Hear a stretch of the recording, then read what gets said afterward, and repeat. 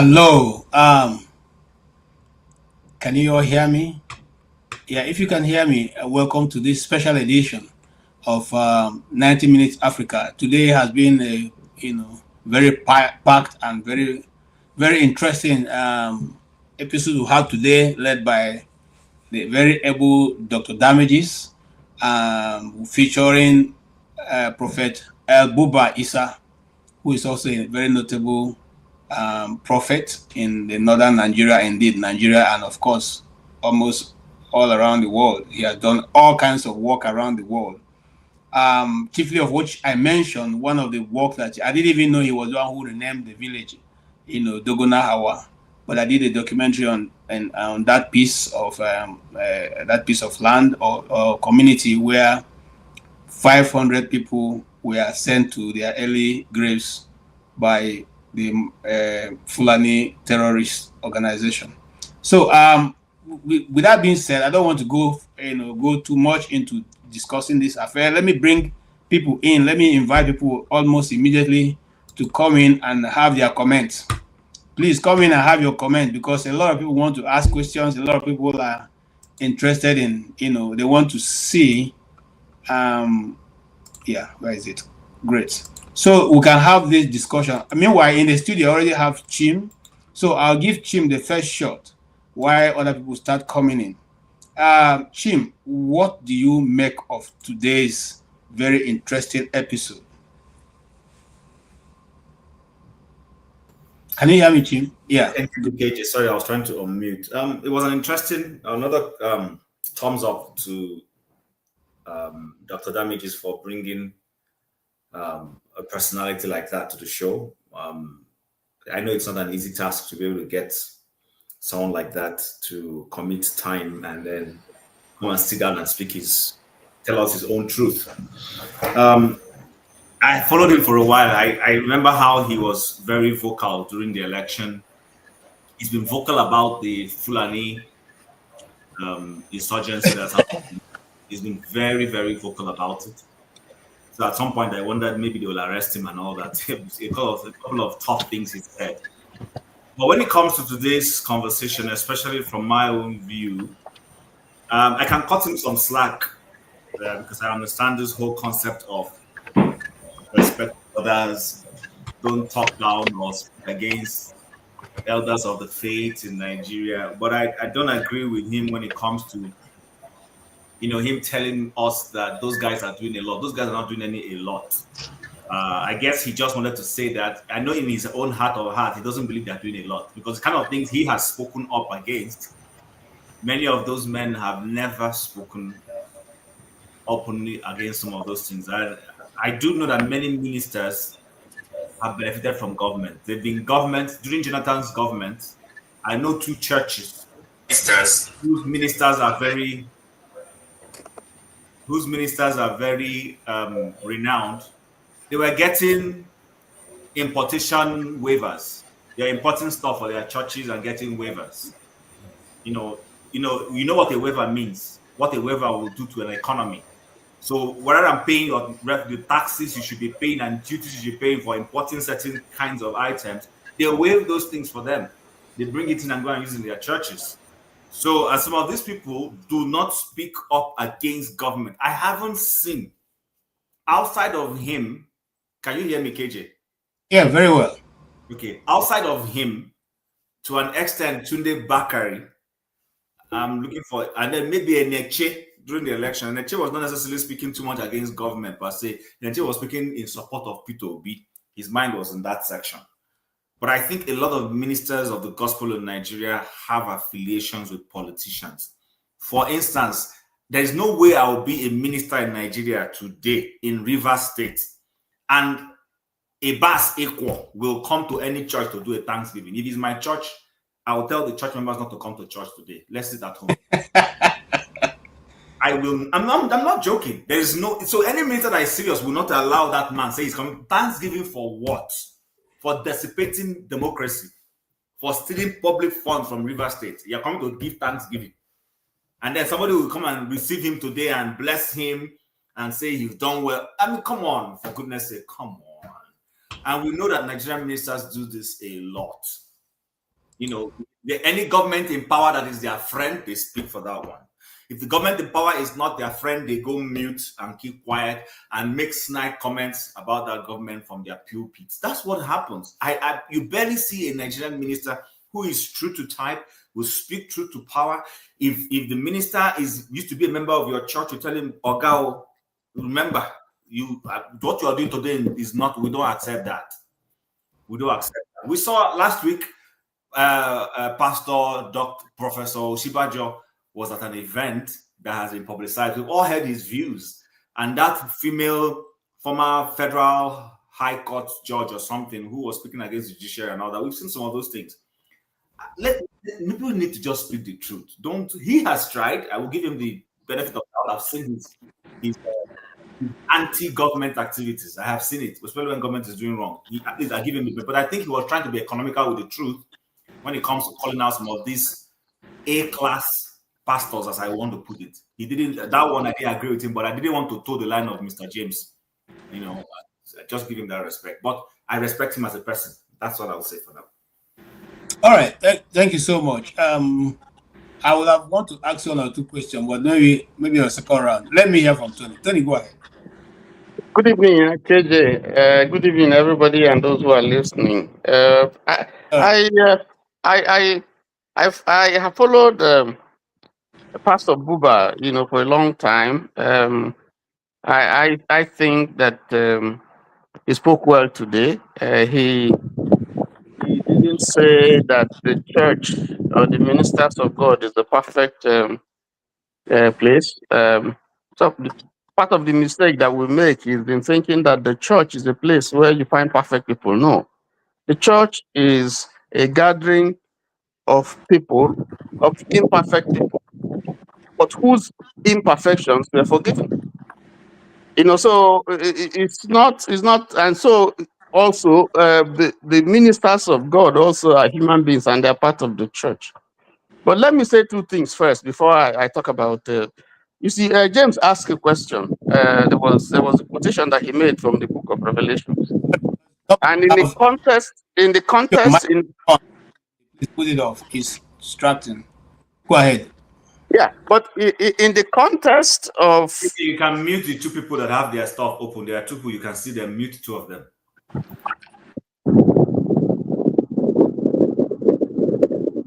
Yeah, can I go ahead?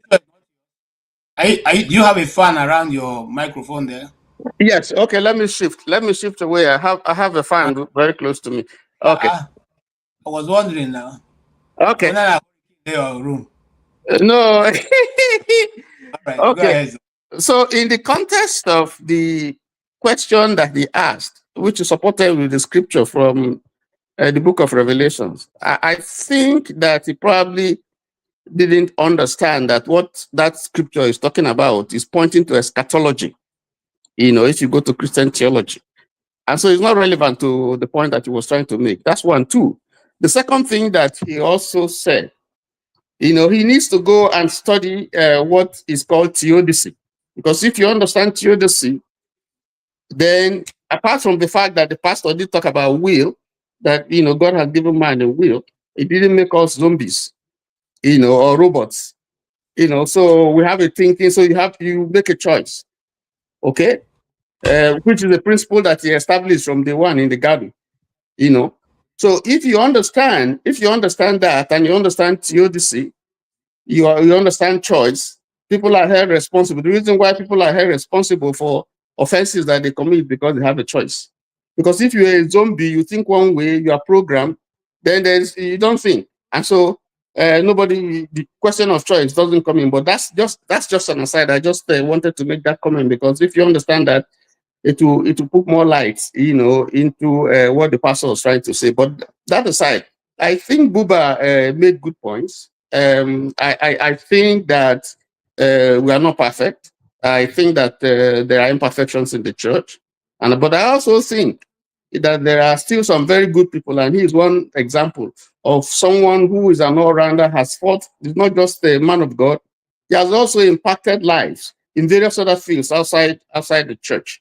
And he has stood his ground. He has spoken boldly, challenging the authorities, the powers that be, Many times he has been bribed, he has been offered money, but he stood his ground.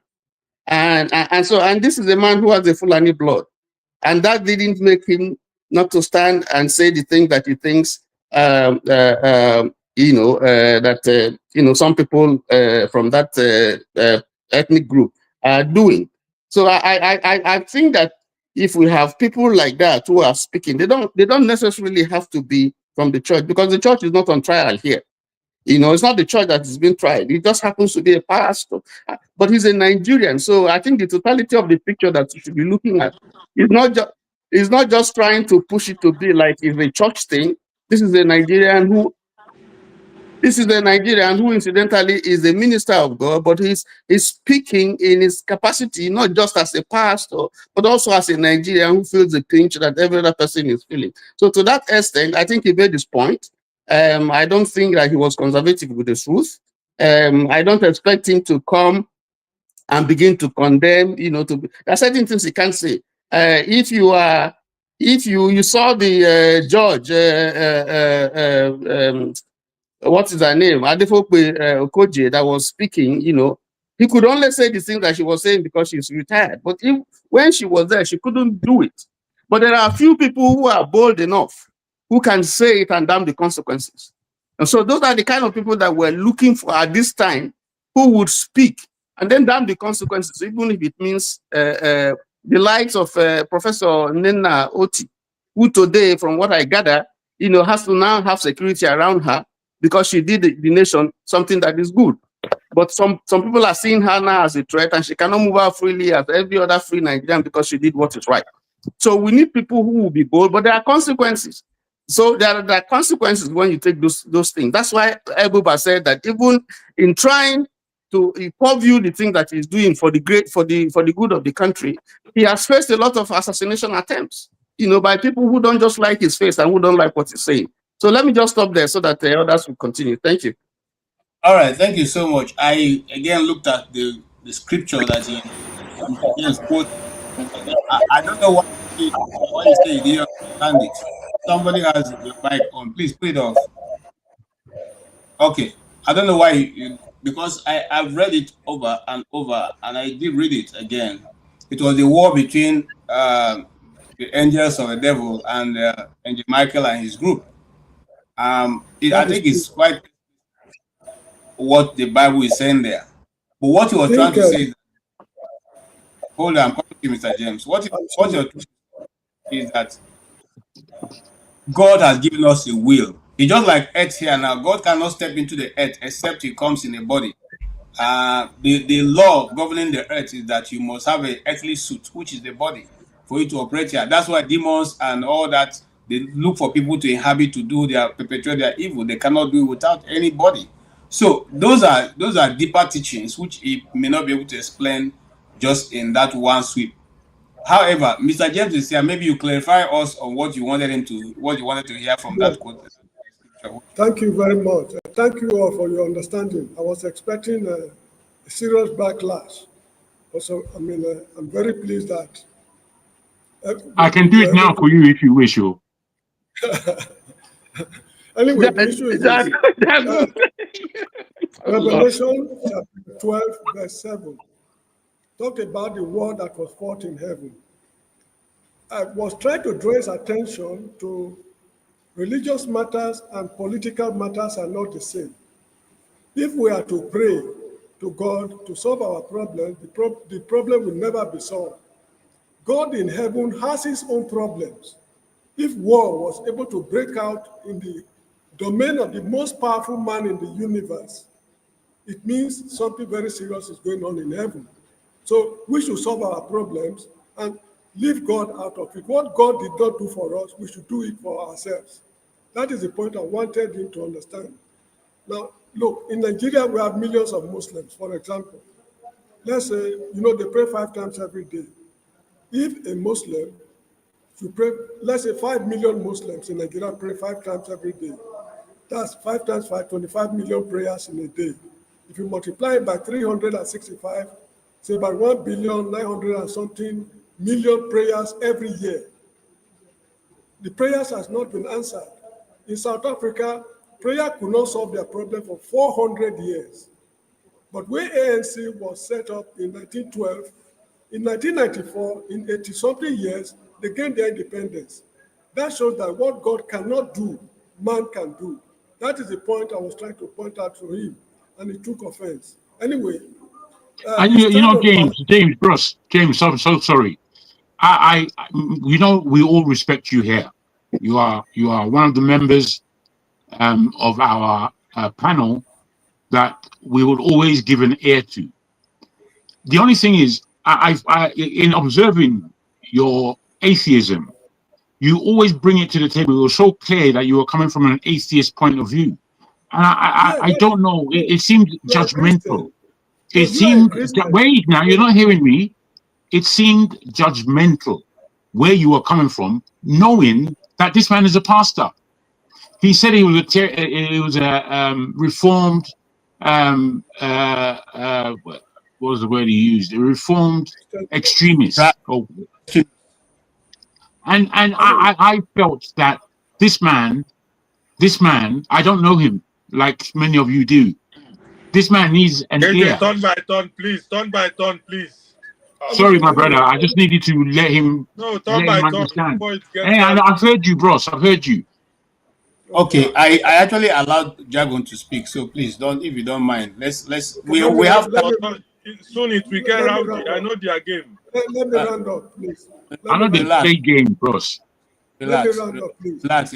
No, as I was telling Mr. Rudolph, anybody who is not receptive to criticisms is not fit to rule. Jesus Christ in the Bible, we are told, was severely criticized. Even Judas Iscariot, one of the 12, betrayed him. This is a man he had confidence in. And this is a guy who has told you and me that he is a repentant jihadist in the midst of men of God. If Judas Iscariot can be in the midst of Christ and betrayed him, and Christ died because of him, why should we not expect this man to do worse things? You see, we should not be carried away easily. And lastly, as I was telling Mr. Rudolph, I told him something, yes, foreign intelligence networks, I won't mention any name, they have Christians in their midst, Jehovah's Witnesses in their midst, Catholic, they preach, even the Jews, the Buddhists, the Hindus, they are in their midst.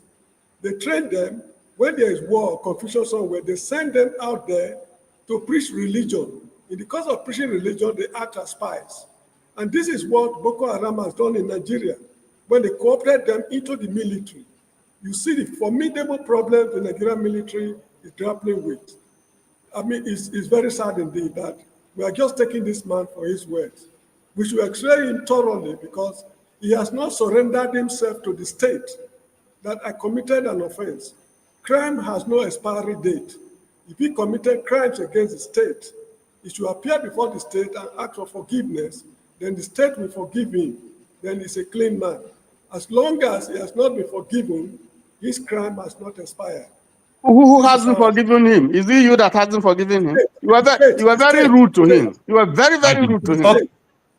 All right, okay, gentlemen, listen. I need to come in as a moderator now. I want to put something straight. Mr. James, I understand where you're coming from because reading the Bible is just a history book for anybody who is reading it without a spirit-led mind. And so when you come to the Bible, it depends on how you approach it. You get your answer. Look, I had a professor. He's no longer now. I was trying to teach him about the apostolic. He could never understand it. I was a student. He's a professor. He could never understand what I was talking about until one day I was going there, and the Spirit of the Lord told me that you think this prophetic and apostolic is open to everybody. So let me tell you this: if you come with a criticism to read the Bible, you will not get what you need. It will only respond to you in that order. But let me go to what you are trying to say, and I understand perfectly what you are trying to say. If God, just like somebody's asking on the panel, if God was so good, why will He put evil tree up in the midst and then allow people? Which wicked father will do that? But we forget. You see, that's what is called also the sovereignty of God. The sovereignty of God is simply that It doesn't go with your emotions. It doesn't go with your emotions or how you feel or what you're thinking. Okay? Because there are many other things that God is seeing that you and I are not privy to. We're not privy to it. One day I was flying and the Lord said to me, look outside. And I looked, the plane was about to land in Abuja. And I looked outside and people were just like small ants. And I was seeing the road going to Kubwa, which is always densed up, packed, and traffic always, but looking from up in the plane through a plane window, everything was in order. So my spirit told me, see, this is how sometimes God sees you. You think you are down, everything is in disarray and all that. But from what he's seeing, from his distance, he can see that all of you are in order.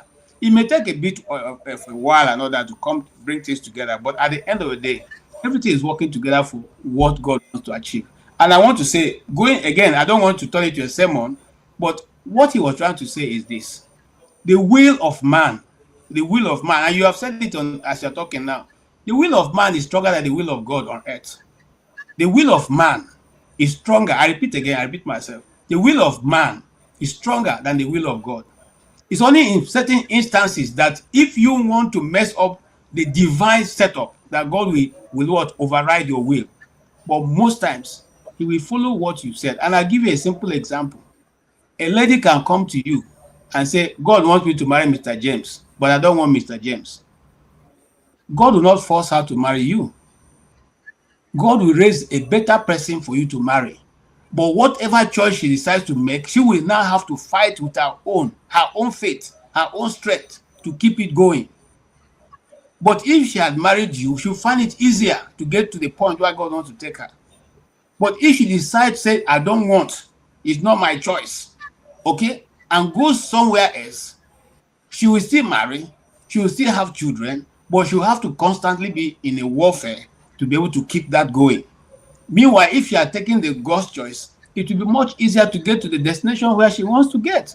So what I'm trying to say is this, that when we come like this, and just like Jago said, Tony said, this guy, you are saying he didn't repent. He's not be today born again. No, he's not born again since when I did primary school or secondary. No, so it's not something of new. It's not a new convert. He has been in the forefront of the Christian faith in the north.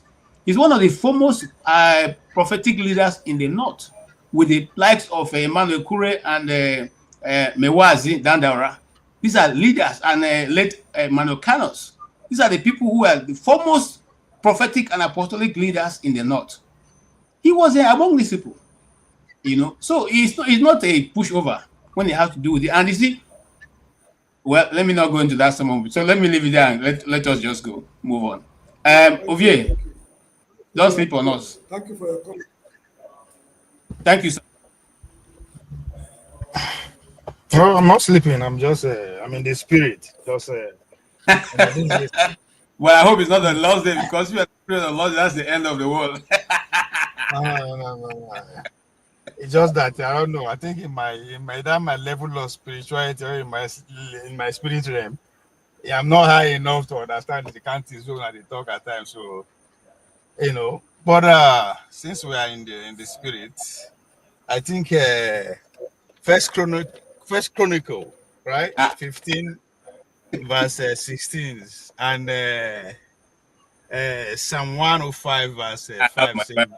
I have my Bible. Yes, you can do what you know how to do best.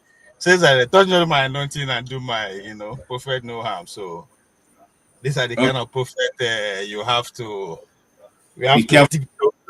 watch your step. If not, they will touch you back. I said they will touch you. I'm choosing my words deliberately. No, you are correct.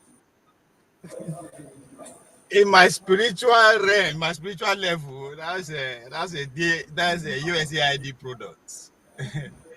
And one sign you know that society is poor on every level is that they make celebrity over anyone or anything that can articulate their problem. Once anything that can articulate their problem, that person is if they big turn to celebrate. So what Mr. James was trying to allude to is how power works. Power is democratic. That's why they always accuse the Kadamis and Utrosa, the way he moves. Maybe they don't give him a level, maybe they control that. I mean, that's just to give an example. What he's saying is that these are the kind of people that the power that be like to work with. I listen to Ram. I don't know him before. As far as I'm concerned, I know he used to say don't talk anything new than any other politician will talk. That's why I just come straight to him. Even though I speak, mother language, I came straight to him. Because when you they contest, but as I said, he's a pastor, just like every other pastor. They are all hustlers, just like every one of us. So the fact that we are not saying it, I maybe now eliminate the hustle. But it's good at what it does. As I said, once you can articulate people's problem, they will make a star out of you, and that's it. That's what I see playing out. So it's not there, and it's what I again, what I don't understand among us is that now question and answer, ask question and answer. Nine was the section of the show. And somebody who came to criticize leaders, who is here in the speaking in God's realm, you don't have the spirit to just listen. You are a politician, you know people like Trump. Dr. Damage was accusing Trump yesterday, comparing it with Sanders of how they respond as a leader. Then he played another video again today, how Trump responds to the same question I did not jam. Right? I mean, so there's so many O's with what I saw that make me to say come. And the fact that this person still getting a lot of respect and furor among us, something is ishy somewhere, So if you don't have the patience to listen, to dodge the question, to answer it, I mean, nobody tell you that you must answer the question this specific way. Just allow the man to just about you. It triggers you. I mean, that's only that section alone. If you give out to forensic experts, they will tell you a lot about just that episode. They will tell you a lot about that, about both the question, body movement, reaction, everything. They will tell you. So, but again, as I said, one of the singular denominator to figure out how that society is really poor, not just because they are materially poor, every sense of the word, is they make celebrate out of anything. If I can articulate problem or Nigerian problem today, Caribou will beside me. Forget, I will be the most celebrated Igbo smoker pastor you ever see. And it's very easy to do. And you understand your people, just go with the flow. And this man, they tell you every step I would able the elite and they criticize them. But again, maybe now because I'm high, as always. Make me this killer. But as I said, man, this guy can be serious. I'm telling you. I don't want to bust yours. Okay, let's move on. Let's move on. Maybe when you come to the second part, you will have been okay. But I want to say, and then sorry, I'm not trying to hog the mic as a moderator, but I want to explain these things. You see, there are levels in where there are offices in the body of Christ, and if you're a Christian per se, you will understand. There are 5 offices in the body of Christ. You have the ones that will know the most is pastors and evangelists. These are the most patient part of the body of Christ. When it comes to the apostolic and the prophetic, what is their function? The apostolic points you, okay, to the direction God wants you to be. Those people don't have too much patience because their office doesn't require, they're not there to midwife you. The prophetic life which he belongs to are also people who tell you what is God saying, what does the future have, where are we going to, what is this going to come, and they also don't have plenty of patience. Okay, I'm just explaining from somebody who has been in this move for a long time. The last person who was there on this panel was Apostle Emede Farasi, who was, in fact, he tried to suppress himself, to be able to listen to, because these are people who you don't tamper, you don't talk anything about their office. They are not political leaders, they are spiritual leaders. If you challenge the authority, they will bring the wrath of God upon you. And that is how they operate. They don't have the they're not as patient as pastors. The pastors are the one who tender to the sheep. They mile the sheep and all that. So these are different offices in the body of Christ. And any church that has 5 of them together, those churches normally do better than those who have only 1 or 2. Because they're supposed to be the operation, the full capacity of the body of Christ. Having said that, I noticed that when he got annoyed was because when Mr. James was trying to say that, he doesn't seem to trust, his judgment, okay, and then trying to say he has to be repent. This guy, I mean, so I understand both sides because I'm on both. I know where Mr. J is coming from as a layman. KJ, to be fair, the guy said, "I am a repented killer. I am a repented jihadi. I am a repented terrorist." These are his words. Okay, yeah, he said that, and I will. Rudolph, if you are behind, come in because Ovie will have question for you. So come in unless you prefer. I would prefer you to take that question. But let's move on. Jago, please go ahead. Okay, I mean, I quite enjoyed the conversation that the gentleman was giving us.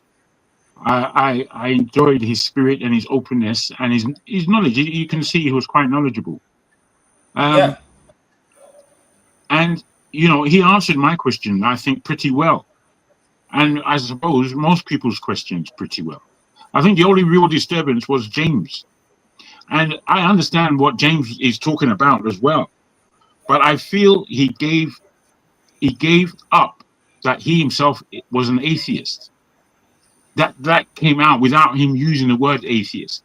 And the man being sharp enough, he quickly ascertained that this man is coming from a non-believing point of view. And he gave it back to you that you're a non-believer. And I'm not. And I feel that your atheism is an actual religion in itself, especially when it's coming out of your mouth. It's almost like you're trying to convert people to atheism. I would like to put it to you, sir. I know that you're a calm, gentle individual, but is it deep because of your atheism? Is it deep within your spirit that more people should become atheists? No, because my background is very different from others. It's not my wish. Because, to be an atheist involves a lot. People see you from the very negative perspective in society. In the Gambia where I live here, it's a Muslim society, almost 100%. Knowing that I do not believe in God, they see me. In fact, somebody referred to me some time ago that I'm God's firewood. That if I die, they'll use me as firewood in hell to heat up hell. That's how somebody referred to me. But the truth is that I don't believe in it. That is just, for example, I'm not an Englishman. There's nothing I can do about it. That is how religion is to me. My father was more or less a Babalawo man. I could not follow him.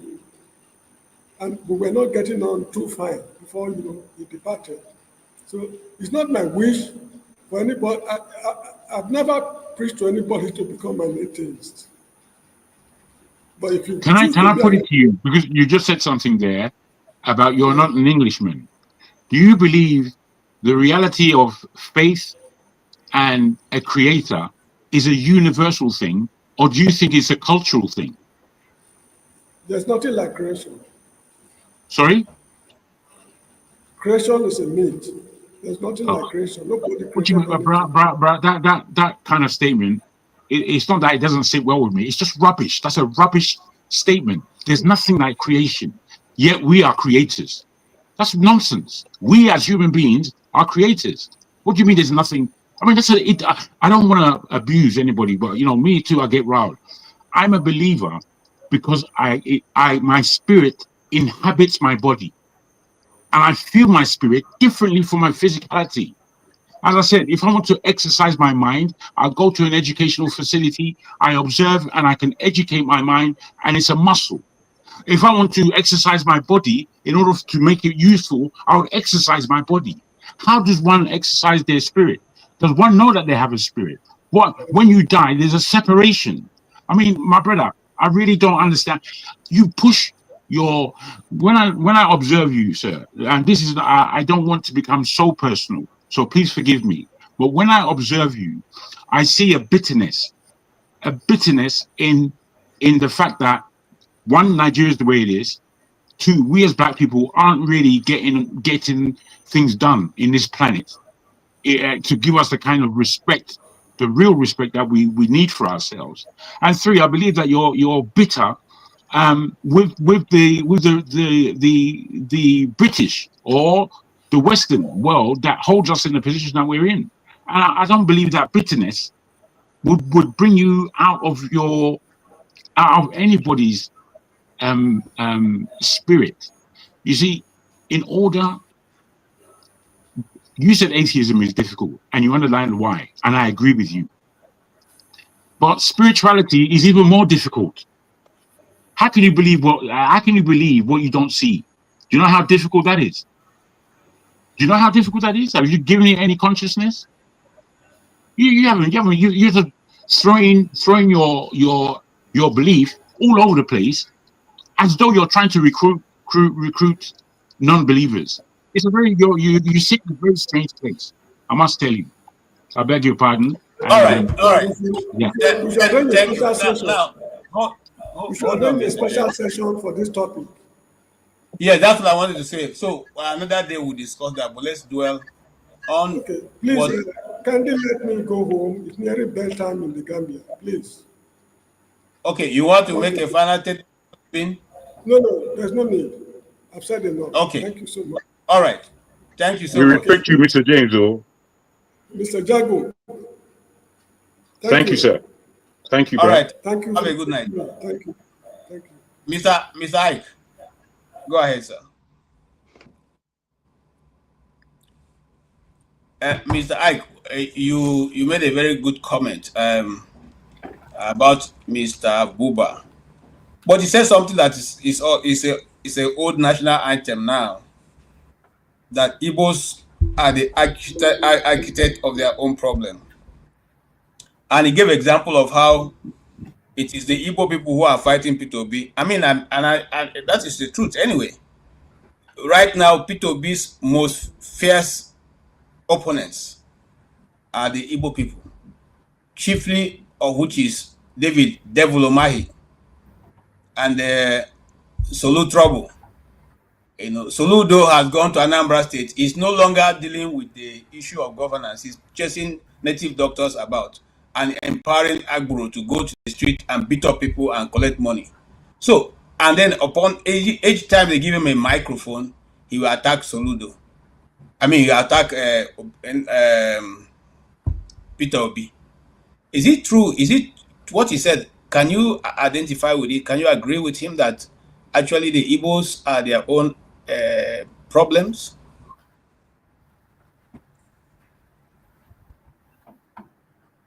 Is that for me? That's for Mr. Ike. Good afternoon, good morning, good evening, everybody. Happy Sunday to all of us.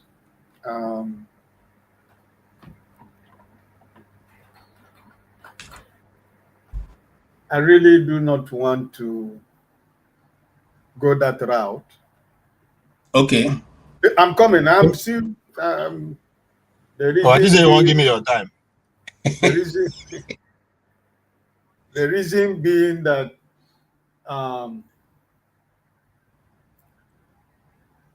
when we talk about the Igbos, it's like when you talk about the Hausas or the Fulanis or the Yorubas.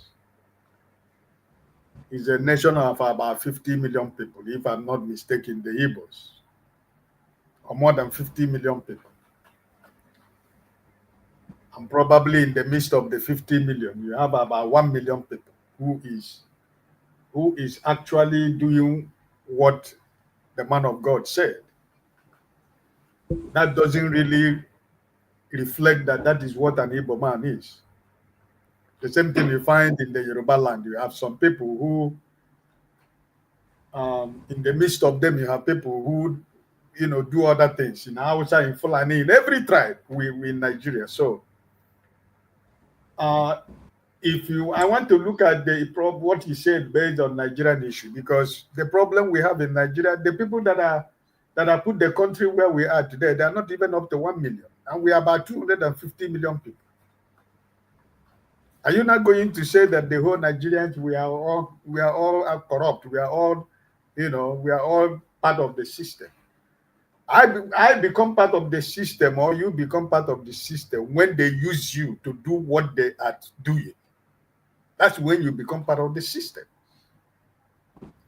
So in the case of what is happening in Igbo land, I still believe sincerely that people like Ojus Okalu, your brother, people like the Deputy Speaker of the House of Representatives, people like Hope Uzodimma, people like Umahi, people like Soludo, there are a lot of them we know.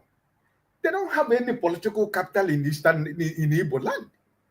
They're just speaking for their bellies and their masters over there in the north.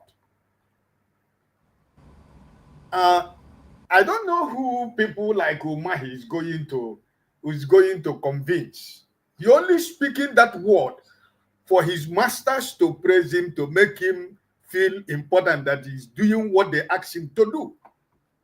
Just like the governor of Anambra State, when he goes to Abuja, he put on a Miloko cap, and when he's in Anambra State, he put an Abga cap. So this is what it is. So doesn't really mean that we don't have problem. Like we have problem in every tribe, and I think one of our major problem in Igbo land is that this issue of that.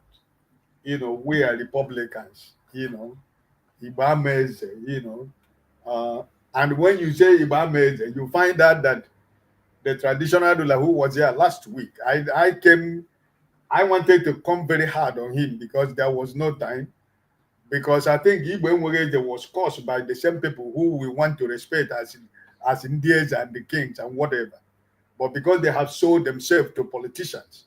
And I don't think I will have any respect for any of them that I know that have sold themselves to the politicians. If you are speaking to me if you are the king of the age of my time, and you are speaking, and I know that Hope Uzodimma is using you against my people, I will only pour sand on your face.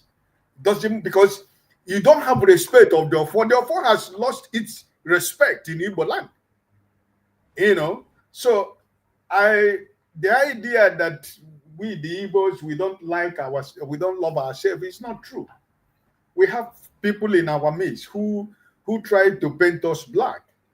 And when in Nigeria today, they say, oh, every Igbo man is a drug pusher, a 419. Which people started drug pushing? In the Yoruba, they started the issue of drug pushing.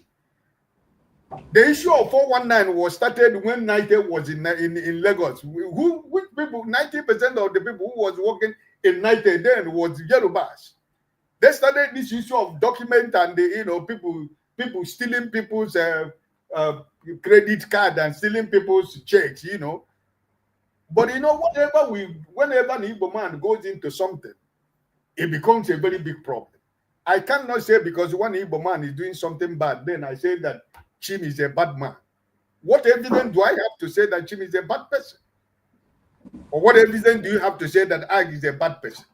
So I don't believe that. Every tongue, every tribe, every community, every town, every village, every family, they have problems. But it's the manner and the way that the problems is being solved is the problem, is the issue. For example, he can say that and everybody can believe that. Because what happened in 2023, when the man in Asorok decided to say, Emiloko, right? It seems as if the whole West decided to follow him, even though it's not all of them that followed him because he lost Lagos. And if election was free and fair, he couldn't have been in Ekiti State. Neither would he have been able to win in Oyo State. But you can see as if the people now are behaving as if it is the whole Yoruba that are following Mr. Miloko. No, it's not the point. So I cannot use the brush and paint all of them, right? We're talking about the Fulanis and the Hausas. A lot of Fulanis are good people. Like you gave example here, KJ, some of them who I see your friend today. I lived in the north for 5 years and I have them as friends also. So I cannot paint all of them to be bad. There are good people among them. So I cannot, because of people, the few people that I have mentioned. I know some other people also, the so-called the younger billionaires you have in Igbo land today, who do not impact the life of anybody, but they throw party and fly private jet and go to Ibiza, they throw party, and throw champagne. Yeah, if you talk, they tell you, did you give me did you know how I make my money, or are you going to tell me how to spend my money? So I think one of the greatest problem we have is the younger generations of the millionaires and billionaires we have in Igbo land today, who believe that the only way they can show their money is in social media, where they throw party, where they throw dollar, they go to Ibiza, they go to all the islands and they enjoy their money. It's their money. I'm not going to tell anybody how to use their money. But I think that if they're beginning to think as Indibo, because all of them, most of them, when we are talking about the way forward of Indibo, they don't speak about that. Why? Because their businesses is in Lagos, and those are the place where most of their businesses is. So they will keep quiet and go to bow down to Emiloko, like the so-called the other man what is his name, chief priest, right? These are people who are only fighting to protect their businesses. They are not doing it for you. They are not doing it to develop Igbo land or doing it for the interest of Ndibo. It's just to continue to maintain that name they have and their popularity and throw money and throw party and and get them used to important politicians who have been stealing the national weight of Nigeria. So really, it's painful sometimes when people say that, but I don't think it's true. But for me personally, every family, every kindred, we have problems. When I have a problem in my family, it depends on how you decide to solve the family problem before it gets to the village or to the community. I think better families will prefer to solve their family problem in the family instead of taking it outside, right? So I don't think that it is peculiar to Ndibo. Every nations of the world where you have different kinds of people, there are problems everywhere. So I cannot paint my people. I'm an Igbo man. I don't believe that Igbos we hate ourselves. We love ourselves. We love ourselves and we help ourselves. But let us not use the pictures of these few politicians in Igbo land who are trying to paint us as if we hate ourselves, we don't love ourselves. That is not the real Igbo man or the Igbo race or the Igbo nation. Okay, thank you so much. Although, is it Sylvia also disagrees with you? You think that Igbos are very greedy, they love money, they always concerned about money. But that's keep that in mind. We'll discuss about the love of Igbos and money. In another program. Mr. Mazi Okpara, can we hear what you take? And I know you know him. And I'm surprised, I must say this to you, Mazi Okpara, that you know Paul Gindri. You know Paul Gindri? Wow. I'm an old man. Before I left Nigeria, when I stumbled into his work in the plateau, I wanted to do a documentary on that, but I couldn't get anybody to give me. They were trying to connect me to his children or grandchildren, but none of them could give me a good script that I can actually use to depict all the work he did in the plateau. So with that, I know you have a vast understanding of how the prophetic and apostolic work. What do you say about what El-Buba said today, Prophet El-Buba? Yeah, good evening, my folks, KG, Chima, and others. Sometimes when we see these people talking, I know that we have suspicions of these people in Nigeria, mostly the clergymen. We know that we call them all are corrupt, but I don't think all are corrupt. I'm a person who grew up in the north, and let me tell you, the church in the south it's like that church. The Bible says that it's not cold, it's not hot in the Bible, but the church in the north is very hot because they have gone through persecutions, and they're still going. They're still going through. So these people are fighting for their survival. if you have been there, if I've lived there and see how Christians are being strangled, you won't come here and be attacking Evangelist Buba, a young man I knew when I was in Jos, who is not after this, who is not a prosperity pastor. At least I've seen things he has done and he has doing on the plateau. Because as we speak, I still have my elder sister, the children are still living there. All of them know these guys. So when we come here, when this guy was talking and our brother James I was like, okay, yeah, because you don't know him. I know that we put them in the same pot, but they're not the same. He's a young man, but he's doing a very great job. And somebody who converted from Islam to Christianity, it's not easy for them over there. Most of them are lynched. Most of them are mobbed. Most of them are killed. He's living today because of the grace of God, because of the truth. Because he's not only fighting for Christians, he's fighting also for depraved Muslims. That's why his life is safe. I grew up in the north, but I ended up in Bukuru, Jos, where I was part of Paul Jingri's disciples. I was part of Good News Church. I was part of Cooking Church. We were going for evangelism in Mango, in Bokos, all these places now that you have the terrorists are killing the indigenous people and occupying their lands. I was involved in that evangelism that time. Unfortunately, when we came over to Europe, the status quo changes, and you become first, like you're just abandon your religion and face the reality. So he's a great guy, and he's doing a great job. We should not paint them with the same brush. Some of them, or most of them, are very, very corrupt, but a few of them are not. If you are not corrupt, if this man is corrupt, he won't be saying what he's saying. He will be arrested, or at least, or even set trap, and he will fall into the trap. The same way all of them are falling into the trap. So let's just keep calm, support these guys. Some of them are good. There was a young man too, that his name was Bulos. He's from Borno State. He was also a very radical evangelist, and most of them are converted Muslims. They convert to Christianity and they become very wonderful people. Even when this guy converted, there was nothing like Boko Haram. I think when he said he was a terrorist, maybe most of them, they speak, the way they do things, you look at them, these people are real, because they are very, very extremist and very, very radical. So I don't think he has killed somebody. But maybe when he said he's a killer, maybe the way he was green, he was, he grew up and he saw himself then.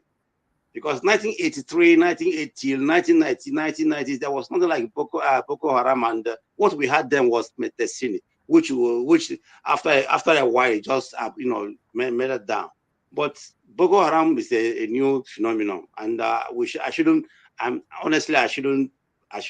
condemn him for what he's doing. He's doing a great job, and he's a very good man. Nobody's perfect. Even as I speak, I'm not perfect. Nobody here is perfect. We have our shortcomings. So let's just be honest with ourselves, and sometimes believe someone when someone comes here and tell us what he's doing and why he's doing it. Thank you.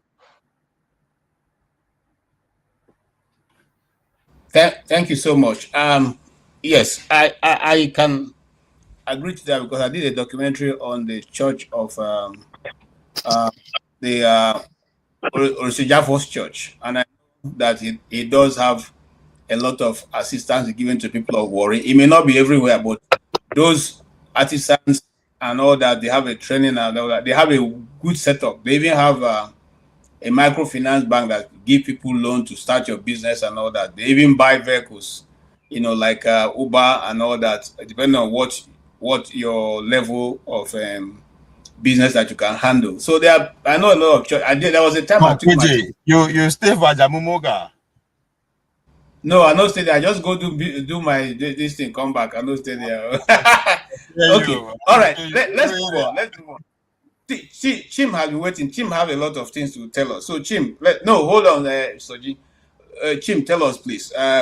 What did you observe? And from what the discussion I've had so far, you have been very quiet. You listen to James, and you also have your own reservation. But I also like the way that Jagun was able to, match what he's saying, because sometimes when people come here and they are not believers, and you present your Christian faith as your front, they want to make you look as if you are, you should be ashamed of what you are doing because you are following something that does not exist. Life must start somewhere. If life doesn't start somewhere, just like Jagun asked, we as human beings will create. If we can create vehicle, television, even what we're talking through now is a creation of man. Don't we think there's something higher than man that also exists somewhere? If not, the question I asked myself before becoming a Christian is, where was I before I came to this world? And I only got to know where I was from the scripture. So tell me, is there something that the man presented which you don't agree with? No. So I think first and foremost, can I say, unfortunately, Tony has left. I don't know why. So I also will hit you, KJ, because I think you have enabled the conversation to go off track a bit. Our job is supposed to come and analyze the topic of today, not to attack people's views. No, listen. No, don't worry. I'm not trying to. I'm just trying to let you know that I knew I wanted, because these things need to be balanced. That's what I just said at the end of this. Okay, all right, no worries. I'm not saying. Listen, hold on, Chim. If he had said before he started asking the question, I am an atheist, I won't have any problem. But if not for Jagun who pulled that out, many people who are here. I know that Mr. James. No, you may know, but what about the people in the comment section and people who? Hold on, KJ. This is not an argument between me and you. I know now, but I'm just trying to give you my own point of view now. Okay, all right, so go ahead. The point I'm trying to make is this: I don't want us to make this thing a Chim versus Jagun or Ahame Fula versus or Pobolo. No, let's stay on issues. A lot of the time we come here and we lose valuable time where we're supposed to be dealing with issues, attacking each other. I don't think that's necessary. Tony has left because I wanted to correct an impression. When I came in here, I was the first person on this. I actually called you because I got in and the whole studio was empty. And then I called you to say, where are you now? You're not supposed to be here to deal with issues. Then you came in and I happened to be the first person to speak. So, number one, I know Pastor El-Buba not from a personal level, but I've been following his antecedents. He's been doing a good job. Like I told him, he's one of the few ministers in Nigeria today that are speaking truth to power. Fact. Nobody can say anything contrary to that. We saw his views during the election. We've seen the way he's constantly spoken up against the things happening in the Middle Belt, all those farmer versus herder issue, whether you call it Fulani terrorists versus, all those things, when a lot of people are keeping quiet. My only issue with him, not even the so-called Igbo comment he made, I'm not even going to delve into that because it's unnecessary. So I will not talk about that. The point I want to make, why I want to focus and stay on, is on the fact that a lot of ministers of the gospel, him excluded, I personally exclude him from that list, are politically correct in Nigeria. There is no glossing over it. There is no effort to try to tell me, because you see, they need to be quiet. And that in itself is the definition of being politically correct. The Bible he reads doesn't tell me that John the Baptist, which is the last prophet of the Old Testament, if we know our Bible, we know that John the Baptist is actually the last prophet of the Old Testament, that John the Baptist was being politically correct. Do we want to go to Ezekiel and the guy who was thrown into a dungeon? No, those people were political. These are people who spoke truth to power. They didn't care whose ox was God. They spoke exactly. They didn't miss what. There's no trying to say, my son, let us take it easy. Nothing like that. If Osibajo is your son and you see his government, call him and say, bro, this is not what I was doing with you when you were pastor. Why are you going there now and doing X, Y, Z? Why are we finding it difficult telling people you're doing what is wrong? So I understand he can't come here and say certain things. I'm not putting him under any pressure. But my point where I disagreed with him, respectfully, is that trying to tell me these men are doing no. I don't agree with that. There are a couple of things I also know. I've been close to a couple of ministers, so I don't want to come and be throwing names and pandering things. A lot of these ministers are politically correct. Lots of them are defending their institution, not the church. The church is not Redeemed. The church is not Shiloh. The church is not Daystar. The church is you. You are the church. I'm the church. It's the body of Christ. But aggregately, we become an ecclesiastic of the body of Christ. Lots of these people are running those things like a business. I'm not even against running it as a business. If you bring the business mind to run the church, that's good. But in doing that, do not lose the concept of what the word of God is all about. When government is doing what is not right, stand up and say, hey, Mr. Tinubu, sorry, we don't agree with you on this matter. This is wrong. How many of those men stood up to say, Mr. Tinubu, and as much as we know this is politics, and that the best hands should run. But you know what? For equilibrium, for sanity in this system, not to raise unnecessary dust and mistrust, we don't agree with this, your idea of going to pick another Muslim person from the north just because you want to win an election. That's not right. A lot of people these days believe that Redeem is an arm of APC. You're not hearing it from me for the first time. This is the concept. This is a belief in Nigeria. So when you come here, you try to deodorize one particular minister because he's an old man. People in the streets in Nigeria don't believe that. We look at this Charlie Kirk we're talking about or whatever. He was speaking up. You might disagree with him, and it's okay for us to disagree. Listen, I've always said on this show, which he said, we are all different. We all have different views. It's okay to come here and project your divergency of a view. What is not okay is for you to knock the other person and kill him. During the Lagos State, during the last election, we saw it happen. A group of people said some people should not come because their name is Shukudi. How many of those ministers did we see stand up and say, enough of this, we're not going to have this in this country? Before you and your political family came up, there has been a Lagos State. We don't see these people speak up. So it is difficult for you to tell me that those people are doing the work of God. There are things, they are dealing with it. No. Sorry. I'm not asking you to be an aluta. No, I'm not saying any minister should go and become Omoyele Showere. That's not what I'm asking you to go and be. But you need to speak up. Let your voice be heard when things are going wrong. Many of our ministers in Nigeria are not doing that.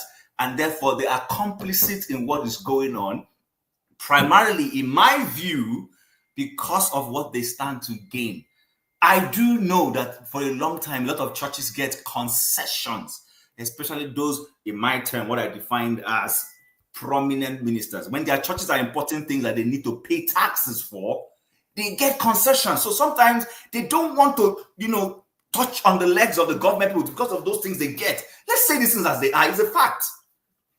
So okay. Don't come and tell me all this. That's the only place. But as for him, I'm not against him. There's nothing wrong in being a terrorist and genuinely you find faith and repent. Paul was a terrorist. Paul in the Bible was a terrorist. He defined himself as a terrorist. So I don't disagree with that. But where I disagree with him was trying to play soft with those people. And I'm the one who asked him that question. That's the only place I disagree with him because I don't agree. Many ministers in Nigeria are being politically correct. And it's not standing in the Keja, I'm logging off, please. Good night from here. Okay, good night, sir. Yeah. Good night. Good night. Okay, I want to say this to you, Chim. And I also want to warn short TAO. I don't know what that means. Short TAO. Please, when you come, and we like every comment, but I think you should be a bit mindful of what you say. Just like somebody said there, people like El-Buba, you don't play with them. They don't have that nonsense that you're trying to put across. Sorry to use that word. Don't tell me that if the God exists him kill. Me sitting here, I can tell God to kill you. You know, go survive tomorrow. You can't respond. You can't respond to everything. There are Please people who don't. come here. No. Let's be serious. Responding to everything. These are the people who come here and they write all kinds of nonsense. Don't, please. You can let yourself go somewhere else. I think we are being more serious-minded than this. And you see, this is something I'm talking about. When you come, tell us who you are. If you are an atheist, then know you are discussing from that point. Don't make the other person's belief or whatever he stands look useless. We have never come here and condemned Mr. James. We have always upheld his view, whether he is saying what we believe or not. We allow him the space to practice what he thinks is right for him. Okay? Me and Ovie, look at my head. I don't have anyone, but I love Ovie. I like his view. I mean, I know there's more. You go explain tire. You go explain tire. No. I'm just trying to put that. You go explain tire. When we begin to censor people, they won't say we didn't warn them. And I don't know why Adama is not here to censor some of these comments. You know, please. All right. Allow me to speak, sir. The name. All right. The way you stress yourself. You know Hold on. Let's allow Jagun to speak. Jagun, go ahead. After that, I'll come back to your Pablo. Thank you.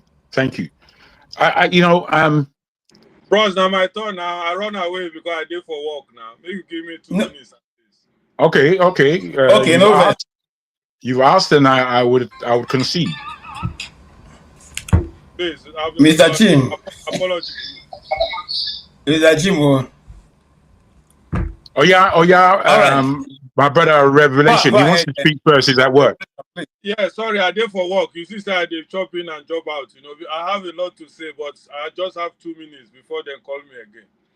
You see? Okay, go ahead now. You see, the problem.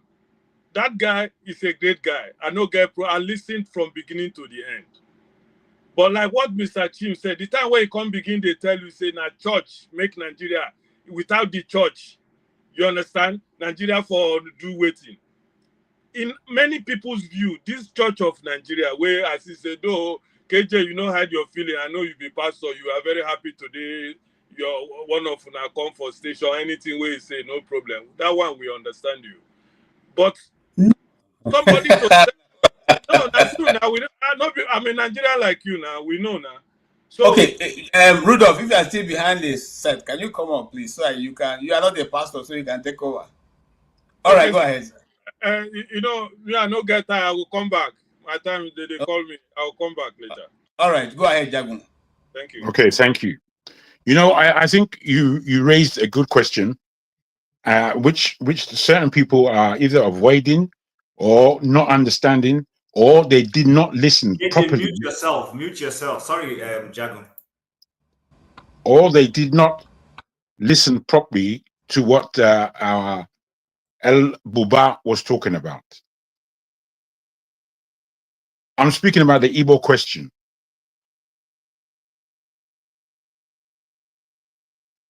We know, as Nigerians, we know ourselves. I don't always understand why criticism always has to be seen as tribalism, because I don't believe that. I don't believe it. I believe that if we don't speak about these things and sweep everything under the carpet and just allow abuse to be in the air anyhow, where we are not squashing any issue. I put to this guy that I really did enjoy him. I really don't understand. I enjoyed that man. In that, I put to him my questions. He remembered them very well, and he answered. Obviously, there's time issue. He said to me, I said to him that I don't like the idea of a Muslim ticket, but that's what took place. Has there ever been a South-South ticket where a Yoruba and an Igbo would come together and run that place? I believe the example that will be set through these ethnicities would be for the whole of Nigeria. I also believe that given Nigeria's history, the prowess of the South is clear. It's clear. And then globally, if we're looking at things and numbers between the Yoruba and Igbo, we are the ones doing things in this world. For me, I don't find it difficult to criticize Yorubas. I don't find it difficult at all. At the same time, I will criticize anybody in that Nigeria because it's a mess. And it's everybody's fault that is a mess, including the Igbos. Somehow you want to exonerate yourself all of the time. It was very easy for Baba Ike here, to mention the Igbos started 419. But the thing is, he didn't ask you about the Yorubas. Why are you dragging the Yorubas in it wasn't the question. The question was about Igbos and how the way they play the game is as though they are doing themselves, even though they think they are doing others. I agree with that. I agree with it fully. We understand the way that Nigerian politics works to suppress and oppress the people. And in that Nigeria, from the oppression and suppression of the Igbos in particular, they have been able to pick themselves up as individuals and make some sense of their financial world so that they can at least exist within the family. People, the guy said the Igbos, I don't agree with him in this particular one, but he said the Igbos are financially and in terms of business, the people that should lead Nigeria. This is his thought. But you left all that out and just went to the point of negativity. And I find all this, I find it childish. I must put it to everybody. I find it extremely childish. And I believe that Nigerians in general, Igbos especially, behave in a childish manner. Igbos also, I'm putting it down there, bro. For everyone, you say what you want to say. As far as I'm concerned,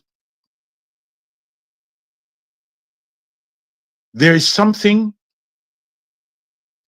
very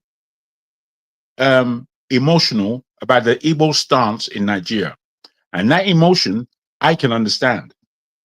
I can understand. But there's also something about the Igbos that is extremely boastful. We're all boastful in Nigeria, don't get me wrong. Don't get me wrong. But the Igbos have an extra level of boastfulness. Just on this platform itself, if Pansak comes on here, he would first diminish all of these so-called minorities, and then he would raise the capital of the Igbos. We're about 100,000, and start talking all this one that, we leave him. We just leave him because, he can be a handful. But why? Why are you leaving him? Why don't you correct him? This is the problem I feel. You cannot critique yourselves. You don't look in the mirror. You do not look in the mirror. People were saying that, that's why I like the guy. He said Nnamdi Kanu is somebody that just spews from his mouth insults.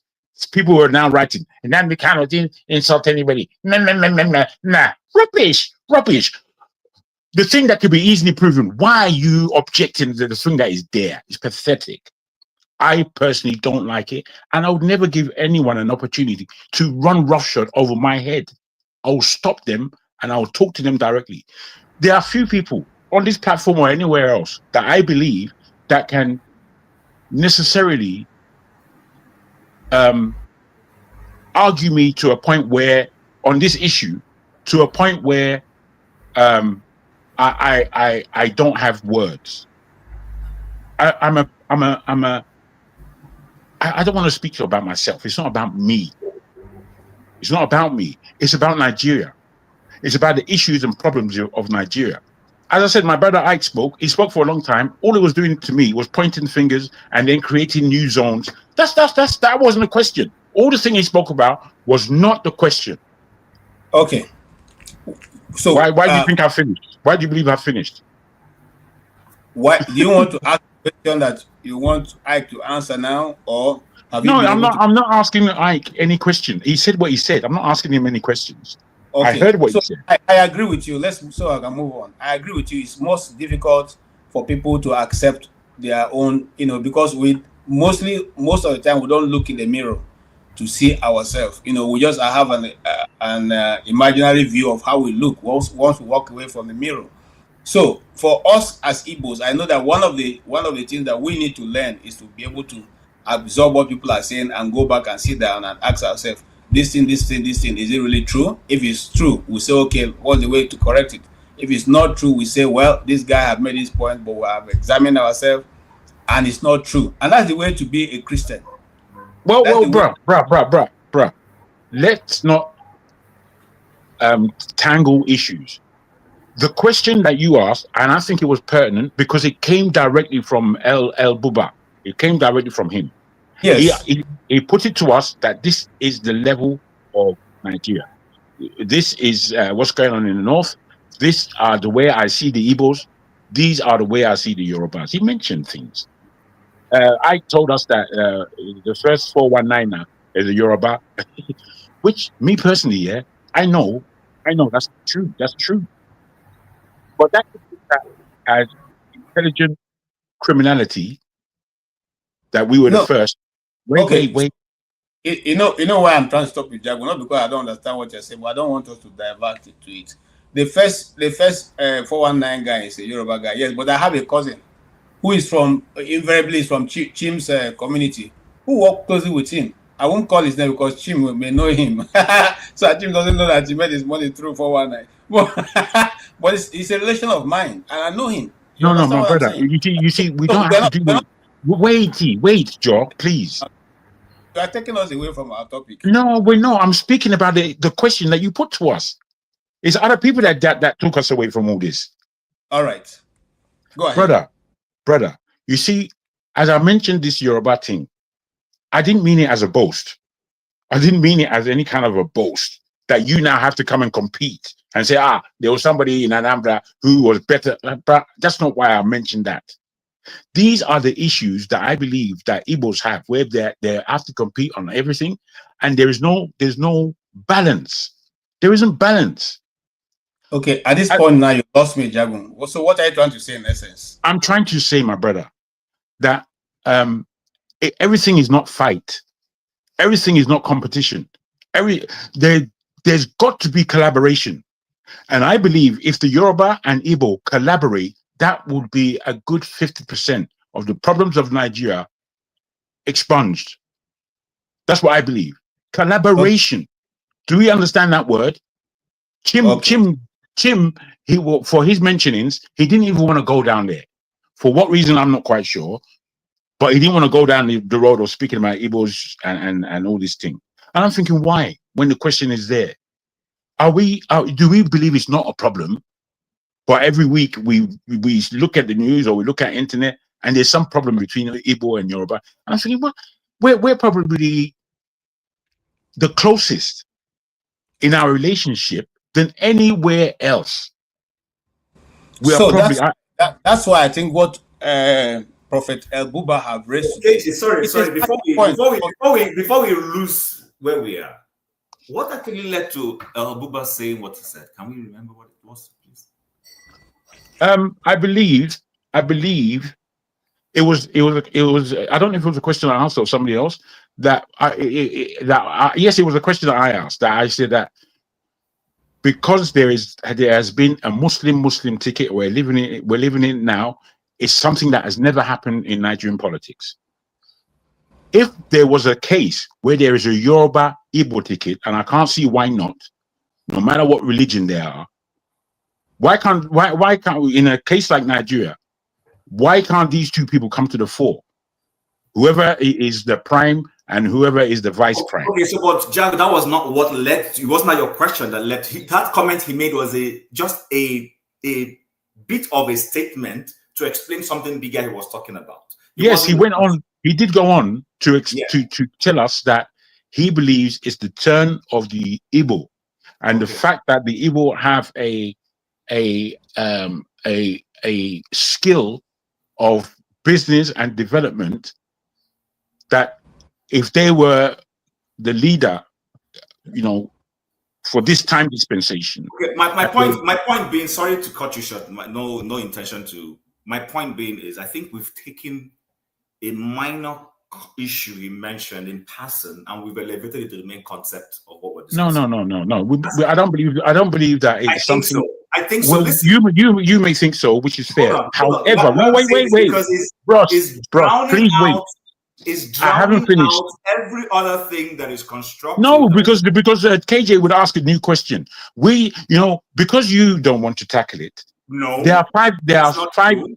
Wait, there are 5 other people, including KJ as the moderator here, who may want to look at it. In fact, KJ, I don't know if it's bravely or what, but he brought the question to the table, and me, I want to look at it. I want to look at it because nobody's saying, Jack, hold on. No one says you shouldn't look at it. Go ahead and look at it. For instance, now in you looking at it, you're questioning why I don't want to look at it. No. It's fair enough. That's fair enough. I said he didn't. I said that you didn't want to look at it, and fair enough. No problem. And you said you don't know why. That's what you said. Okay, that's better. Yeah, that's better. I said you don't know. My point being is this. There is no time we are going to come here and we reduce our conversations to ethnic issues. I don't believe it's a reduction. Can I just land on that point, please? No. What you can do is wait for your turn. Let me finish and let my man do our moderation. Because I will round up now, and I thank you. No, fair enough. Fair enough. Go ahead. Yes, fair. Let him finish. Thank you. I'll round up now, and I thank everybody for listening. I believe that this is a very important issue. I also believe that whilst we've had extremely bad leaders in Nigeria from every tribe, and most especially the North, we have also had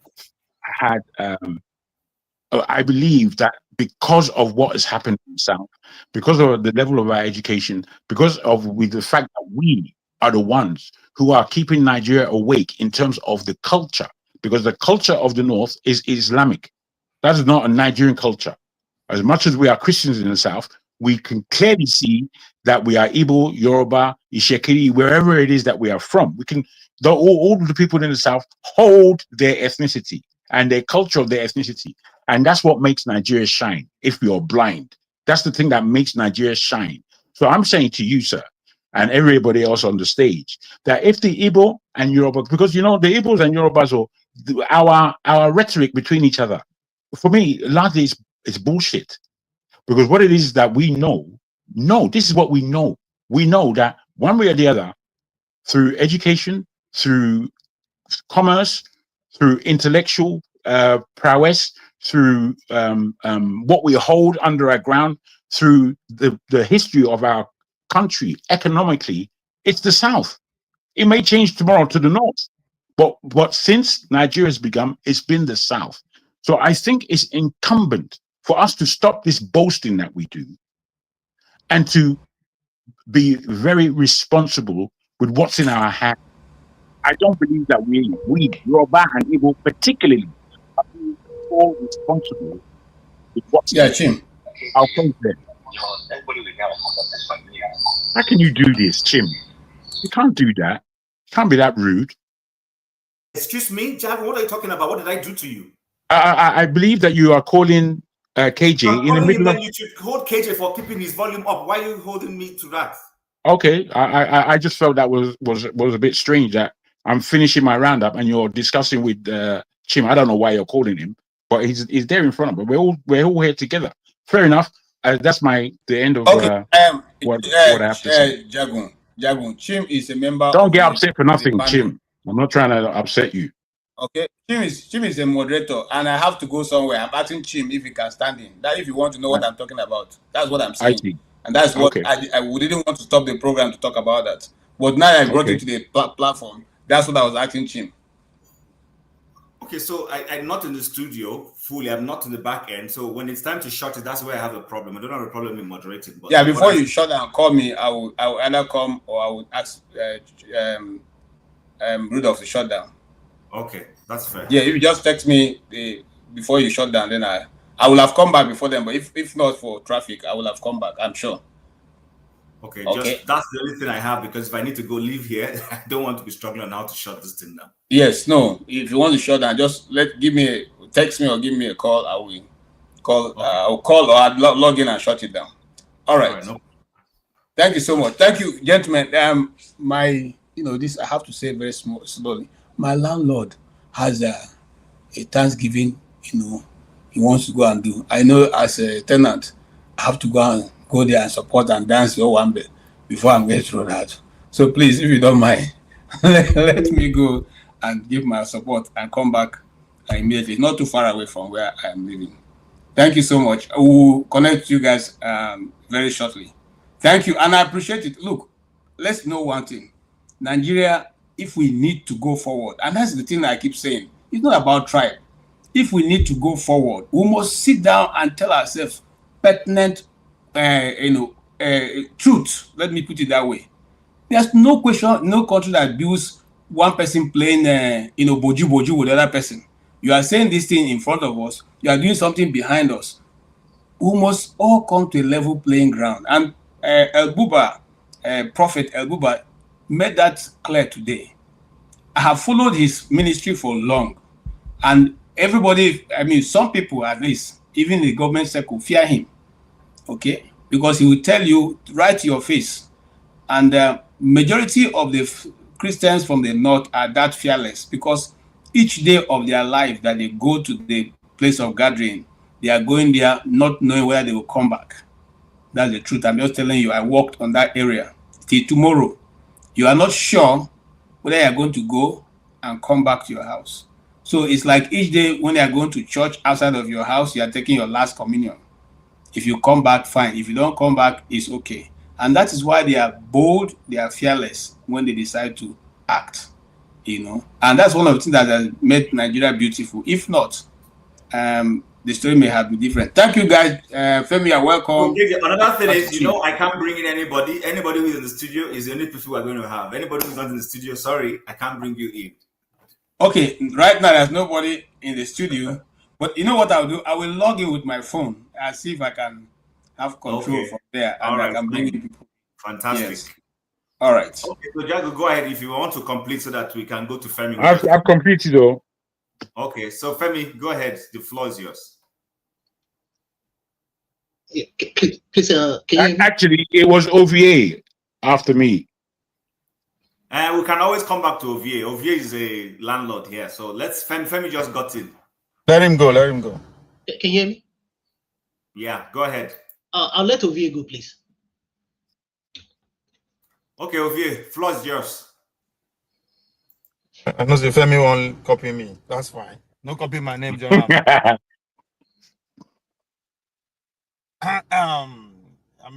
Where we they serve? We have gone zigzag.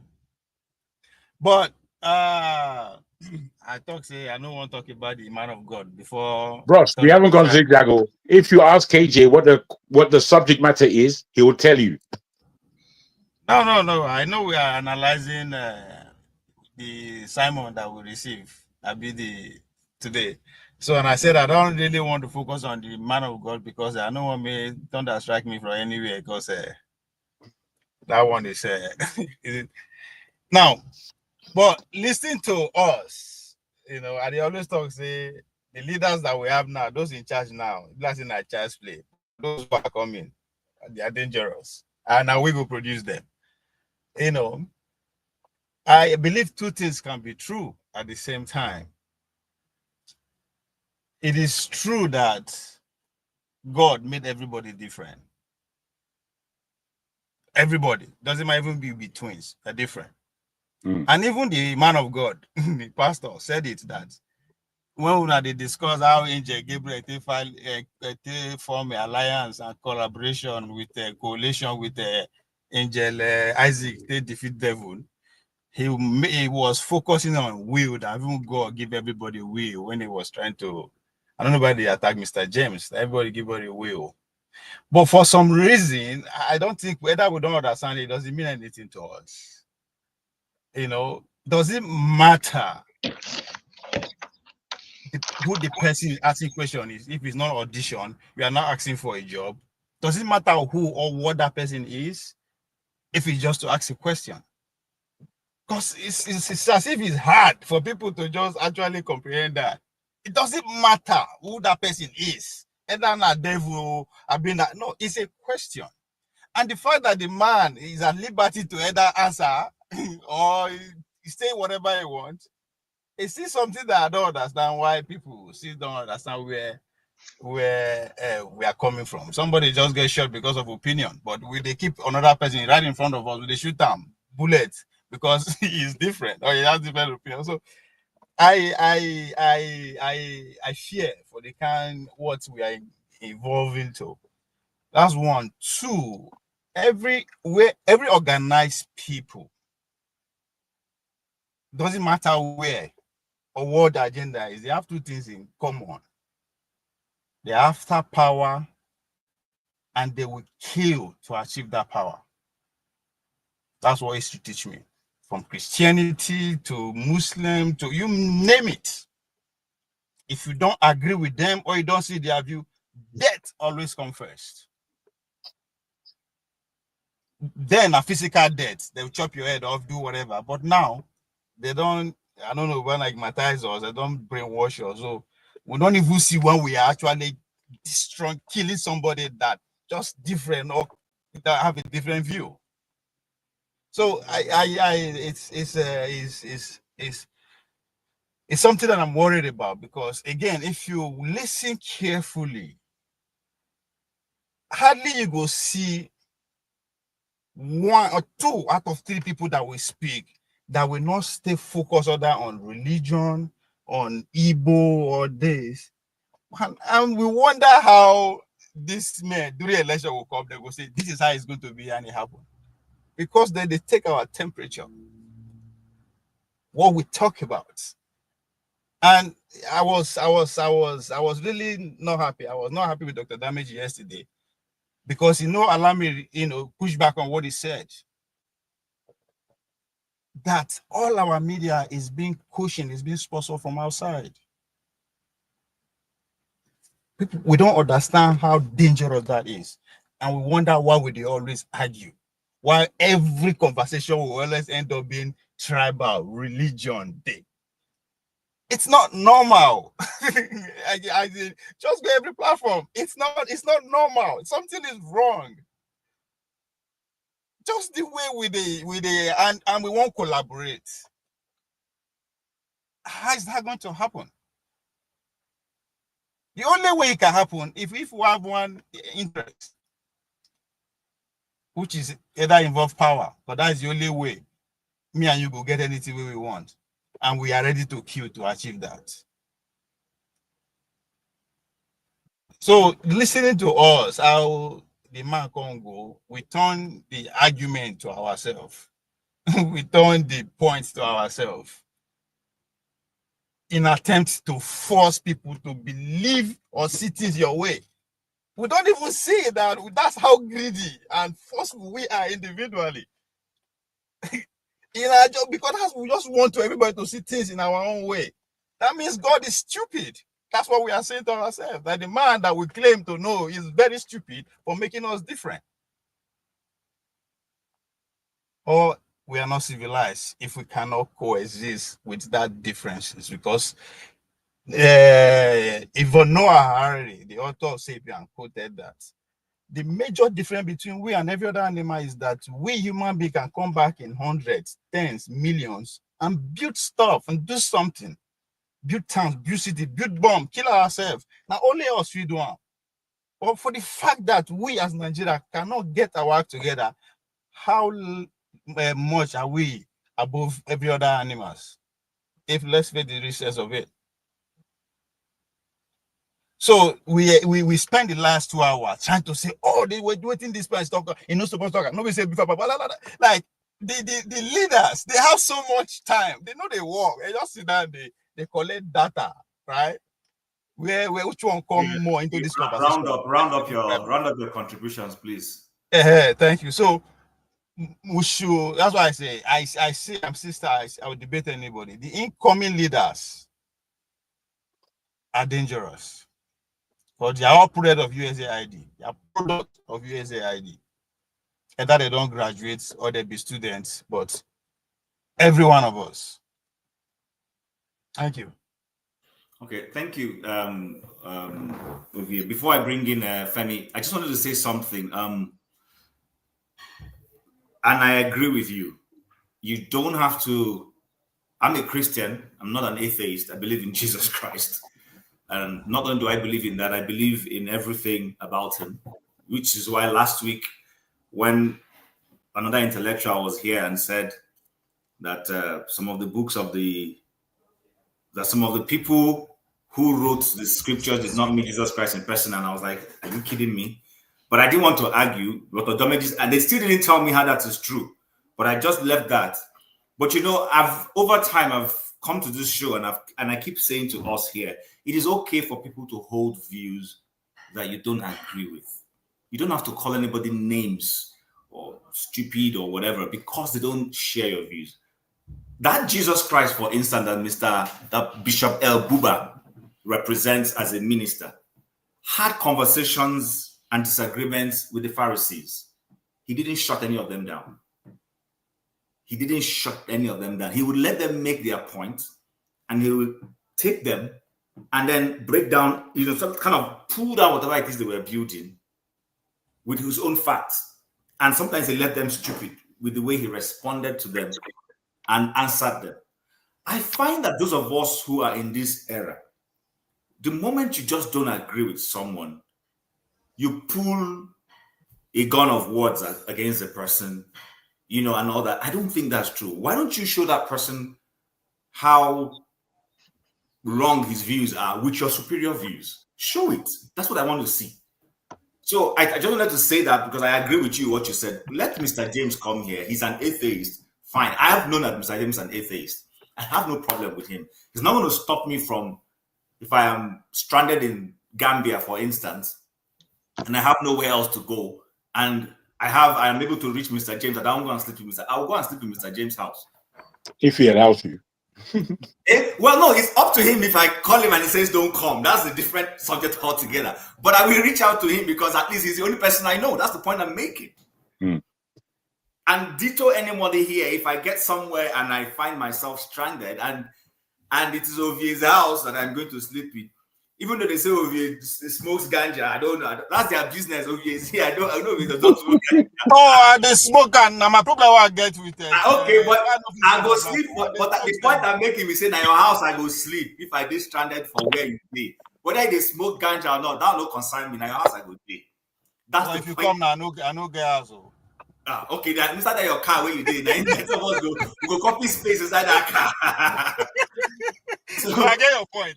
Yes, exactly. I know you understand. So I just think sometimes let's just be human enough to realize that some of these things, I didn't make myself an Igbo man. Jago didn't make himself a Yoruba man. I don't understand why sometimes we go juggling over these things. Yes, we can have those conversations, but at the core, I always tell myself, I could have been born a Hindu. It's possible. Somehow I would have just been born in India, somewhere in Bombay, and answering Ranjiv or whatever it is. So sometimes we need to be cautious about these issues. But it doesn't mean you shouldn't hold your views. It doesn't mean you shouldn't hold your values. Hold those values, defend them. But in defending them, don't pull a gun on someone and take his life. That's just my view. It's not worth it. There's no reason. Sorry, Chim. I'm trying to listen to you and understand your warning, but I don't believe that we here have reached that. Are you talking about what's taking place with this gentleman? No, but Jago, we have reached there. The difference is some of us, because we are virtual. Sometimes people have gotten to the point that if they were physical, they will harm themselves. Let's be honest with ourselves.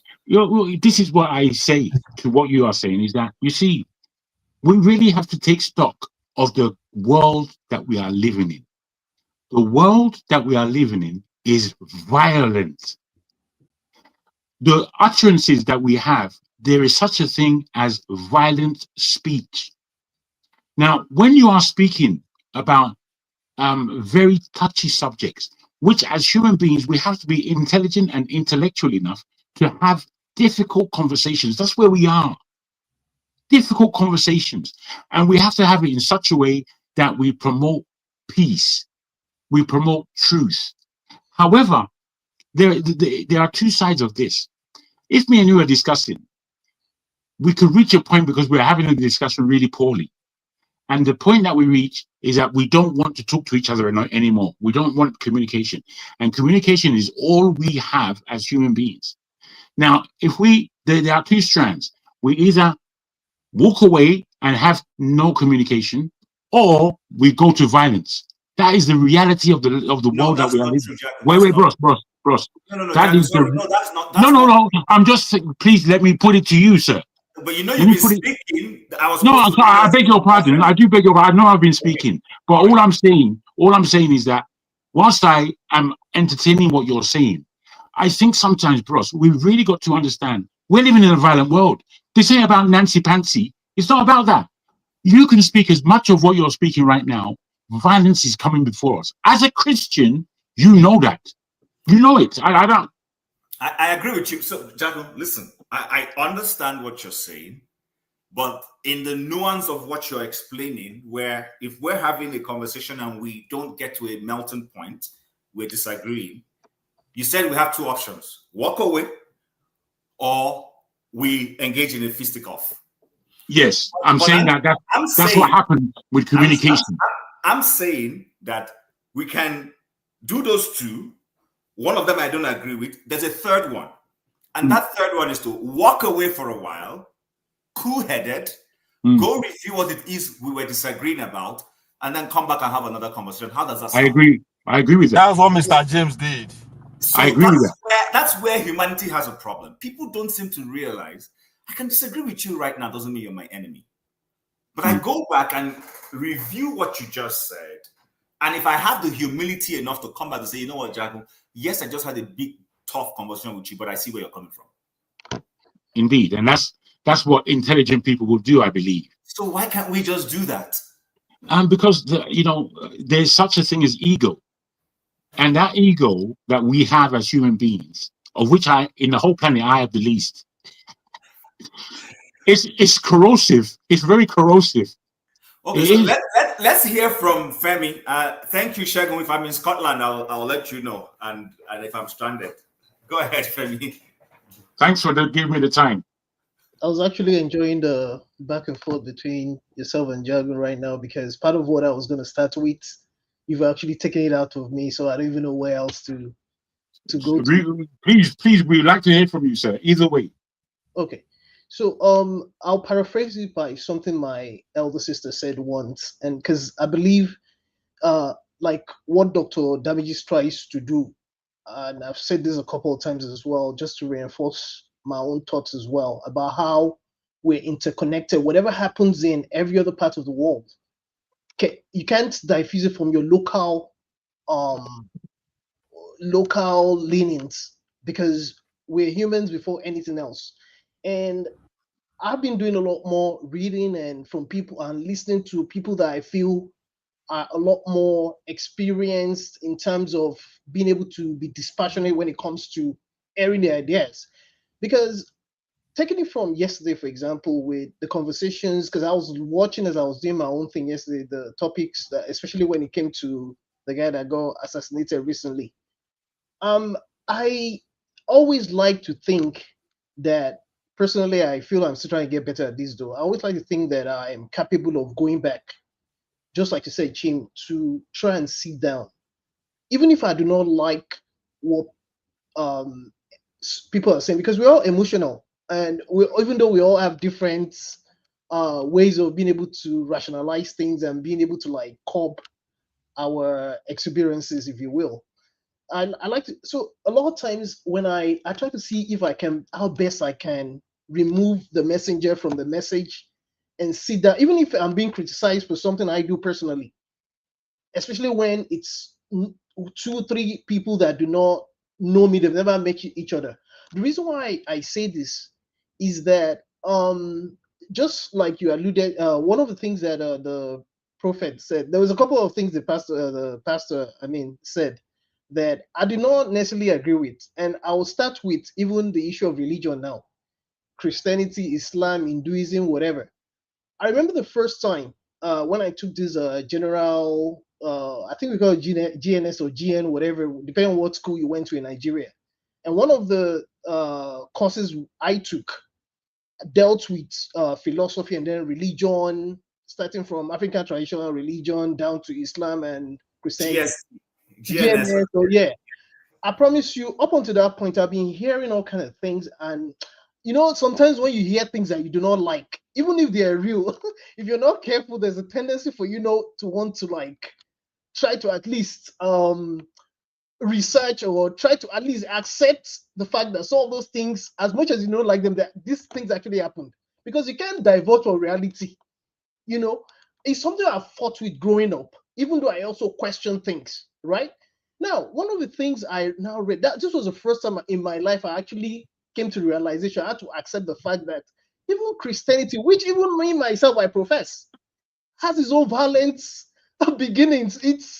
I mean, it was so difficult to, some of the heinous things I read about, even away from the kind of things I read that happened during the Roman Empire, and even the way the Protestants that came from England to America, the kind of things they did, they did it in the name of religion, all the way down to slavery and what have you.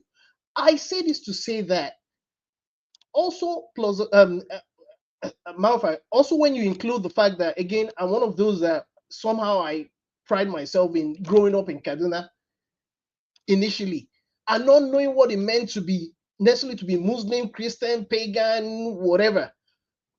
Again, it fits into the narrative that we're born who we are. It doesn't, I could have, just like you said, I could have been Igbo, whatever. And I've said this often before. One of my very best friend is Igbo. I have had to go babysit his child several times. Even his wife, there's times we've had this, what we consider difficult conversations. Yes, even though we don't try to like couch these things. I was surprised the day the day she told me herself that the person that really helped her several times over when in a time of need was a Yoruba guy. My uncle, he used to be a fervent Christian and pastor.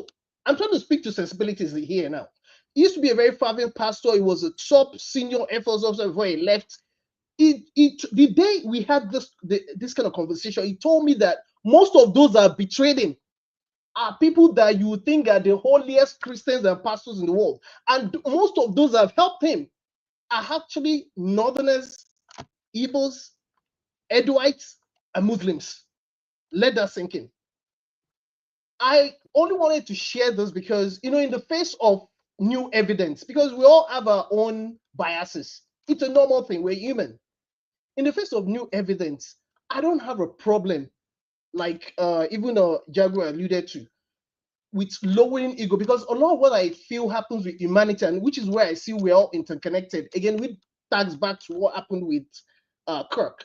As much as I may not have agreed with a lot of what he said, I still don't feel he deserved to go to this point.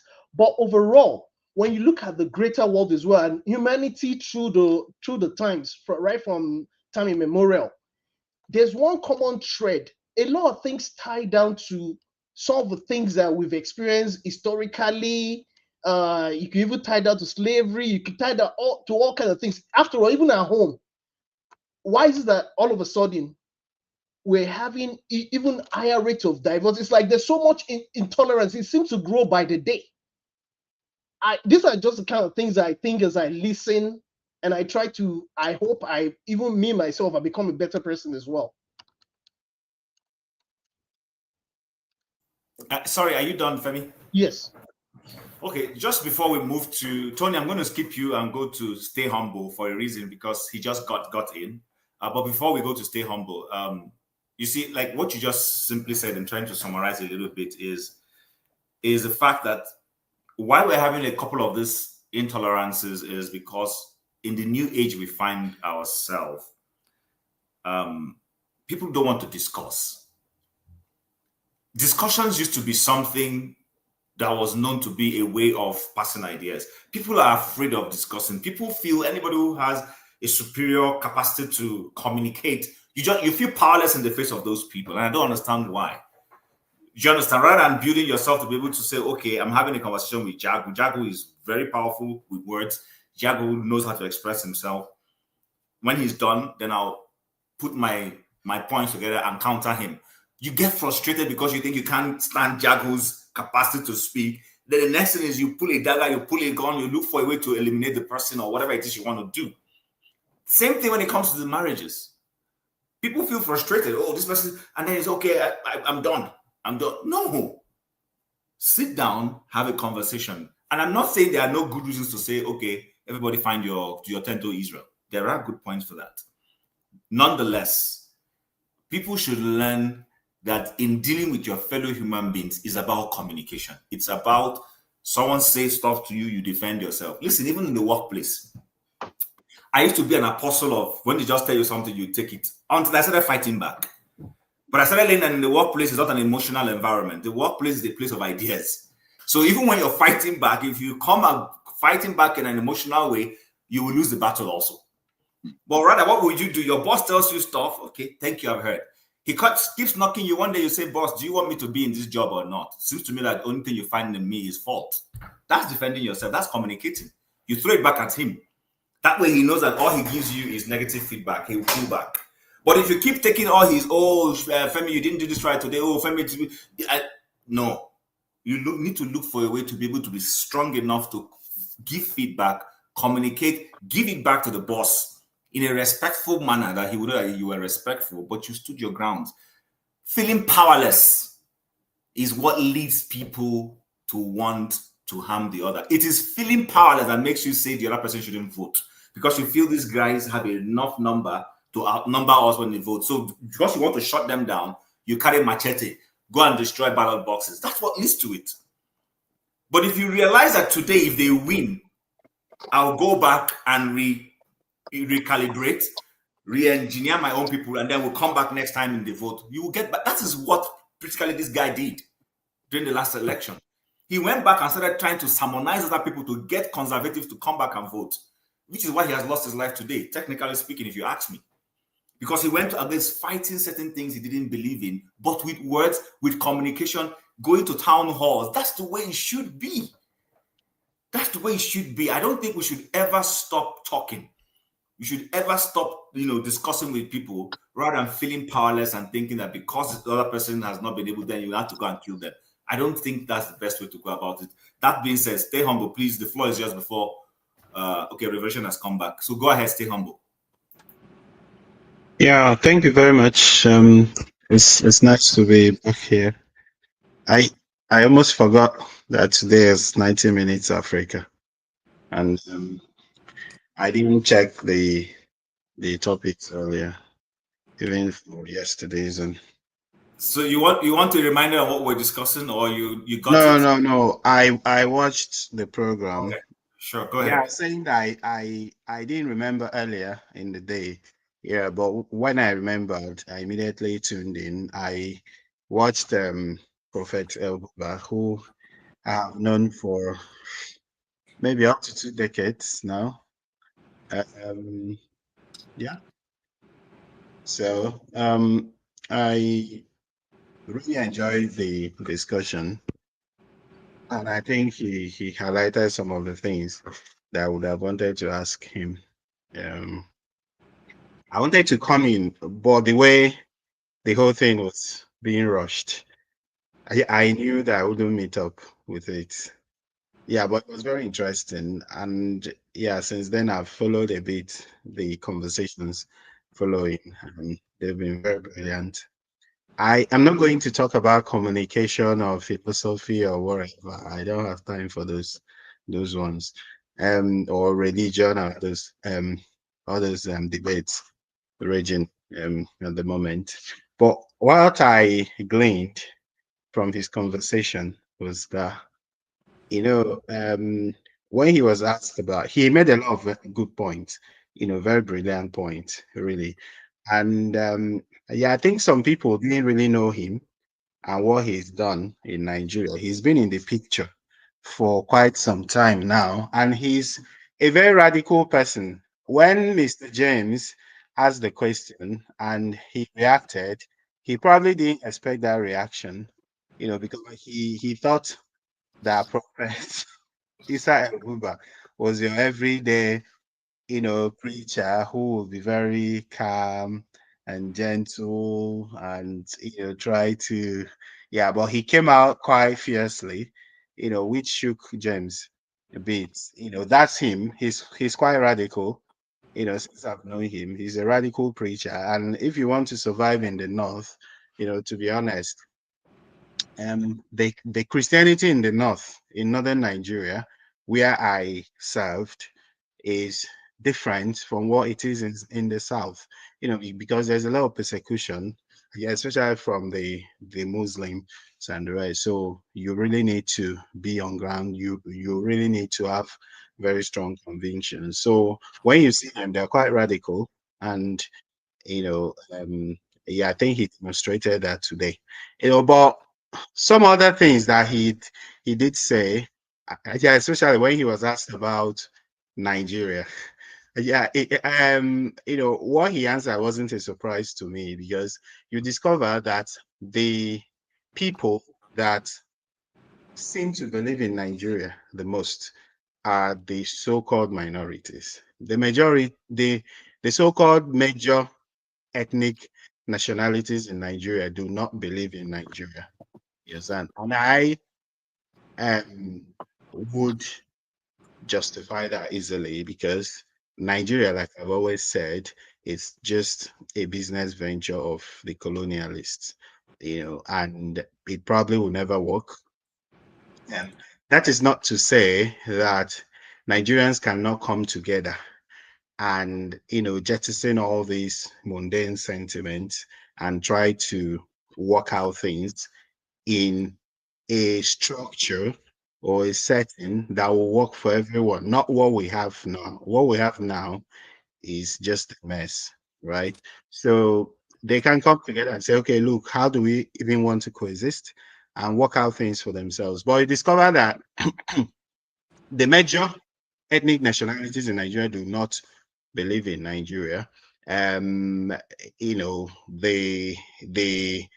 major one in the north, they just see Nigeria as a tool for self-aggrandizement.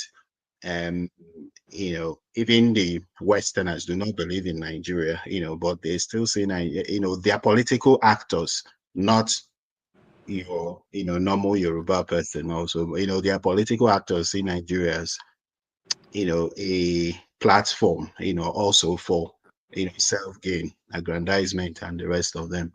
The people that actually believe in Nigeria are the so-called minorities. They're the people that always fight for the one Nigeria. So whenever you ask them, even when Dr. Harun Agoro was here, he echoed some colonialist. It is very annoying, and very stupid. If Nigerians, if nationalities were to be independent or autonomous, that they will kill themselves, which is very infantile and very, very silly. But it's a colonialist sentiment, fueled by your BBC, your Voice of America, what have you. And over the decades, that has come to sink in to the minds, especially the so-called elders, the so-called middle-aged people. And, they always say, oh, that if these people if Yorubas were to be on their own, they will kill themselves. That doesn't make sense at all. But you see people who we even respect echoing those preposterous sentiments. Yeah. So when he repeated that, it wasn't a surprise to me, because that's what they always would say.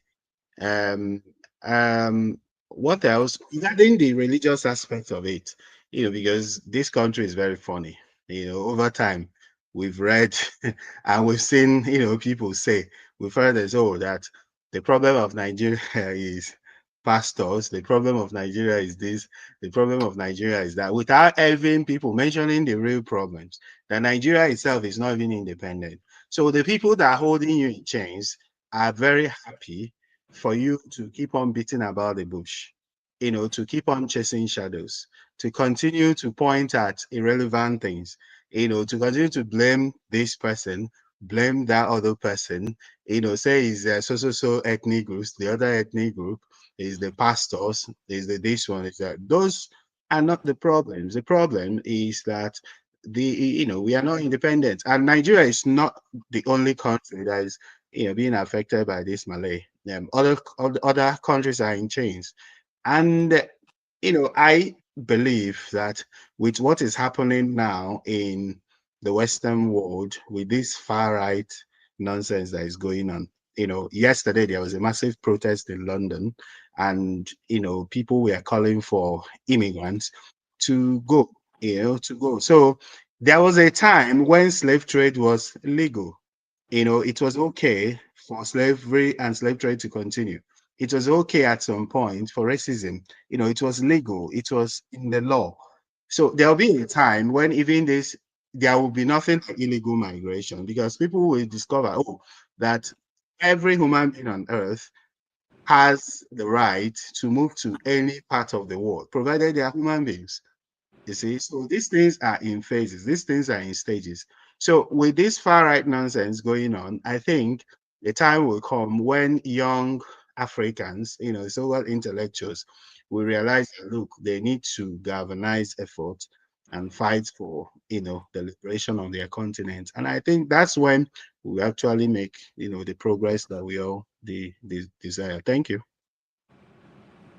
Okay, thank you, stay humble. But there's something you alluded to that I'm thinking maybe we should pivot into in this conversation, and not unless anybody still has a lot to say when it comes to this Please, thing. Jim, if you give me just 5 minutes so that I will just sign out finally, please. Okay, all right. Let's hear Revolution, then we'll come back to Tony, and then I'll say what I wanted to say. Go ahead. Okay, sorry for the interruption, man. You see, it's just unfortunate when people like this brother came today, that day are they very busy. So I cannot put a question to him. I cannot even make my own suggestion. But thank you for these 5 minutes to just land and then leave. This guy, despite the fact that, some people were trying to praise him. He's from the north. He changed. Because I'm still trying to defend Mr. James. He asked him a question. Because the problem Nigeria is facing today, no matter where we come from, trying to, like my brother who just finished now, that he still believes that we are still in chains, that the white man is still our problem. That one is his opinion. Me, I never believed that. Black people, we know our problem, especially Nigeria. We know the greed among being a black man, especially Nigeria, that greed, we know it. So anybody will say, now white man being problem, or we never free, he has the opinion, I respect it. The problem waiting vex me when everybody or that guy was not able to answer James, even allow James to land. I've seen the defense where they give him, the northern people, the Christians in the north, their religion is so hostile, that is why they are all hostile. My brother, we leave that matter for another topic. But the thing is, the problem of Nigeria are consequences. That guy committed an offense. They say Saul turned to Paul, no be so. But they forgot to say God punished Paul by blinding Saul. He was blinded first before he can be able to repent. He did not repent just for nothing. God blinded him. According to my memories of that, when people start comparing that guy from Saul to Paul, God punished him. Which punishment they don't give that guy for the things where he do? Okay, now you don't turn to Christ. Okay, Nigeria now, religion. As far as you don't do, okay, everybody go to hail you. They sponsor people, they give scholarship. I don't like wasting time because it's just going up and down. They go up and down. I want to just end by telling these Christians or these religious people, the education of Nigeria today where they destroy, who don't hold them accountable? Because it's these Christians inside these churches where make religion education for Nigeria now become very, very expensive. And the only people that can afford it are their politicians' friends, because they work hand in hand. They will open one church for one corner. The next thing where it goes through, they go open school. Those days they started with kindergarten. Now they've gone up to university. And what do, Mr. Chim? They go back to the public schools where their politicians refuse to pay the salaries of those teachers in the public school where they themselves attend. He was saying it here that he was getting transportation, they was getting bursary when he was going to public schools. They refused to fight for the problem happening in the public schools. Say teachers know they get money. Instead, they decided to say they are helping Nigeria by creating their own schools, so that the teachers were there for the public school, dedicated teachers, whether you pay them or not, they went back there, took those dedicated teachers to their private school, and those public school today is just in shambles. This is what I hate. I have against anybody who is saying be pastor. I don't dislike them, but I don't want, if the revolutionary comes to power in Nigeria, I will tell them that these churches have to examine most of them. And I asked a question here, I don't know who was here on that place. I asked them, say, do these churches pay taxes in Nigeria? I remember one brother told me, no, they are registered as NGOs. Can you imagine how rich these churches are and they are not paying any tax to Nigeria? They own the best, one of the most expensive universities in Nigeria are owned by them. And they are registered as NGO, paying nothing to the government. They don't contribute anything to Nigeria. So when these people come now telling us that they are giving scholarship to people, you saw him trying to pride himself, arrogancy, how the children are first class students. He said it 5 to 15 times here. I was like, bro, we don't know now. So when we are talking about, I wanted to really say something about our Christianity in Nigeria. They have a problem that nobody is talking about. They have a big problem, causing a big problem in Nigeria. Nobody wants to talk about it because Nigeria believes, say, oh, God will do everything. He was saying that he doesn't believe in violence, revolution. Tell me where in this world they don't do revolution where no they violent? Where in this world have they done any revolution? That Buhari ruled Nigeria for how many years? The Northerners, whether Christian or Muslim, they did not give him 1 year to change or they remove him. Now the West the Southerners have taken the power now. They are giving Tinubu, despite the fact I don't like that man, he didn't win the election. Now they are giving him 1 year. If you not change, they go rush to the streets. Did they give Buhari any ultimatum, say what you are doing, we're going to do this? Double standards, you know. Let me end there. Thank you for the time, Jim and everybody. Good night. Okay, thank you very much. Can you hear me? Yep. Sorry, guys. I was trying to get into the studio as a moderator. That way I can now. That's what so now I can actually stay here because I've managed to get in. All right. Unfortunately, he has gone. We can't ask him any questions. So I will go straight to Tony. But Tony, before I speak, in case you want to pivot this way, Stay Humble said that the ethnic minorities are the ones who crave one Nigeria. I don't know. I've heard that before, but I don't know to what extent any of us agrees. That's one. Two is, there's a video I have. I'm going to see if I can find it, and then I'll play it, of this Nigerian guy who was analyzing 2027. He has his own conspiracy about how 2027 is going to go. And he was analyzing it from the perspective of a Tinubu trying to galvanize the South because he feels he has lost a hold of the North and that the votes from the North might not come to him. And how that in playing that the powers that be, colonial powers that be, are in support of a Tinubu presidency, and they would block the Northern. I hope I can find that. But the point he was trying to make is that everything that is going on in Nigeria today is because the British literally are in control of what is going on, and that this is what they want. They don't want anything that's going to rock the boat. And that if the North chooses to fight that process, they will remind them that for many years, they have also been the ones propping them to leadership. So I don't know if it's fair enough for us to pivot this way so that we, have some more healthy conversation. So, Tony, you want to go ahead first?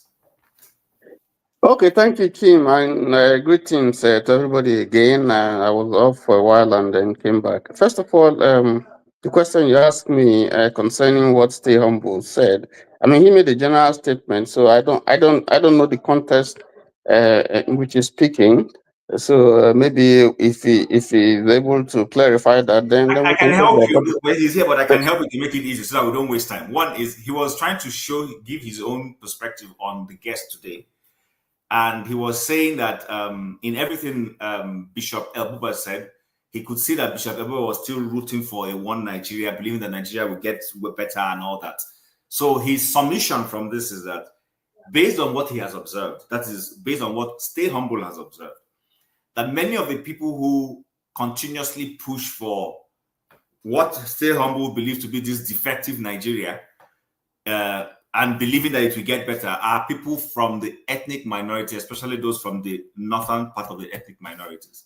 And he mentioned what's that other man who spoke a lot about Mr. Gobe, who during the election was speaking a lot in support of Peter Obi. Dr. Guru. Gore. So thank you very much. Well, all I can say is that if he's speaking in terms of this contraption called Wazobia, which tends to give the impression that Nigeria is made up of just Igbo, Hausa, and Yoruba, I think that's unfortunate because that, in a sense, is part of what has been bringing us down. Because Nigeria is a multi-ethnic country, and there are more ethnic groups than Igbo, Yoruba, and Hausa.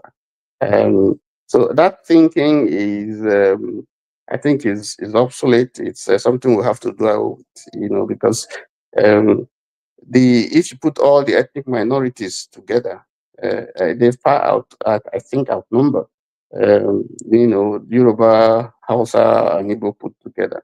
So to that extent, we have the impression that I have never seen them. What we're talking about today is, an Igbo man has not become the president. Well, nobody is saying a Kanuri man has not become the president. Nobody is saying somebody from a Tiv man has not become the president, and so on and so forth. That kind of a thing. So once it is Igbo, Yoruba, and Hausa, if you like Hausa Fulani, then it gives the impression that you satisfied all the groups. If that's the context from which you're speaking, I think it makes sense, to think that way, because the ethnic minorities are the ones that are actually, feeling the brunt of all this politicking that we're doing. But that's an aside. I think that, speaking about, our topic today, which is focused on Buba, I think we are missing the point, because if you look at the topic, what he's saying is moral crisis in Nigeria and the cause of choosing to be silent or something like that. That's the focus. That's the issue. The issue is not religion. The issue is not Buba. Buba just happened to be a guest. And so when we begin to shift this to squash, and begin to, even move it away from the issues and become very personal, because to say that Buba was very radical is not. I listened to it, and I played it back when I went off. I wanted to play it back to see what Mr. James said. He was not talking about issues. He was attacking his personality. That's a different thing. That's not criticism. He was attacking his personality. And you can see the reaction of Dr. Damages, in trying to moderate and, trying to bring him, that's not communication. That's not good communication. And when we begin to pick Christianity, every time we talk about it, there are people here in this panel who just have a hatred for Christianity and pastors. And they have exhibited it often and on.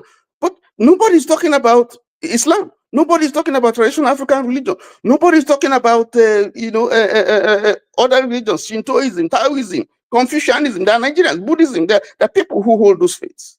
Nobody's talking about them.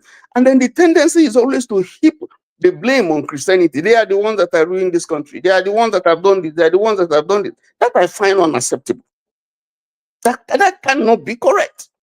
And there is no way what I heard Buba saying is the interventions that he has done in the light of the challenges that Nigeria, we see in Nigeria, and how he has taken risk even to his life, and he spoke about his family and the challenges that his family have had to face as a result of the challenges that he's facing. The various interventions he's done with his money, and the people that he's been able to, assist, schools and so on. He was not speaking as a minister, even though he is a minister, but he was strictly tackling the issues, that are bedeviled in Nigeria. How they have, tried to bribe him and so on and so forth. So and it tallies with the topic that we have, the moral character.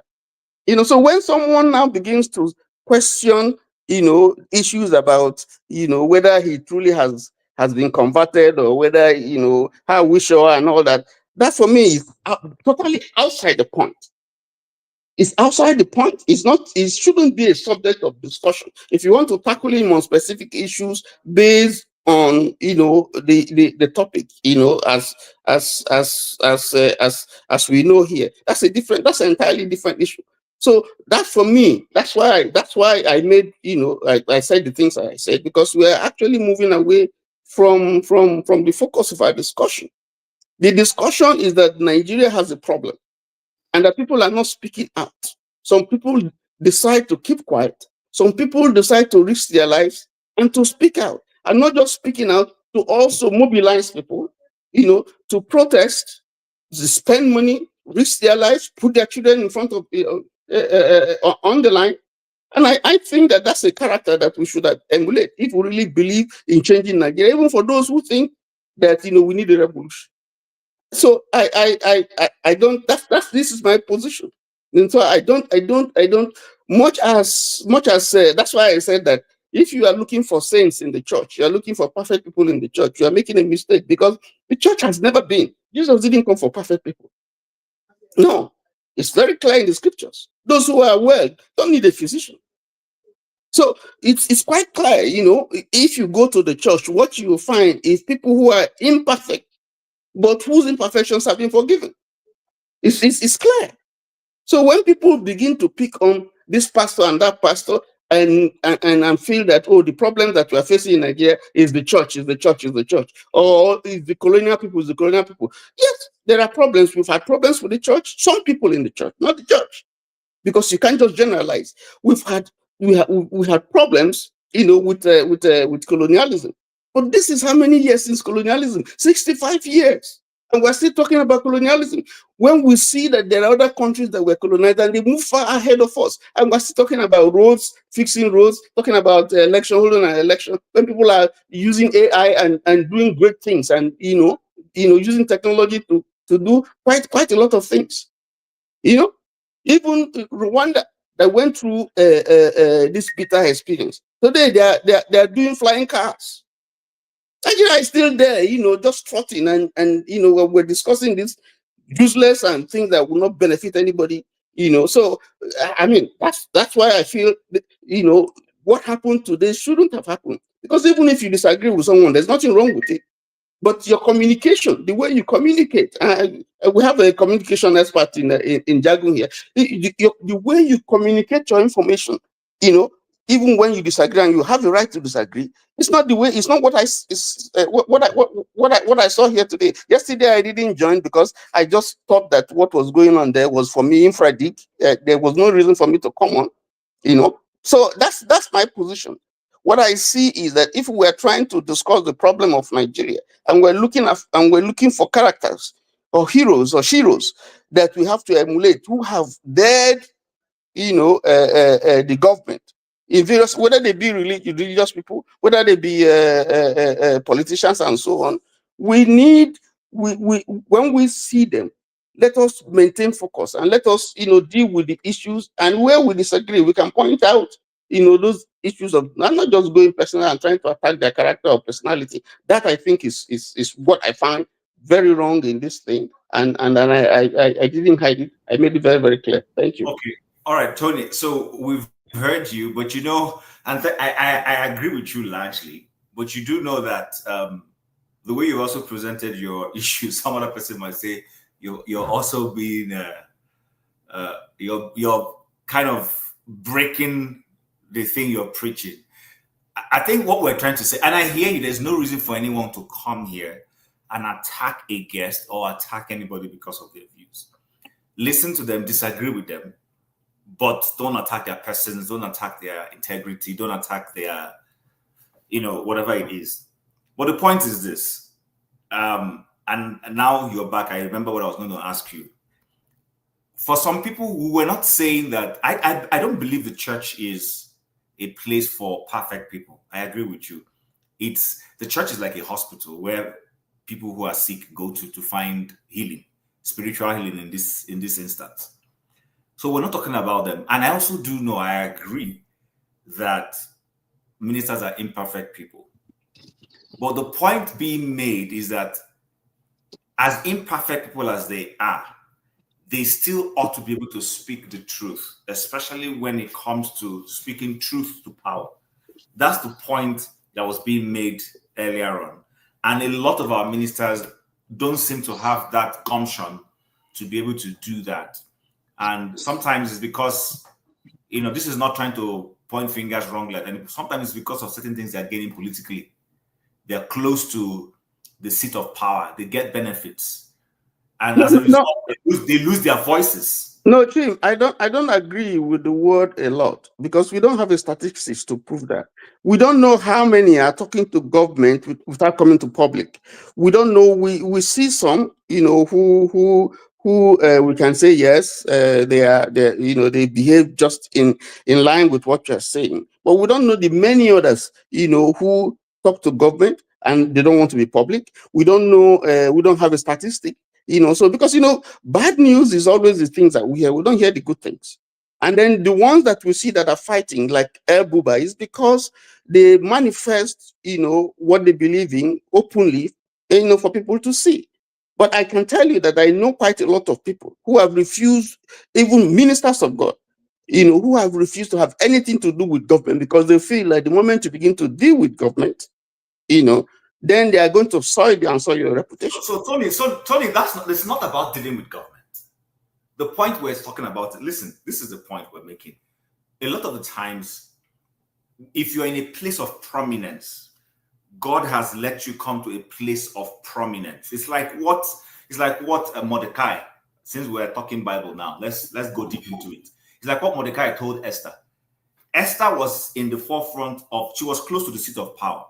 And something wrong was happening, and she had the capacity to be able to bring it to the seat of power, but she was afraid to do that for some reason. And somebody reminded her and said, listen, if you don't speak up, you have a voice. You don't use that voice.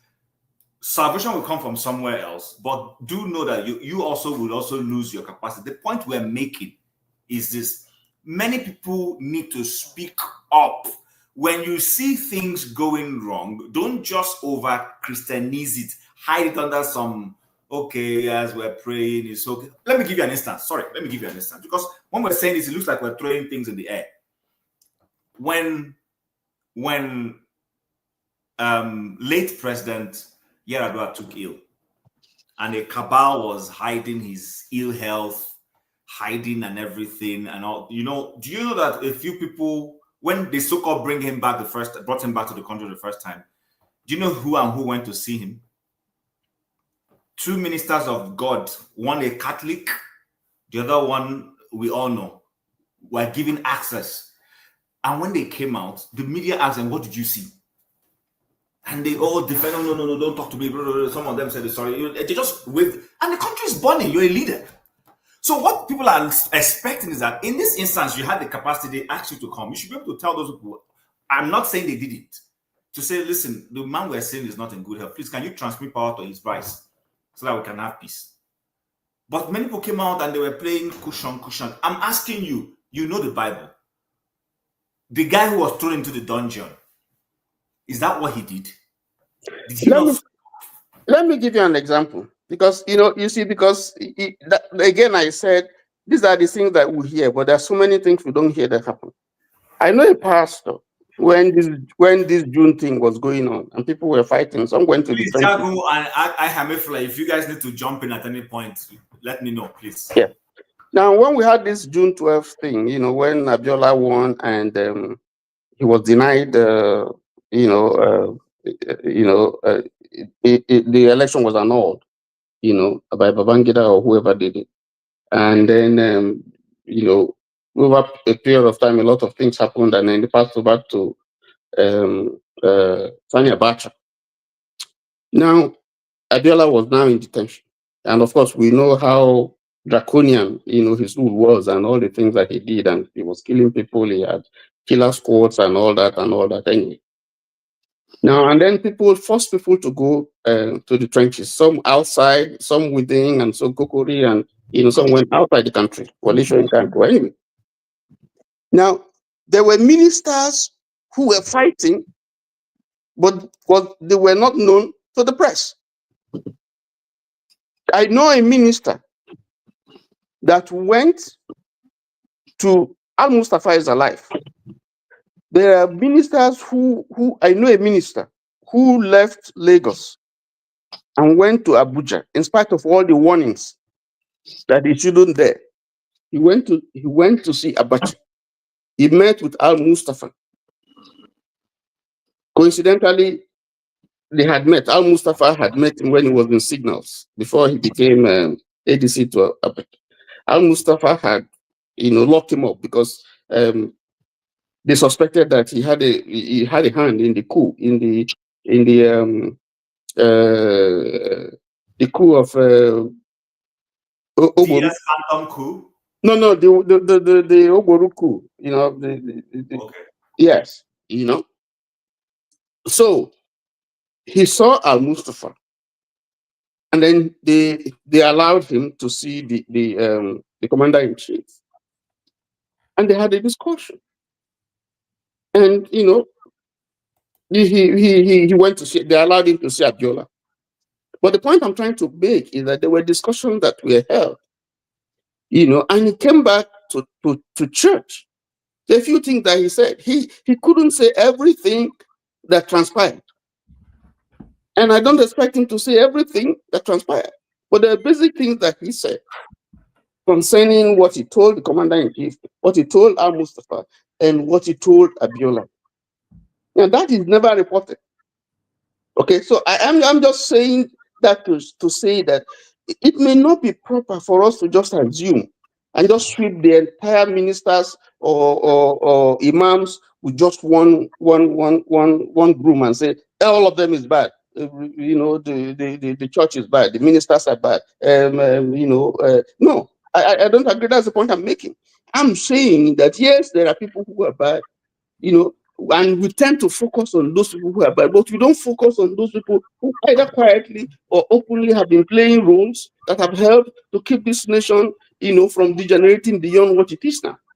That's the point I'm making. And so if we're looking for a solution, why are we always looking at those bad ones, the bad eggs? What do we gain in looking at that? Why are we not trying to search out those good ones? Which I think is what Dr. Damages did today by bringing out El-Buba, to speak. That's my position. And so when we now try to paint everybody because of our biases and paint them black and so on and so forth, I think we can find a pathway there if we're looking for a way forward for our country. That's the point I'm making. Okay, Tony, I hear you, and I don't want us to overdwell on this, but you also know that Dr. Damages, and I'm not El-Buba, if you've heard me, I respect him, and I think he's a proven minister of God who has used his voice and used his platform. But you do know that in some of the defenses he was making, Rudolph did try to push back rightfully by reminding him that someone did a protest march. However, you want to couch that protest march, give it whatever name you want to give it, like he tried to give it. But the same things this same person did a protest march for, many of those things have gotten worse in the last 10 years, and this person has not come out to do a protest march. So we can't be choosing and picking. That's the point we're making. The Nigerians who are analyzing, they are watching. They are seeing what is happening, and it's based on who is showing up that they will interpret what is going on. But I hear your point. Trust me, I hear your point, but I have to wear this hat that I'm wearing right now. So let me play one video, and then Masker will bring you into the video I was talking about. Hopefully it plays. Let's just hear and see what happens. Listen to those Southeast governors, the ones you love, the ones you hate, every single one of them, they have all been APC-fied, 110%. The ones who have not declared openly for APC will do it very close to the election, or even if they don't declare openly, all the political structures will be collapsed for the president. It is done. You've not heard it from anywhere else. So mark it that this is the first time and the first guy to tell you that. All of them are leaning towards APC. Because APC, as far as the North is concerned, has been hijacked. It is now a Southern Revolutionary Party. Revolution, not the real revolution, though. It's a Southern party. It's now a Southern political structure, not a Northern party anymore. So the South must agree that this is our vehicle leading towards 2027. So everybody who's a politician in the South, watch out. Almost all of them will collapse their structures into the APC as we get towards 2027. Because APC now, the North has given it up. It's either they are going to use a structure that is already in existence or they will create a new one. That's what is going to happen. Now, it's going to be like the Southern Protectorate is about to go its separate ways. The Northern Protectorate is about to go its separate ways. And APC is the structure that is going to now help the South to pull out and go their separate ways. Now, there is a caveat to this. The North is saying, we are not going to let Tinubu come back. Based on the allotment they have received from the colonial powers, their population is more, even though they are in that region where people are not supposed to have a lot of population. But their population is a lot, and they are going to use it. Politically, it hasn't been changed. No census has been done yet. So for them, if they can secure all of the North before 2027 and make sure that they carve it out and prevent Tinubu from getting any access, they have a lot. If they pick up a few North Central, Middle Belt states, they have a lot. Tinubu will then get stuck with the South alone. And if Tinubu is stuck with the South, do you know why Tinubu will not be too worried? Let me explain this to you. This is being played with the colonial powers. The colonials are trying to show the North that you guys are small boys. We are going to make you very jealous very soon. So what you see going in the South is not just a Tinubu smartness. It is not that, oh, he's very sagacious. The man is a... No, the colonials are doing everything to protect their interest in Nigeria. So where do you have all the oil wealth in Nigeria? Where do you have all the deposits of natural gas in Nigeria? You wonder why Imo was meant to be aligned with the power structure that rules from Abuja from day one. When was the last time a governor that is not aligned with the president's party ruled Imo State? You know why? Imo State is one of the richest states, not just in southern Nigeria, but in the whole country. Imo State has 200 plus trillion cubic feet of natural gas, proven reserve. Over 200 trillion cubic feet of natural gas, plus 163 oil wells or more in that same state. Qatar has about 843. Okay, I don't want, it's pretty long. Sorry, guys. I don't want to play everything, but I think we have an understanding of what the guy is saying. So I saw it in the course of the week and I laughed. I don't know what to make of it. But given the conversations we were having about Nigeria and everything, I felt let me play it and hear out what anybody thinks about it. I don't know whether to believe the guy or not, because a lot of conspiracies all over the place. So Masker, welcome. We've gone all over the place. This is where you've met us. So I don't know what you want to say. If you want to refer back to the previous conversations, you're fine to do that. But if you want to start from where we just played off, the floor is yours. Go ahead. Sorry, Chim. I want to sign off. First of all, before I sign off, you used to say Ahamefle. It's not Ahamefle, it's Alamefle, not Ahamefle. Okay, my Yes. apologies, please. I'm used to No. Ahamefle. Yeah, so it's not Ahamefle, it's Alamefle. Okay. Okay. Do you want to say something before you go? No, I don't want to say something because I know Jago is waiting here thinking I'm going to respond to what he said. I'm not in that mood to say anything. No. Why should I do that? I remember. I think I wasn't looking for your response. Before you go, what is the meaning of... I know that he has been here waiting for me to reply to all the things he said, but I'm not in that. I'm not. He's not going to put me to that corner. Okay. No, my brother. I didn't say that though. What I actually said is I didn't need any response from you. Somebody said you were not here, Chim, 2 weeks ago, 3 weeks ago. Somebody said on the comment form that I always think like a village man, because I used to tell them, those of you who read a lot of books, who claim to know, who are so intellectual that some of us who didn't go to school, we don't know anything. So I told the guy, yes, I'm a village man, because the creation of God started from family. And if you don't have a family, you don't have a village. If you don't have a village, you don't have a family, you don't have a kindred, you don't have a town, you don't have a local government, you don't have a state, you don't have a country called Nigeria. So at the end of the day, I'm still a village man, right? So the point I'm trying to make is that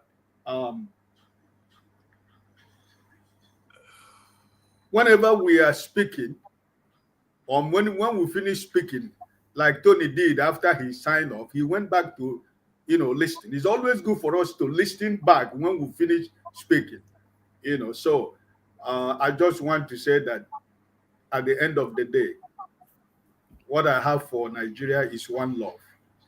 God bless you, and I wish everybody the best of the new week. And by the grace of God, we see you again next week. God bless you.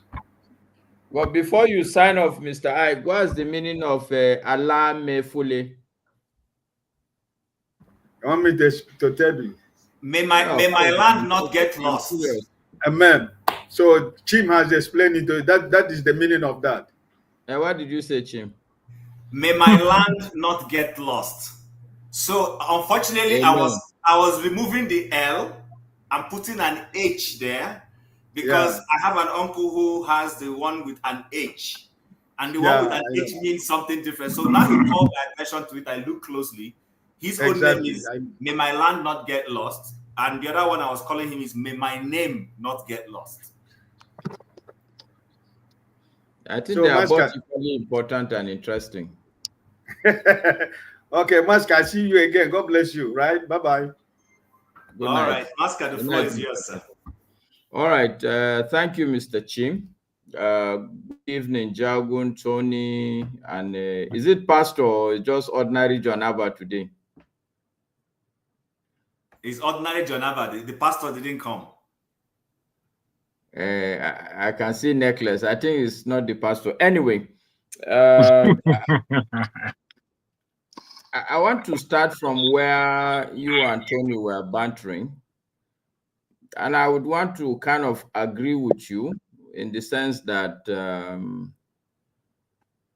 yes, I will give it to some of the pastors. For instance, if you know Hassan Matthew Coker,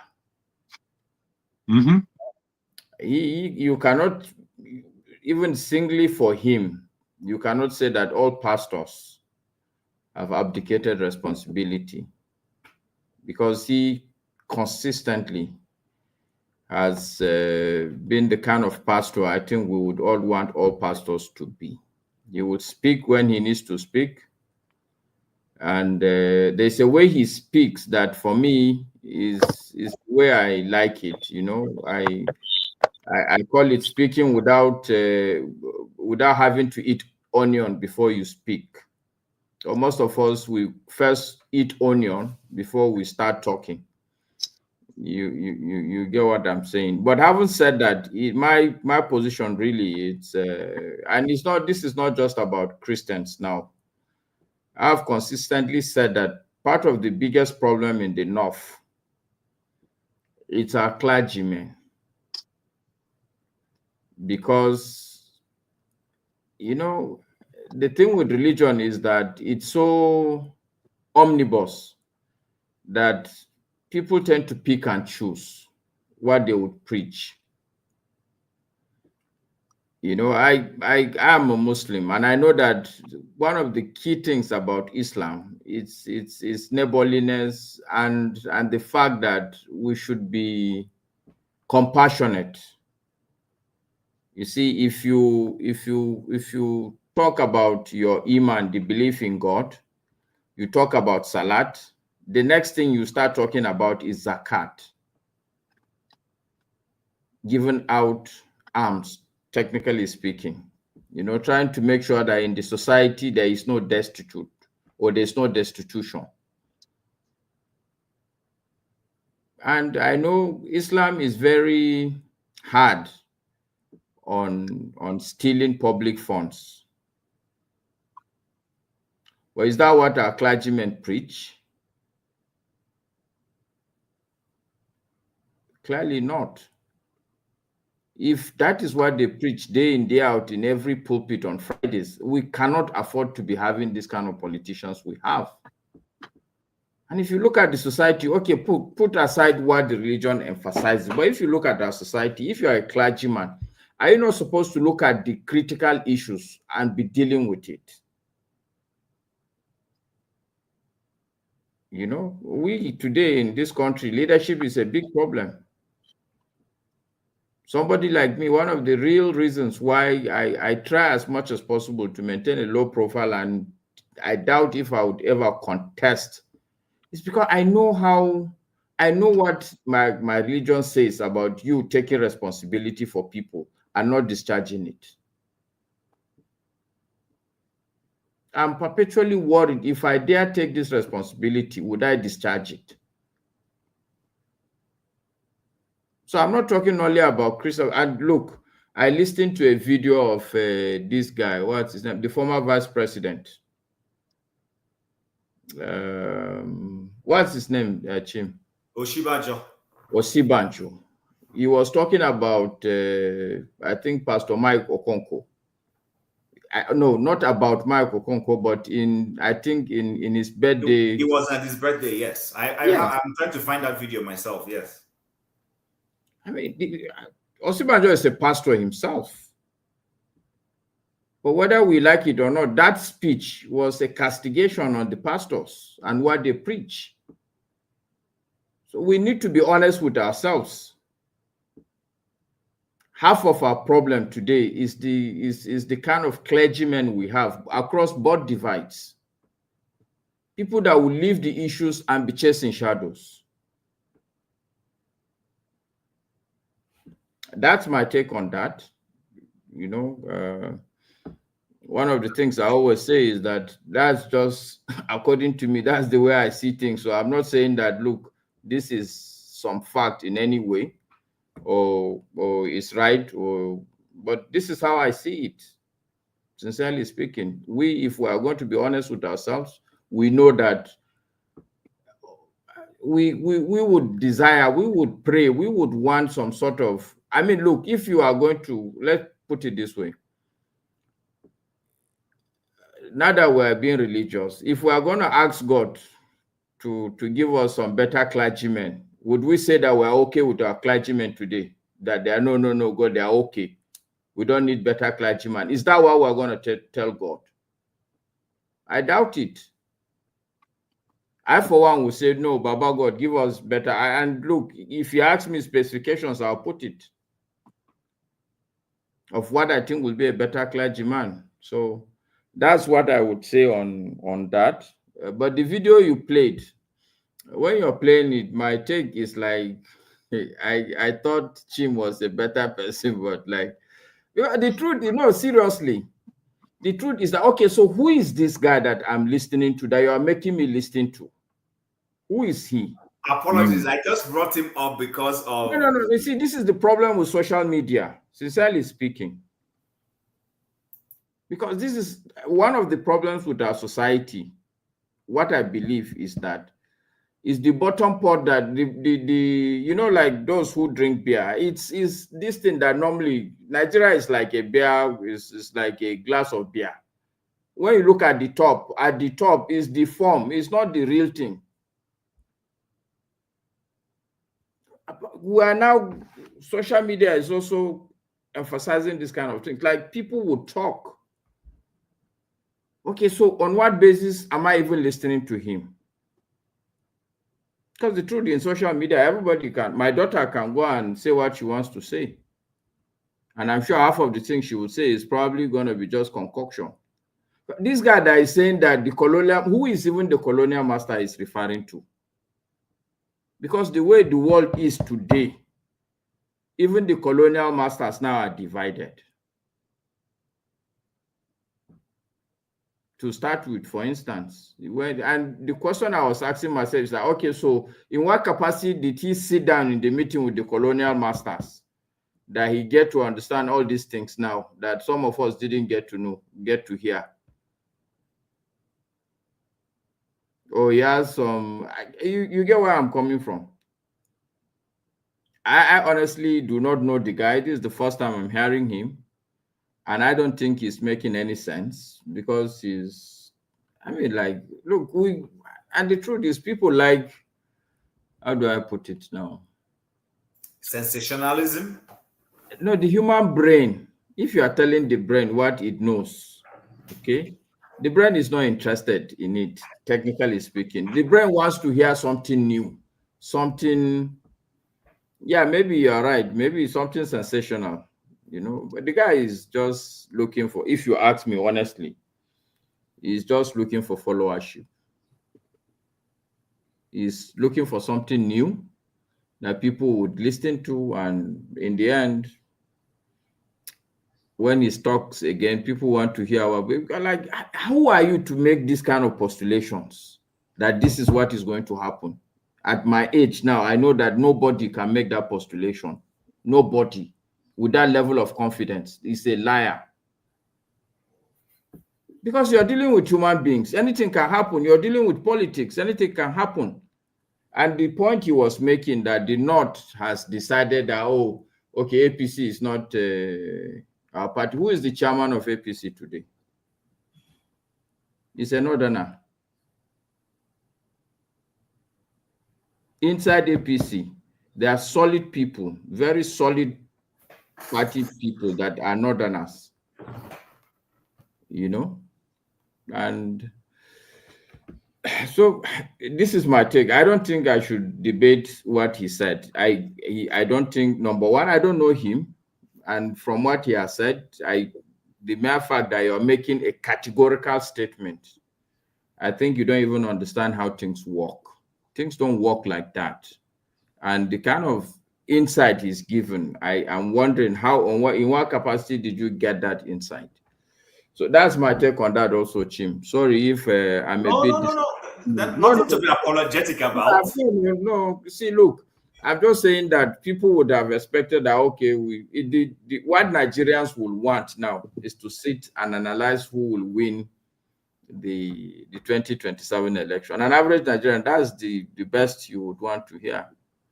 So in his view, and I'm not, because when I heard it, I felt this is just another conspiracy. But I just felt, let's see if people, but let me hear what other people think about it.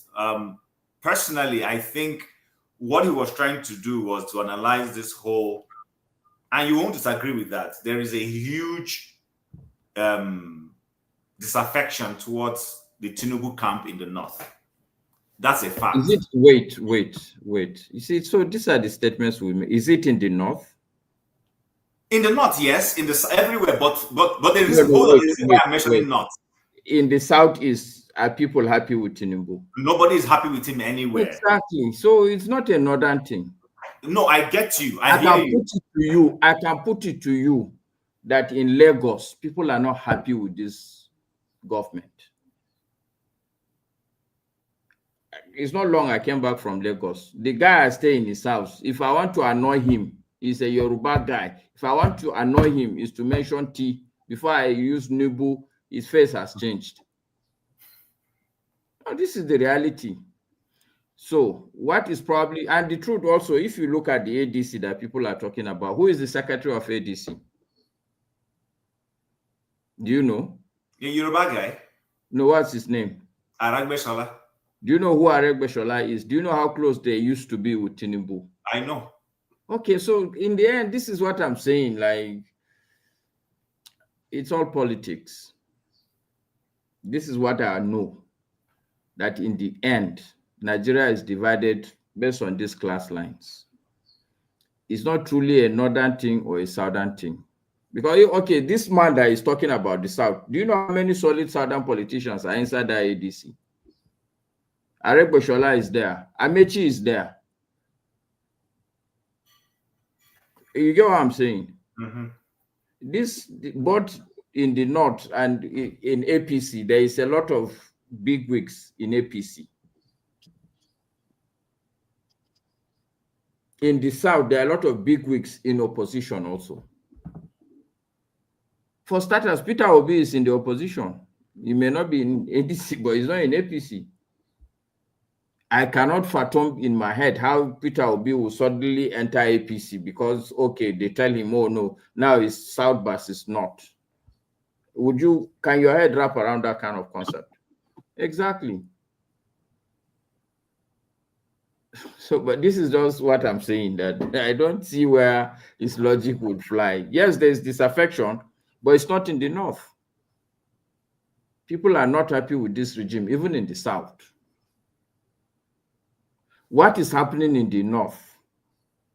And the truth is that it's not just, look, me, I know how these things work. You see, look, Nigerian politicians, we write them down, but they are very smart people.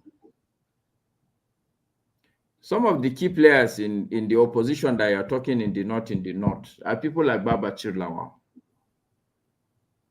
Do you know who Babachir supported in the last election? Peter Obi. Do you know who Babachir Lawal currently is supporting? I don't know. On TV, he said it.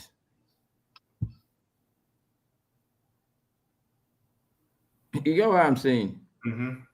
So it's not, this country is not truly, people will not agree, but the politicians can talk north and south, but in the end, this is not the real dividing line. I will agree also, and I can give you an example. When I was in the university, okay, so let me explain the point first so that people can get what I'm trying to reach. Yes, it's true. Sometimes when things get to the extreme, bottom line, you would have to pick a side. You would have to come to terms with whether you are a northerner or a southerner at the very tail end of the day. But these are extreme points. I was listening to, okay, let me not digress, but the point I'm making, I would give an example to buttress what I'm saying. When I was in the university, I was, technically speaking, you could say a radical. Okay? I'm not part of all this religious stuff, but there was a day in ABU when the Christian students from the church took up arms. Me and my friend were coming from the faculty, going to the hostel. When the university is divided across religious lines, as a Muslim, we had no choice but to go to the mosque. We are not party to all that, but once you enter the mosque, guess what? There will be a commander who would divide you guys into platoons. You see what I'm saying? That will happen if we allow things to get to the extreme end. But on a good day, Nigeria is not divided about north or south. I was telling Damages yesterday, I met one of his very good friends at a party. And you need to see that party. It's like a small caucus of microcosm of Nigeria. Yoruba, there are Hausa people, there are Igbo people who are all there, who are very friendly. No issues at all. All that we are talking about is how we can move our lives forward. But of course, if they start killing Igbos in the north, obviously all of them would have to start, if they start killing Igbos in Lagos, they would have to leave and go back to the east. You get what I'm saying? But that would be, and it's not because these people in their nature, they were like that. But as it is today, Nigeria is not like that. That thing he's saying is not true. Okay, let's. See, look, Tim, for instance, now I can tell you all this secession that people in Biafra are talking about. The truth is that in the end, if you do the analysis, everybody is everywhere, especially Igbo people. They are scattered everywhere. If you ask yourself, because in the end, what are you saying? Are you saying that they should go back all to the east? They should leave their businesses and go back to the east?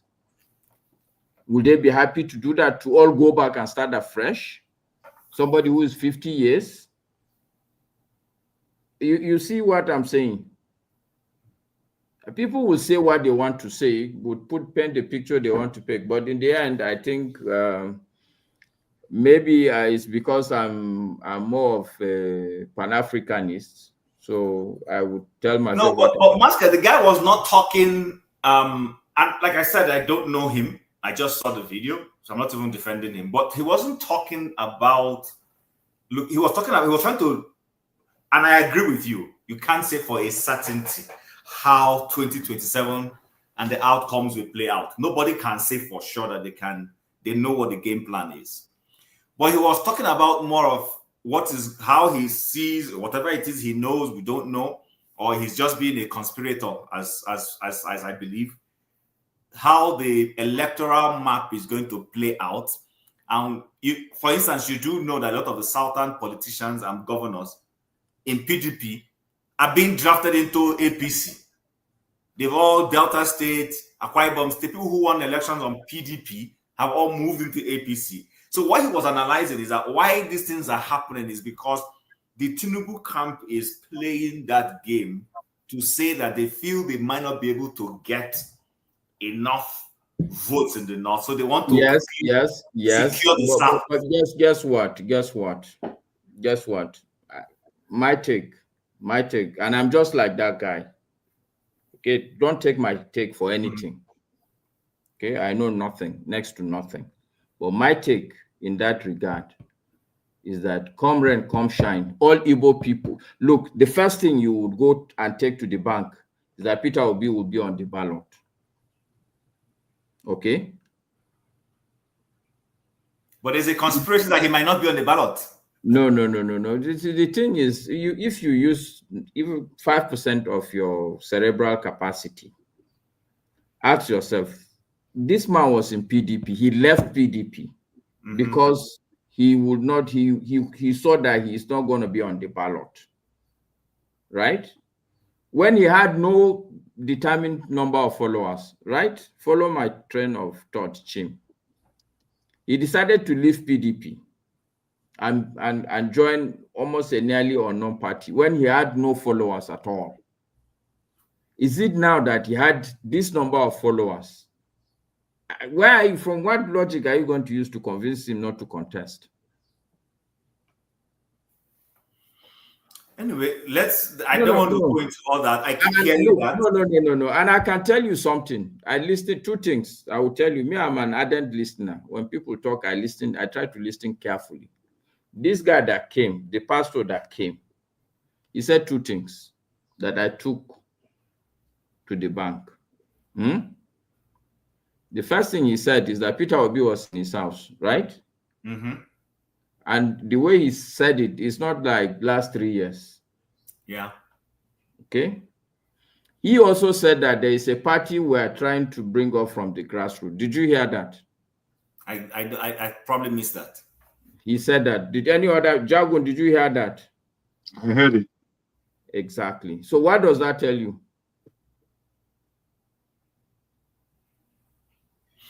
Okay, you know what, Masker? Let's hear John Abba. He's been here before he. Well, let me just wrap up. Let me wrap up. So my point is, no, of course. Let's hear from John Abba, because we will come back. I know. 1 second, Jagun. Okay, sorry. Yes. So first, I believe Peter Obi will be on the ballot. The second thing I will take to the bank, I think that 80% of Igbo people in the Southeast, in terms of vote, they will vote for Peter Obi, irrespective of the party he will be in. Okay. Now, what I also think that the APC is doing is not looking for votes, but it's looking for the rigging machinery. Because if I have the governor in the state, this is exactly what happened in Rivers State.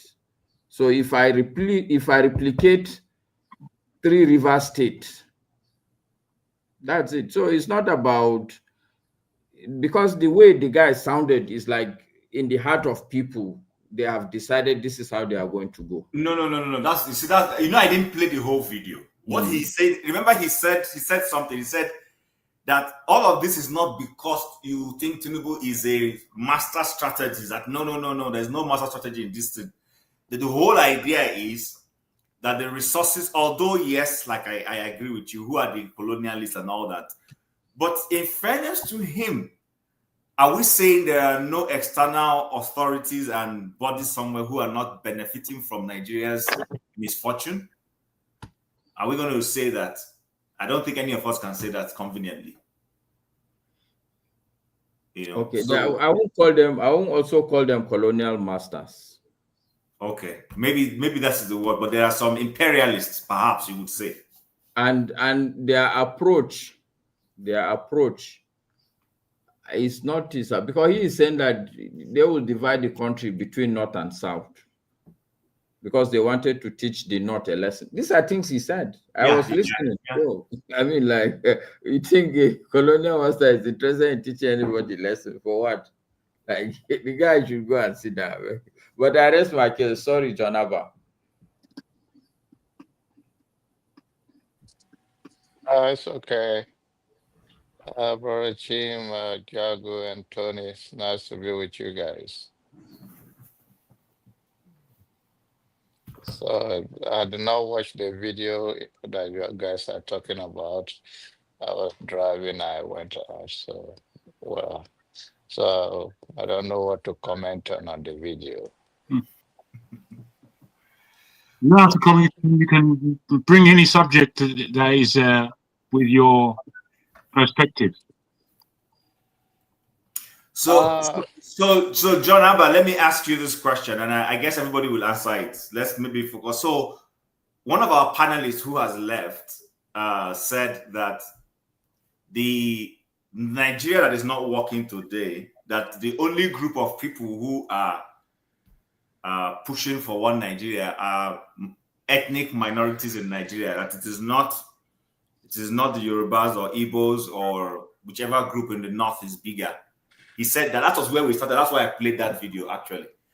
That it is the ethnic minorities. And he was alluding to the fact that Bishop El-Buba, being an ethnic minority from the north, as he feels, believes so much in Nigeria and is pushing for the one Nigeria and all that. So, and I asked this question. Tony is the only one who has responded. Is that true? Is it only the ethnic minorities that are pushing for a one Nigeria or for a Nigeria that works eventually? To those that narrative suit them, they will say yes. Particularly, I said no. Nigeria, once it's not working for you or working for your interest, you can say anything. And those that believe in that, I don't believe in it. I think Nigerian people say that because, of course, we need a true leader that can unite us. And if Nigerian is working for everybody, no tribe or whether you are minority or majority, you will say Nigerian should be divided. The only reason why people say that is because things are not working and they think by going smaller it will help them, but I don't believe that. If you go to family, people disagree. Family have even twins, they have a different opinion on issues. The only thing we have in Nigeria is because we lack a true leader. And when you look at all the issues, the insecurity and all of those things, nepotism and all that thing playing around, it has been on, but this is getting to the height of it. And I was thinking that after Buhari left office and now he's even has gone home, that the leader will be able to get hold of the security issues, whatever they are pointing finger here and there. I hear security expert or those that have been in government or been in charge of one thing or the other, have served in the highest capacity office in terms of security, ex-military, ex all that, say, oh, uh, even Isa El-Buba himself mentioned a Castina senator who are involved in those sponsor of Boko Haram and all of those insurgency. And then you wonder why the security people talking about whether it's DSS and all those people not capture such people or bring them to order. You find out that our problem is as big as it is pure ignorance.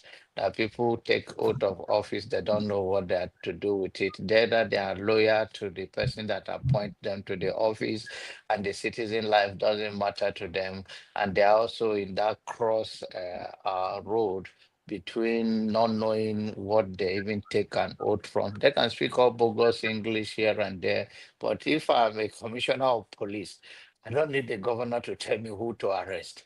If I take the case to court and get a arrest warrant, I go after the person. But it's because all of them they are sharing here and there, they are loyal to them, and they don't even know their job. Those people don't know what they're doing. Whether you say you appoint DSS director today, end of the day, they are loyal to whosoever appointed them. They are not loyal to their job and to the security of the citizens. So for them to be pointing figure, oh, we know this governor, we all know him, everybody know him. That is when you see Nigeria, no matter how we say we are, or whatever we claim, we find out that something fundamentally wrong with us. We all speak that, oh, Nigerian belong to all of us. Yes, but there are people who choose other pattern. Some people are business people. Some people are professors. Some people are military, in anything or in all the field, whatever you are doing, you are serving in your own capacity to Nigerian society. But for you not to be able to carry out your duty, if you are army general today, what stop you from carrying your duty out? Must you call the president to say, I'm going after this person, I'm going after Boko Haram? No, you don't have to. There are some when you need some support weapon, but we don't need so much weapon to arrest somebody when you carry war to them. It's because of this loyalty. Oh, Ogas are like a daddy, and somebody will be portraying for their enemy that is mortgaging their life and their children. Is what is keeping Nigeria for what it is. So even if you, the mentality where we are today, even if you divide Nigeria into three major tribes and the other minority fall under the zone that we fall in, what make a difference? It doesn't make any difference. They are the same mentality, the same people. So I think for Isa, I listened to him. I think we went to the same school. I know him all his life. What is answer to James? I don't want to go back there right then because I needed to just ask a question because of the 20 minutes time frame that he say he has. He's answering James is with anger and all of that. James is entitled to whatever he says. He say that I mean, he's saying that, oh, it's people like him that stop people not. What he's saying is that people are not rewarded when they fight for others or they go after. And James was telling him that this religion is what played the role. It's not necessary because he converted from Islam to Christianity. So it's not about that. Whether you are a Christian, you are a Muslim faith, you're always going to fall in the category of wherever you are born. If I'm born in Muslim family, the chances of me being a Muslim is bigger than to become a Christian. If I'm born in a Muslim family, the chances is bigger than to become a Christian. So all of those things, religion is just your upbringing. It's not necessarily take away who you are, whether you are a Christian, you believe in Christianity, or you are a Muslim or Hindus, whatever the religion, traditionalist, whatever. But humanity has nothing to do with religion. Religion is a spiritual choice you make where you find that your faith can be exercised with that tally to your own value. So if James says that he doesn't believe in whatever he's saying or whatever, it's not something he's supposed to be angry about. I mean, it's his passion nature.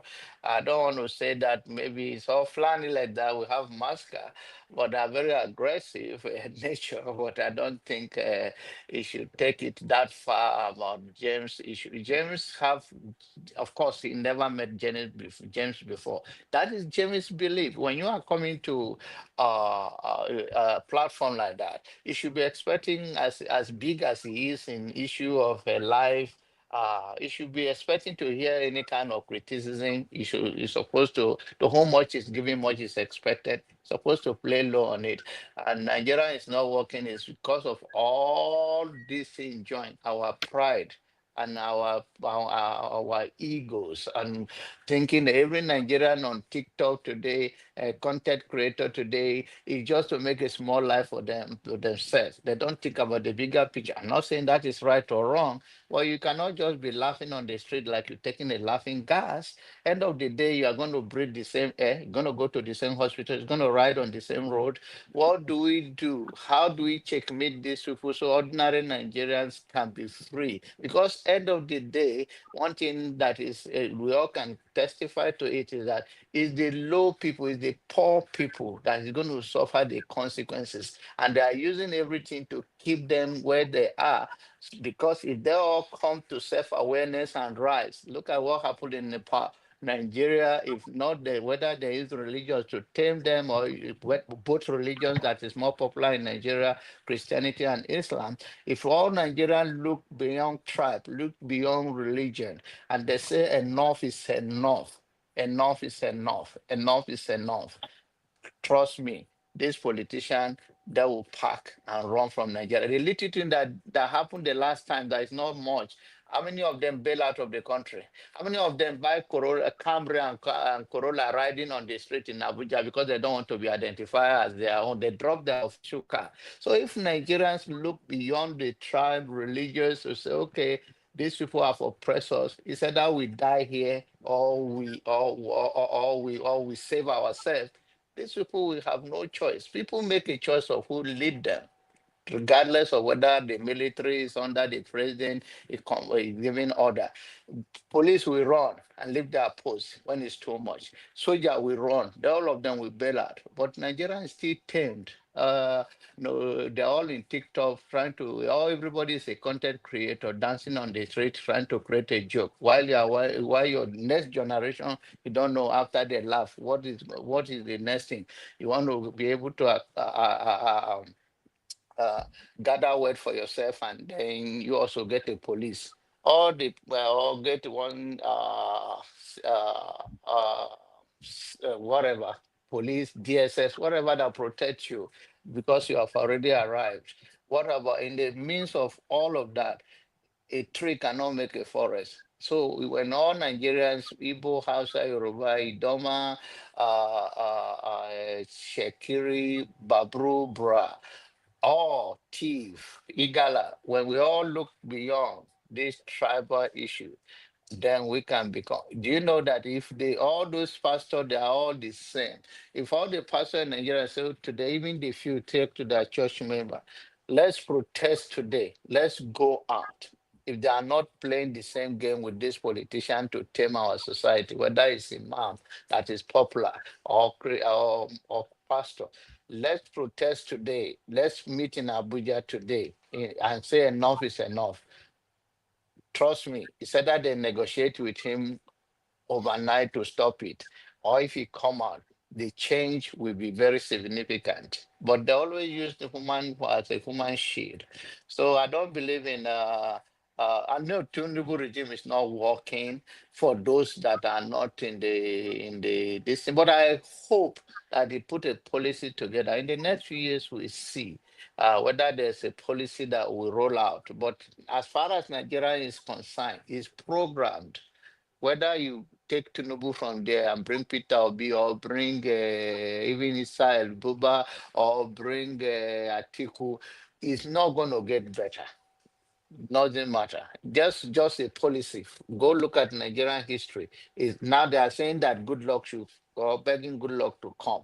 The same guy that they don't want him there before they say his word because his program. When you get there, you cannot see the next day. I wanted to ask Isa El-Buba, what did he say? What did he think about the influence of the other nation in our leadership? Or the West, as the people may call. I think it's not, I wanted to hear his version, but he's not there to answer it. I hope Chim have an answer for me. Thank you. Thank you, Janaba. I hear you. I think Jago might have an answer for you. He lives in the colonialist land. So, Jago, the floor is yours. I just want us to round off because I need to shut this down in the next 20 minutes. I have somewhere to go. It's not back. So, okay. I can't say I'm very clear on what's been said. When it comes to Nigerian politics, it's such a jim jam to me. I'd rather ignore it. The personalities in Nigerian politics. However, global politics and the connection between global politics and Nigeria. The West is still in control. If I can start from this perspective. But their control is waning fast. And a country like Nigeria, without looking at the politics, the most powerful thing in Nigeria, apart from its people, is what's under our ground, the healthy position that our soil is in to grow, to have an agriculture that would be easily one of the best in Africa, even though Africa is a very wonderful agricultural land. These resources that we hold are highly sought after, especially at this time. And I a lot of this jib jab that we talk sometimes, this person, that personality, it's such a headache for me. I can't lie. It's a headache. And forgive me, I find it quite boring because I don't trust any of them, so to speak. And I don't believe they know what they're doing necessarily with the opportunity that Nigeria has. So this is why I feel strongly about the relationship between Nigerians themselves and what I believe would bring Nigeria out of this mire. Because generally Nigerians, we're just really digging a hole for ourselves every single day. If you read some of the comments that come up on our comment section, I'm sorry to say it's just filled with ignorance. And let them go. The Yorubas are the worst. Then if you ask them why, their argument will just fall down. Their argument will fall down into rubbish. And this is how we're used to talking. We're used to talking very ignorantly, I'm sorry to say. The power that a country like Nigeria has in a continent like Africa, we are easily of the best in the world, one of the best in the world. And I don't know if we know how to take our opportunities. We enjoy squabbling. We enjoy it. And we do enjoy being politically correct, as opposed to chimps trying not to be politically correct, but at the same time trying to be so well balanced that you don't offend anybody. I don't believe that. I don't think that these things are necessarily possible. I don't think they are, especially in a country like Nigeria. If we don't have a robust conversation every time we meet, we are not digging through to the light. We're right now in serious darkness, and we know we have to get out of the pit that we have dug for ourselves. And the complications of getting out of this pit would need some serious engineering. The thing is, whilst the capacity that we have in Nigeria to create both development, and a land of law and order, and a land that contains a lot of love for the people that are within this, facing and trying to enter into that point that we desperately need to be in, we further complicate matters as Nigerians. You know, from a particular group who would like to separate from Nigeria, but at the same time, they are all over Nigeria. I find that an oxymoron. I find it very much an oxymoron. And I feel that apart from talking to ourselves as people in different regions, we need to talk to ourselves as people within the same ethnicity. We really do need to talk to ourselves hard. Well, I will say this about the Yorubas, and this is not everybody, this is just my little gleaning about my own people. I find us apathetic. I'm not talking about the leaders or this person or that person, just generally. I find Yoruba people apathetic. I find that they don't actually want to discuss deep topics. They're at their wits' end, generally, in discussing deep topics. And a lot of the times they stay in their echo chamber, and they don't really want to hear anything new, especially if it's too far from what they appreciate as an ethnicity. And I say all this to say that sometimes I'm not always sure of what we're talking. I'm listening. I don't always know what we're talking about when we're talking politics in Nigeria. I don't always know what we're talking about when we're speaking religion in Nigeria.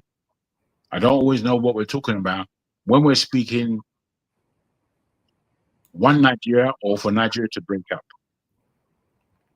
I don't always understand it. For Nigeria to break up, I think it would be a calamity. For all I know, it may be a necessary calamity, for all I know.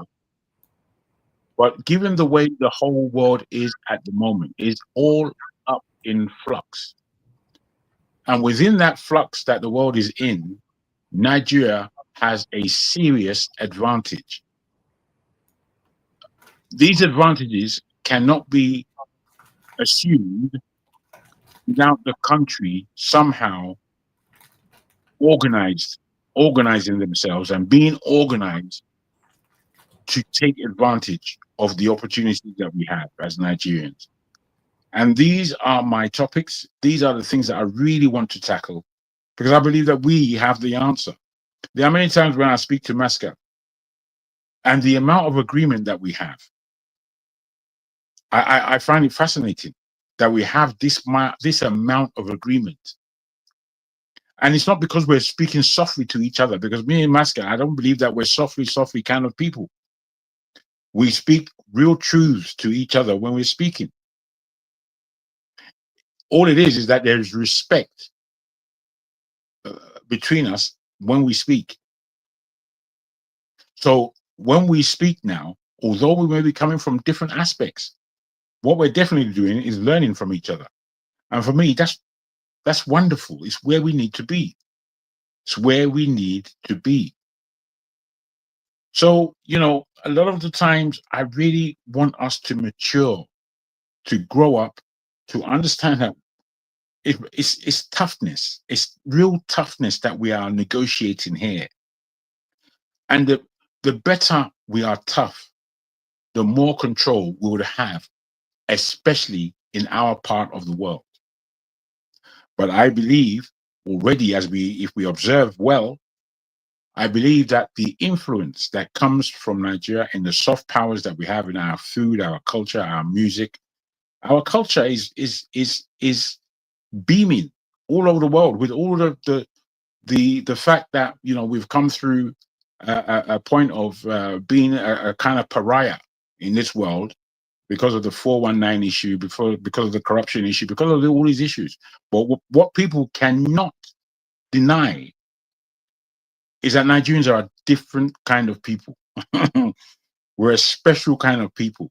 And for us as Nigerians not to appreciate that and let that fall into some aspect of love for each other and love for the way forward and the love of responsibility, because we know that love is not just one of these funny words. It's an action word. It's a word of action. And I don't know, sometimes it seems to me that we prefer that somebody else does the action whilst we sleep or whatever it is, or whilst we argue with each other, whilst we abuse each other. So, you know, I know that you're wrapping up. I think you've done a good job. And I think there are just things to be argued about. There are things to be argued about and to be taken very, very seriously. And I don't think we can tread lightly. I believe that Nigerians are far too polite, with all the fact that, you know, we can be rude, boisterous, and all this level. And we are polite. Now, it's not that it's not good to be polite, but sometimes you have to speak things as they are. So Jack, let me ask you, and as we wrap up, maybe others, Masker and John Abba can chime in within the last little time we have. You said Nigerians are polite. In the light of the things, if you've been on this show for pretty while now, with the way we go at each other jugularly here, the way we I want to understand. Do you mean are we polite to other people or polite to ourselves? This is what polite. Do you think we don't have that thick skin to be able to deal with issues? That's a good question in terms of putting it in that way. A thick skin. I think Nigerians have a thick skin in terms of we don't necessarily care what each other says necessarily.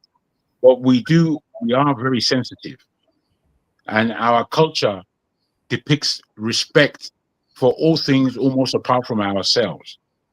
I respect my older. We look after the children. I respect the culture. I respect the king. I respect everything. Where is respect for me as an individual? Where is the respect for my voice?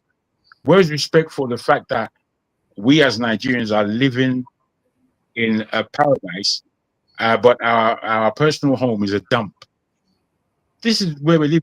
I believe we're too polite in the fact that we had an election. All of us knew that this election was a stolen election, and we just all let it slide. That's polite. Why are you being so polite?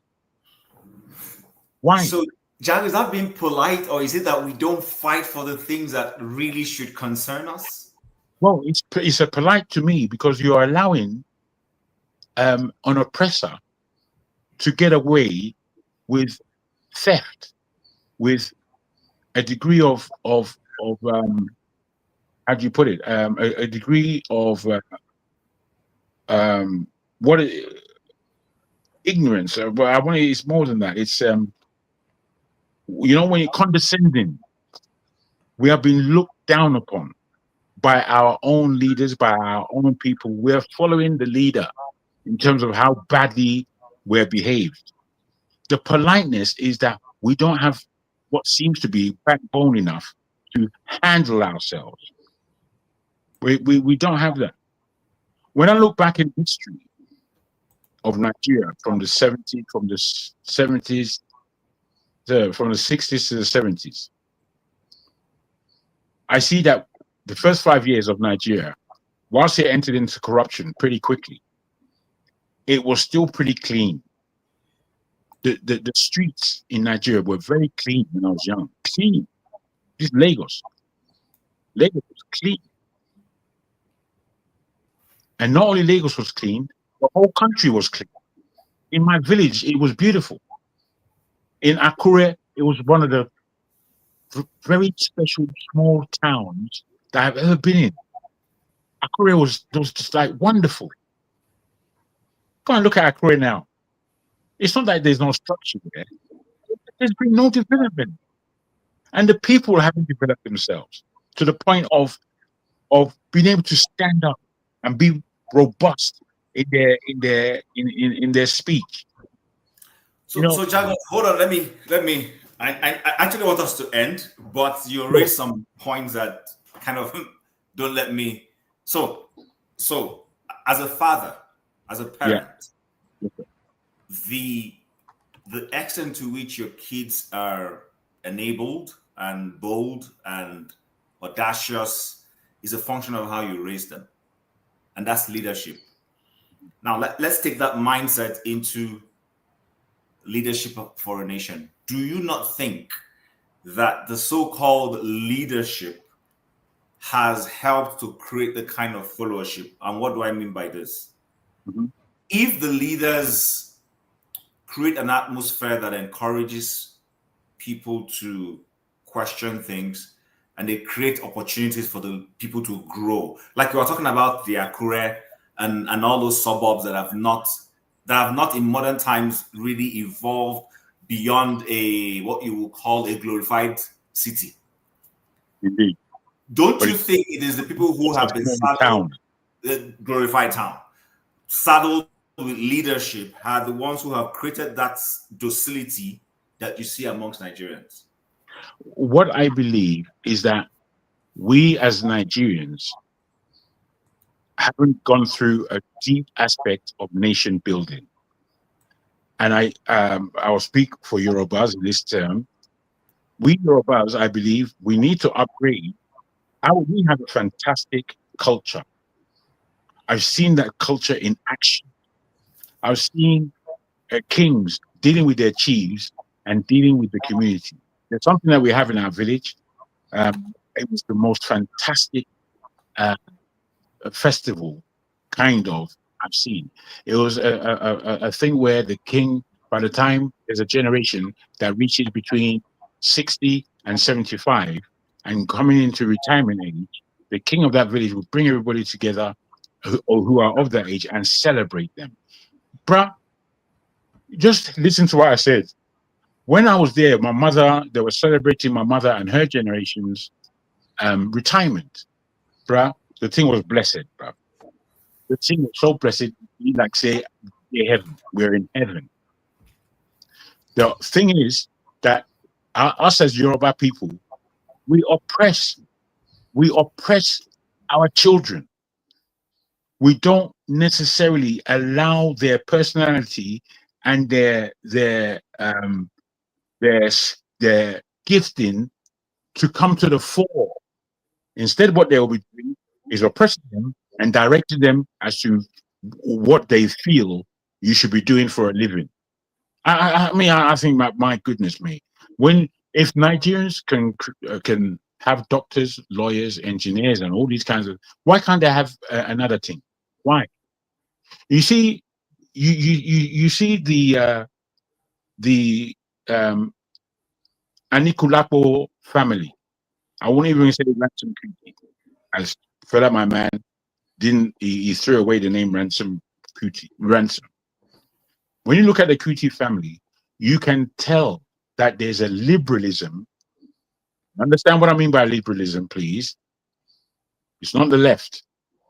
This liberalism that allows an individual to have his own countenance, to have his own consciousness, and to have his own dignity. A lot of the time, us we Yoruba people, we're not allowing that amount of individualism. No, we are very individual. We're not allowing that amount of personal growth unless, obviously there's authority and there's a responsibility. The greatest responsibility on the earth is to bring up a child into this world, to be a decent human being, to be a giving human being, to be a contributing human being. With our culture, the way it is, remember, we are operating against many other cultures in the world. With our culture not being upgraded, we are doing ourselves a disservice in this world. We're doing the world a disservice because we're the gifting that, I don't know if you see it, bros. the gifting that Nigerians have from, as I believe, the God that brings us all to life.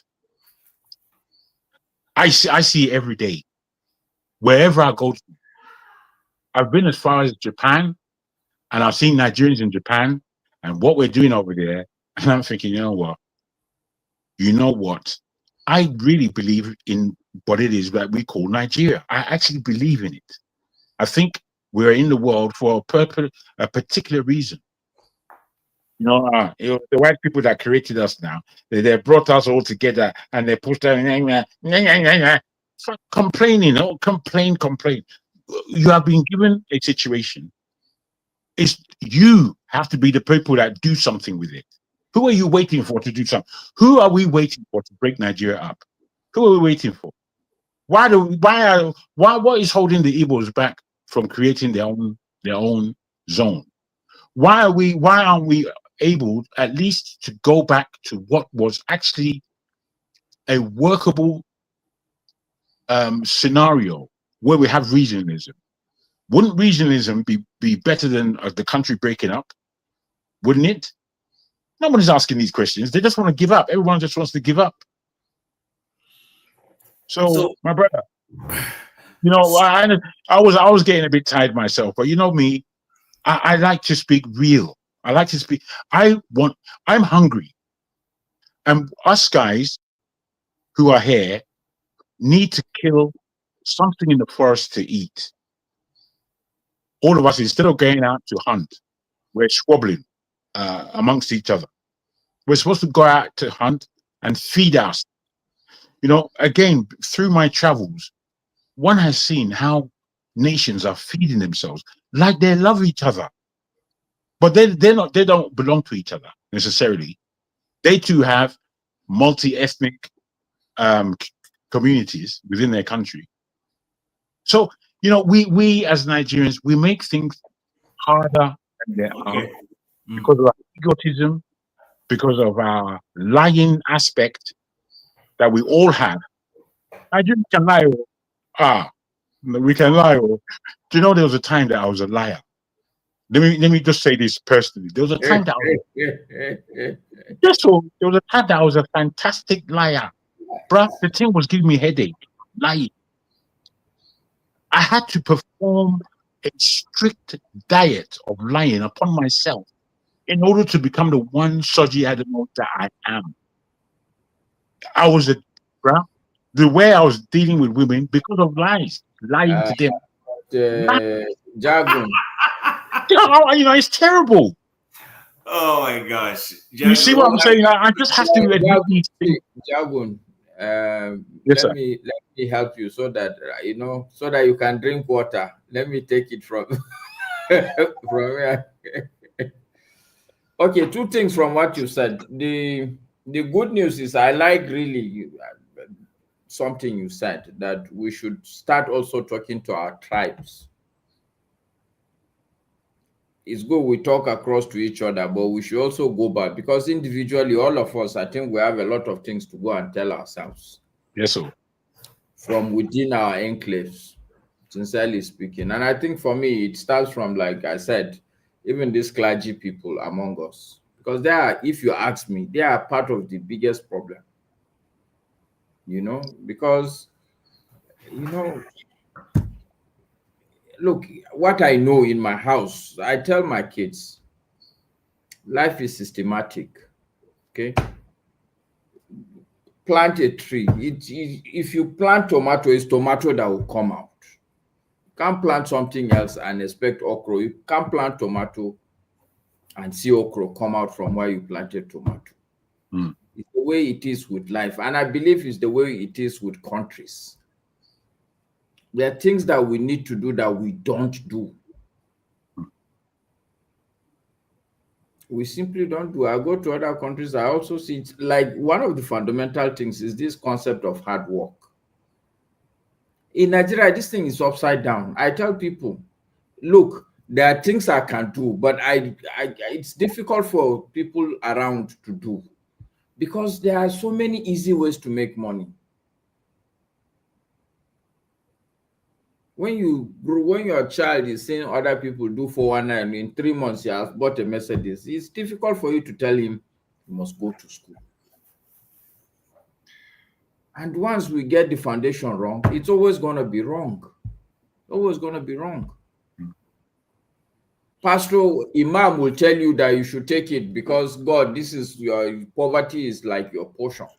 And Master, just to add before you continue, so when we talk about the dignity of labor and work, remember all of these things. This mindset starts from the home. Do you understand? Where a parent does not encourage a child, you're on vacation, to go look for a job or find something to do, constructive to do. We have a society where everybody feels, oh, I suffered, then I don't want my children to suffer. Then you find this seemingly wealthy man or whatever it is who walked his way through life. And then all you simply do is there's a vacation. And I'm not saying don't spend money on your kids. I'm not saying don't send them on a vacation. I'm not saying that. But I tend to feel that the middle class in Nigeria, when it truly existed, and then going to the upper echelon, just engaged in producing an unproductive next generation. An entire set of people. And those set of people, many of them have gone into politics today. But do you know why? Do you know why that is the circumstance? Why? Do you know why that is the case? Tell me. Why? If the guy who goes to market day in, day out makes that money, go and check Igbo people. Is that how they treat their children? The answer is no. I have not seen an Igbo man carry all his children. Maybe the man who went to school, who has gotten some sort of fancy job, he can do that. I have not seen an Igbo man in the market, no matter how rich he is, that his children are not coming to the market and he's carrying them all over the place for vacation. For me, the answer is simple. Okay, our society, we create it's the same mentality where the white people that came here, they are not doing the manual job. They are just sitting wearing coat and sitting down in a Porsche, and good things will come to them. This is how our big people are. Good things will come. Because I tend to agree with what Jim said. And I think it was more in Lagos than anywhere else. No, Jago, not exactly. Sorry. Maybe not. But this is where I can speak from. Okay. I grew up in Lagos in terms of, as we used to go back and forth from Nigeria, we will always be in Ikoyi. My cousins were there, about 3 of them, in 3 families of mine in Lagos itself. All of the children of all of my cousins, apart from 1 or 2, they're super educated, well educated, doctors, lawyers, engineers, you name it, accountants, you name it. None of them missed. But when you speak to them about Nigeria, the lack of responsibility that they feel for Nigeria, for me, it gives me such a lack of respect in them. My father and their father were either brothers or first cousins. And we, in our side of the family, we grew up largely in the UK. So things are basic. Yes is yes, no is no. Whereas those people that are my cousins in that Ikoyi of ours, they're the biggest tricksters you're ever going to come across. And these are the privileged amongst us. Great education to begin with in Nigeria. Great. They lived in beautiful homes. You know Ikoyi now. Ikoyi is a beautiful place. In the 1940s, the real estate in Ikoyi was one of the best in the world. And you know, I heard these things along the way. What they've done to Ikoyi and VI is a disgrace, because it was better in the 70s when I was growing up than it is today. We just spoil things, and we spoil things due to our innate culture, our dislike for each other, and our dislike for ourselves. These are things that I never had growing up. So, based on what you're just saying, Maska, you're in Kano, right? No, I'm in Abuja, but I'm from Kano. I go Okay. there often. So, when I used to visit Kano, there's this place, is it Bombay or what you call that place? Bombay. Yes, it's an industrial, it's supposed to be a commercial and industrial area. Yes. Have they been able to revive those rail tracks? No. Why are those road tracks not revivable? No, but you can't see. This is what I'm saying. Okay. So I go back to the tomato example. A tomato would always have a structure. It will have the stem, it will have branches and all that. It's when the pastor was saying, I was listening to him also intently. This is how God works. And if we know what we are doing, we should always, rain would, look, last week I was telling my daughter, rain is going to fall. And she was like, how do you know? I said, because look at the sun. In a rainy season, with this level of sun, you would know that rain is going to fall in the evening. God does not spring up surprises. There is a system. And if we know what we are doing is the same way, you cannot expect Bombay to come back when the certain basic things are not there. For instance, even if Bombay comes back and there's no electricity, how is Bombay going to? You can do the rail, but there won't be industry that will run on these rails. When the schools are not good schools, when the hospitals are not good hospitals, there won't be the labor to go and feed these factories we are talking about. Okay, and I'm saying what I was saying when Jagun was talking is that the way we structure this economy, this country, the people who have gone to school, who have been exposed enough to do the industrialization, the entrepreneurship, there is so many easy money for them. Now, why would they go and set up an industry? That's one aspect. The second aspect, even if they venture stubbornly to go and do it, we have a government that keep flip-flopping in terms of their policy, not to talk of the lack of infrastructure like electricity, road, and stuff like that. So these things don't come up in the air. You can't see a tomato fruit hanging in the air. The tomato must have a stem, branches before you start seeing fruits. The railways would stand on some basic logic. This logic is not happening in this country. Every aspect you take, if you take football, that's why we are not anywhere.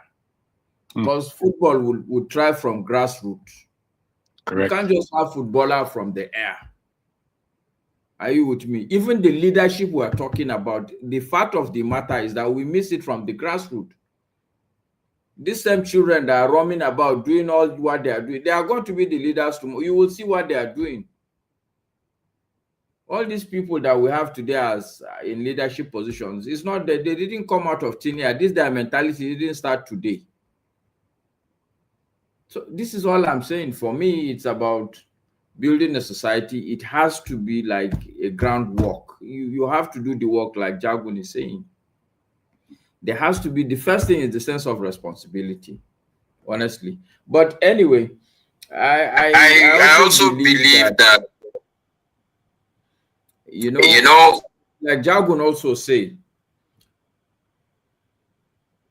there are opportunities that are springing up, especially economic opportunities. For instance, like even me, I was in Lagos. Somebody came and said he has found within the land that was given to him, they found what is this very precious metal now that starts with an F? An F. Metal. I don't know whether it's a metal, it's a mineral resource. Okay. What's it used for? I don't know, but look, but it's very important these days. People talk about it. Okay. Phosphorus. No, that's P now, not F. Oh, yeah, yes. Someone can make that mistake, and we're not. But anyway, the point I'm making is that opportunities, God keeps giving Nigeria opportunities every now and then. And I believe, the way God works also, that yes, he is systematic, but every now and then he sends some signs to know that, look, he's still in charge. Forget the system he put in place. He is not an autopilot kind of plane. God still comes and do manual driving. He brings some tsunami here and there. And in my language, they say that he does the white man in one day. By analogy, Nigeria, I keep telling people, look at Dubai. It didn't take them too long. Even this China, it didn't take them too long. It's in my lifetime, not just lifetime, in my work time. When I was working, there was a time we don't touch. I used to work for a financial institution. We used to issue letters of credit. We abhor anything to do with China that time. I was a worker. I was already working. But today, China is like, in fact, in Nigeria, when you say China made, then even during my lifetime, you are saying that the thing is inferior. But today, China is on top of the world. So I think we are getting it wrong, but I also believe that it will happen like that, perhaps. If we get the right, sorry to interject you, if we get the right leadership that have a clear vision, just like all of you have said, especially Masca, and the way Nigerian is, the youth and everybody right now, that incompetent. I mean, Nigerians, we are hard work around the world, but the one we have in Nigeria are incompetent. They don't. Those that can work in Nigeria, they live. They are okay. Those that have the lifestyle of getting out in the money with purpose, even if it's akara they are selling, they are making it.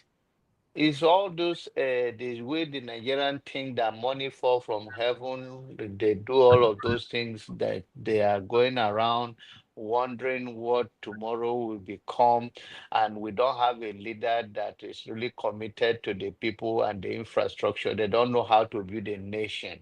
That is the problem we are having. It's not that it's that difficult to turn around these things. Millions of Nigerian youth that are ready to work, if they have a true True leaders leaders that that can can organize the organize. society, and we can take off right there. But I don't think it's among these leaders, wherever the political leader you are seeing now, none of them among them that have that will, even if they have it, they have the fire to turn things around. Because in order to succeed in doing that, you will step in a lot of people to get there. In fact, life will be gone because there will be a struggle of power to hold it back the way it is, whether internal or external. But you have to focus on the people and say, okay, this is the nation. Let's do it now. Is the opportunity. The number of Nigerians is to advantage, and let's turn things around. But you must go beyond this. I mean, there will be a difficult time. Having said that, there will be a difficult time, very difficult time. But that is what the sacrifice all Nigerian has to make in order for us to start. But this current Nigeria, whatever the leader you are seeing, whatever among those politicians, whether APC, PDP, ADC, whatever they are forming, our Messiah is not among these people. It has to be someone that come in a very tough manner and in a very radical way. If not, if you think you're going to pet Nigeria and say, oh, go to work, all the federal workers and state workers, most of them, they just take the job, they don't go to work. But Jonaba Sorry, Obey. I'll grant you the floor. Welcome to this, but I just wanted to add something because I love the way the conversation is going. Yeah. So let me ask hold on, another- John. Hold on a second, sir. Go ahead. You see, you've touched at a point where I have argued this kind of things, and people tell me we've lost that opportunity. Like Master said earlier, God keeps giving Nigeria opportunities, but we keep throwing it away. Do we keep getting to a bend? But every time we get to that bend, rather than quietly go through that bend, what do? We jump off and take the shortcuts. This is the history of that country. I'll give you an example. You see this Abacha that all of us keep throwing that at. I always saw a silver lining in his leadership. I did. I saw one. But somehow we didn't take advantage of it. Now, what do I mean by this? It might not be possible again, but I've taken a time to see that at some point, every nation that went inside quietly always emerged stronger. The US, when it went into isolation, came back big. The Chinese that we're talking about went into isolation. Even South Africa, even though it was not planned, apartheid made them a far right nation. But by the time they opened up, people saw it was an industrialized nation.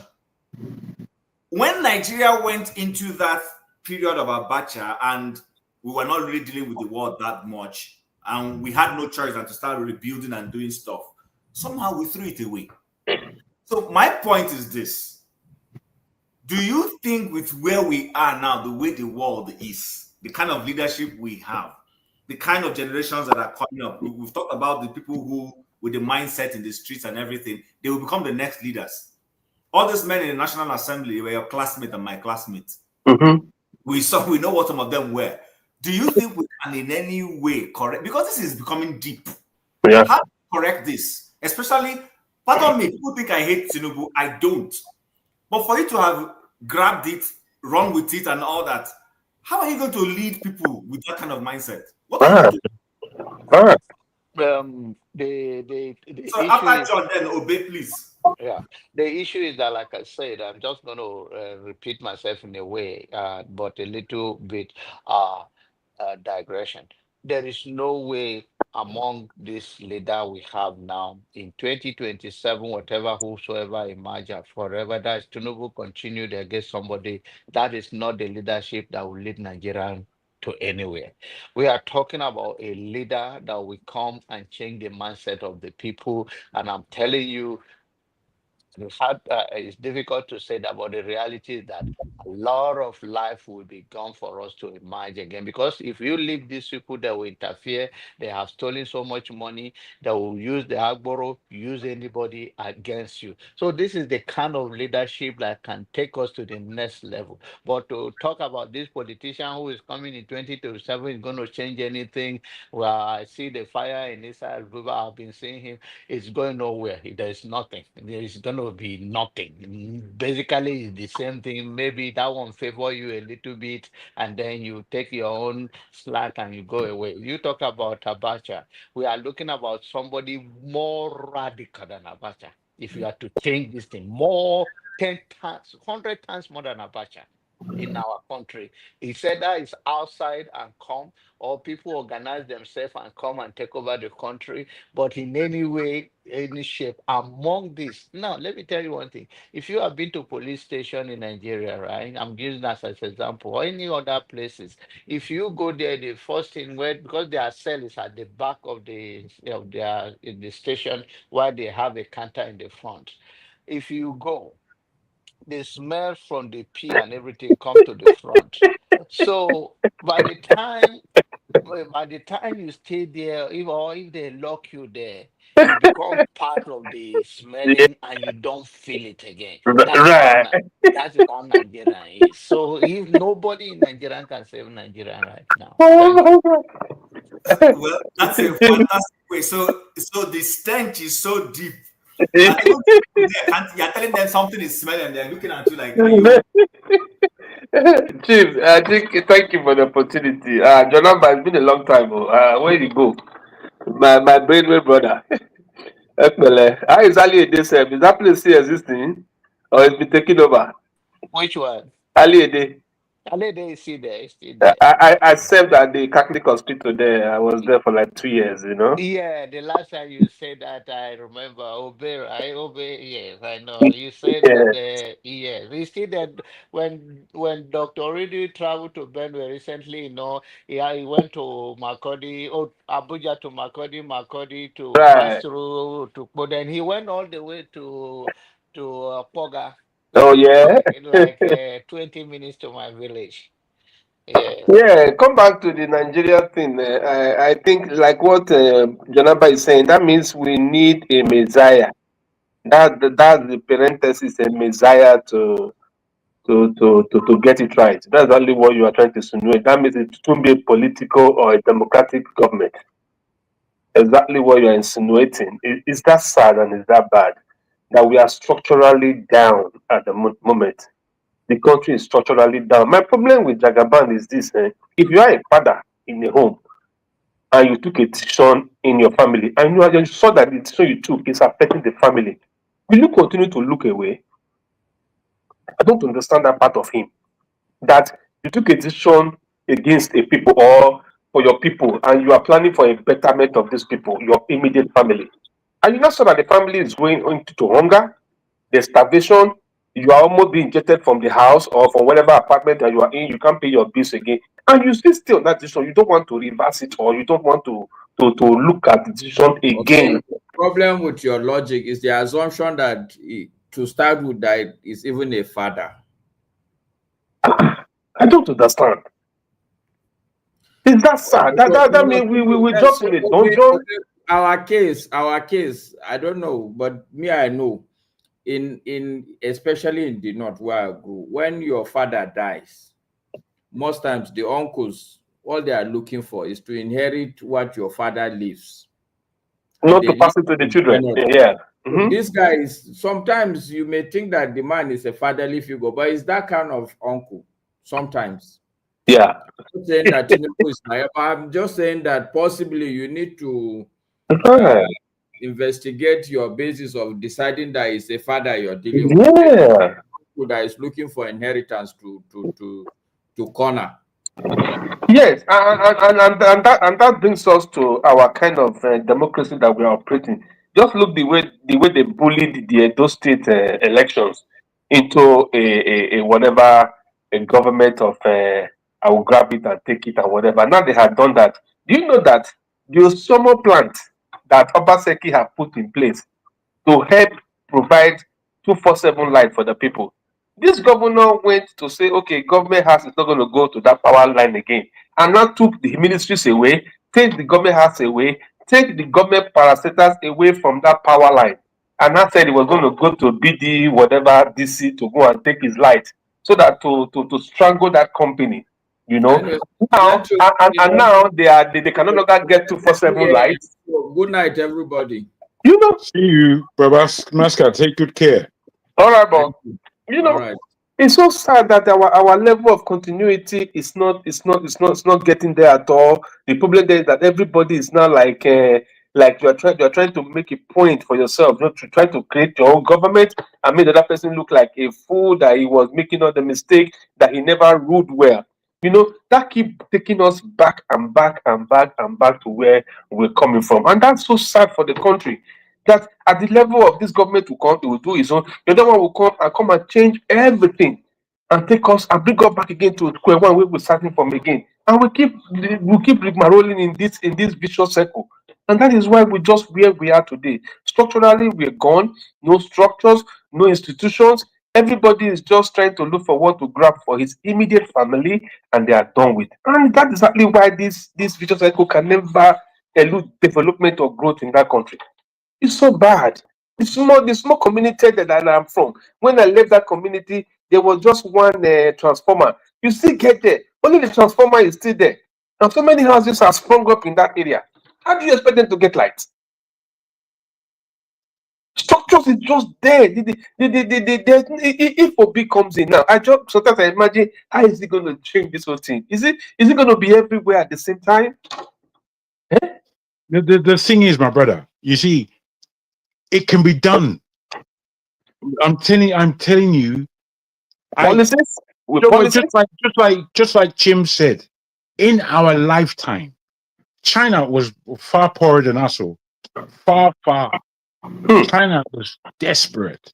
Look at if you go to China today, you think that you're inside a movie. Correct. You won't think it's real life. They've done that in our lifetime. They've done that in front of the whole world. 100 million people were pulled out of poverty in our lifetime. My brother, you see, because there's something I always look for hope. I don't look at Nigeria the way so many people look at it. I leave those who are thinking about Nigeria in a desperate way to themselves, largely.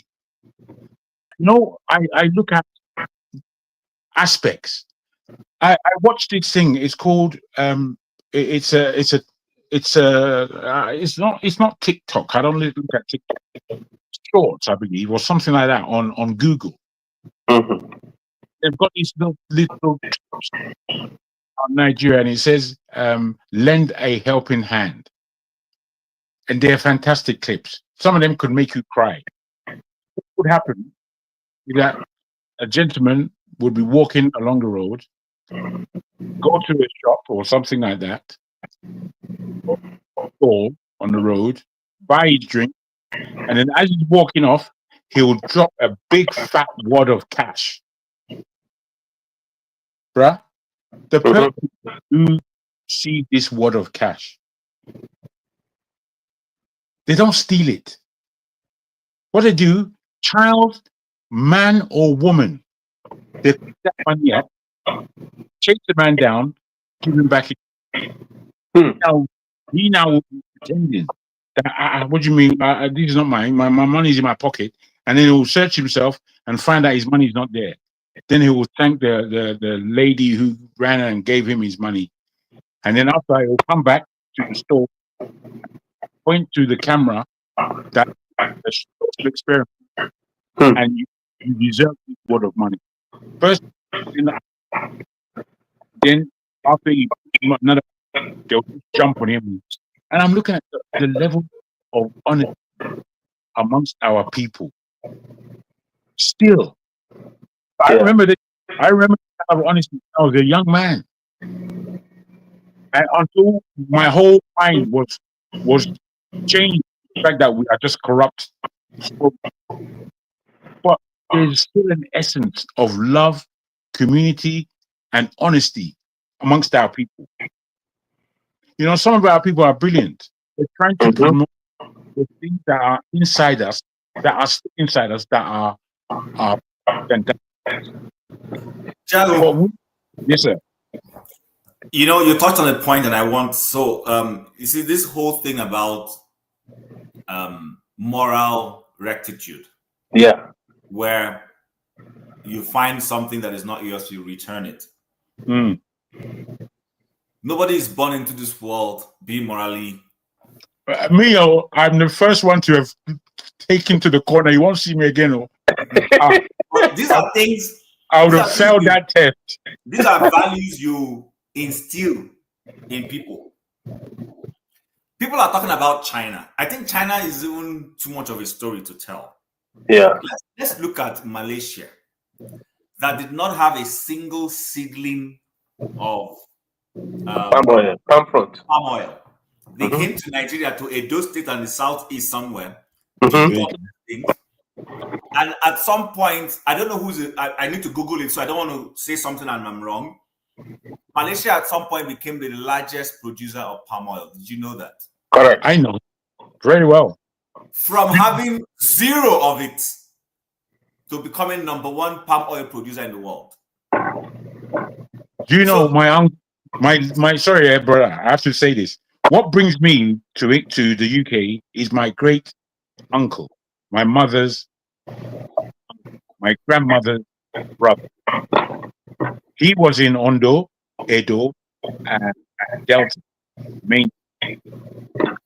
I think we all know that big company in Delta called I've forgotten the name. I beg your pardon. I've forgotten the name. Anyway, his trade was wood, rubber, and palm. To an extent, he went to Malaysia to give them our rubber. They began in Malaysia with our rubber. When my parents were here in the UK with my uncle, what they owned in this London it wasn't a joke. They didn't own houses. He didn't own a house. He owned blocks in Belgravia. I don't know who's a Londoner here that would know Belgravia in London. This is a part of London that you know, back in the day, you don't go there if you're not an upstanding individual. Blocks, not houses, blocks. So My mother, who obviously that's his uncle. My father was in South London studying and making his way in the world, and this is where he met my mother. I'm saying this to say that, bro, what we were, with all the errors that we've made, we can, as you said, we can come out of this mayhem that we're in and emerge as a world force. Why? Because we have everything that we need. We really have to stop our stupidity. Yeah. We here on this platform, we are one thing. This London, you're in the States, all of you are in the States. I'm sure that there are communities of Nigerians who have taken over a whole area. Here in the UK, we've taken over. Because there's an echo that comes from your stuff when it's on. So when it's time for you to talk, just unmute. But Jim, do you remember? What do you call it? The penalty for such growth in China, that it was penalty of death for corruption. That's why I wanted to keep China away. You know why I decided to keep China away? China is a known communist, socialist, enclave, dictatorial leadership. Clear. Correct. Mm-hmm. Let's look at Malaysia, that is not known to be Malaysia, and Singapore that are not known to be those things. Right. I took time during the last long weekend to go watch all the videos of Singapore, from when they had independence to when they joined Malaysia as one nation, from when they were forced out of Malaysia. They were forced out of Malaysia. The Malaysians said we didn't want them. Mm-hmm. Lee Kuan cried when the Singaporeans were driven out of Malaysia. We were told, go and be your own country. We don't want you. I mean, I've never seen any nation that let anybody go free. Malaysia said, you for Singapore, thank you very much for trying to be part of us. We don't want you. Go and be your. The man cried. The video is on. He cried. He was weeping. But he said, you know what? We're going to build our own nation. Today, that country is one of the best nations that is functional. They're even better than the US. Let's be honest. The US is just big name. Big economy. Big name. I'm not going to say big name. You know how many trillion we did? But the point I want to make is this. There was a clear vision. Yeah. The man was accountable. You can't produce a system where the leader is not accountable. Do you know how many of his associates committed suicide for corruption? They find you out, they're still processing to investigate you. The person will go and take his life because they know the outcome already. The shame is too much. Exactly. We saw the former president of South Korea who jumped off a cliff. A South Korean president jumped off a cliff. He was found culpable of corruption. He was waiting investigation. He knows the outcome. The man took his life. And he dropped a note to say, you know what, he can't face all the people he had been advising to be of good moral character. But we have somebody that in our own system, the system shields him. In the crook. And that's what I'm asking. So sometimes people don't understand when we say some of these things. Yeah. How do you expect to build a nation with that? It's not possible. It's not possible, yeah. So Obe and AY, I mean... Before they come in, just the last word, if I may, on Malaysia. Just the last word on Malaysia. Do you know that all of those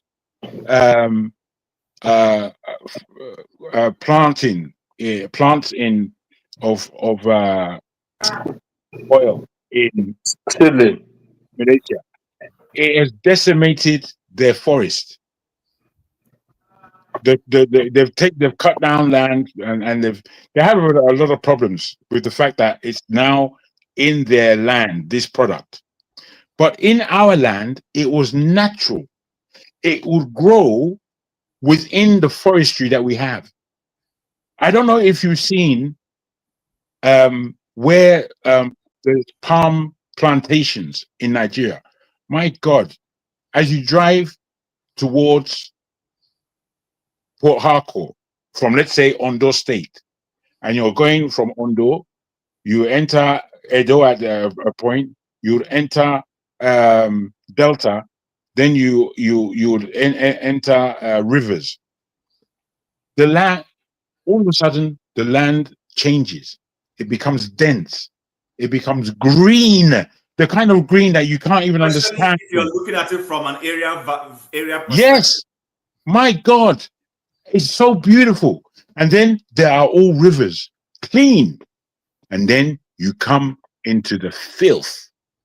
As you're driving further down, near Port Harcourt, you are now seeing the rivers with the spilling of oil and gas flaring everywhere.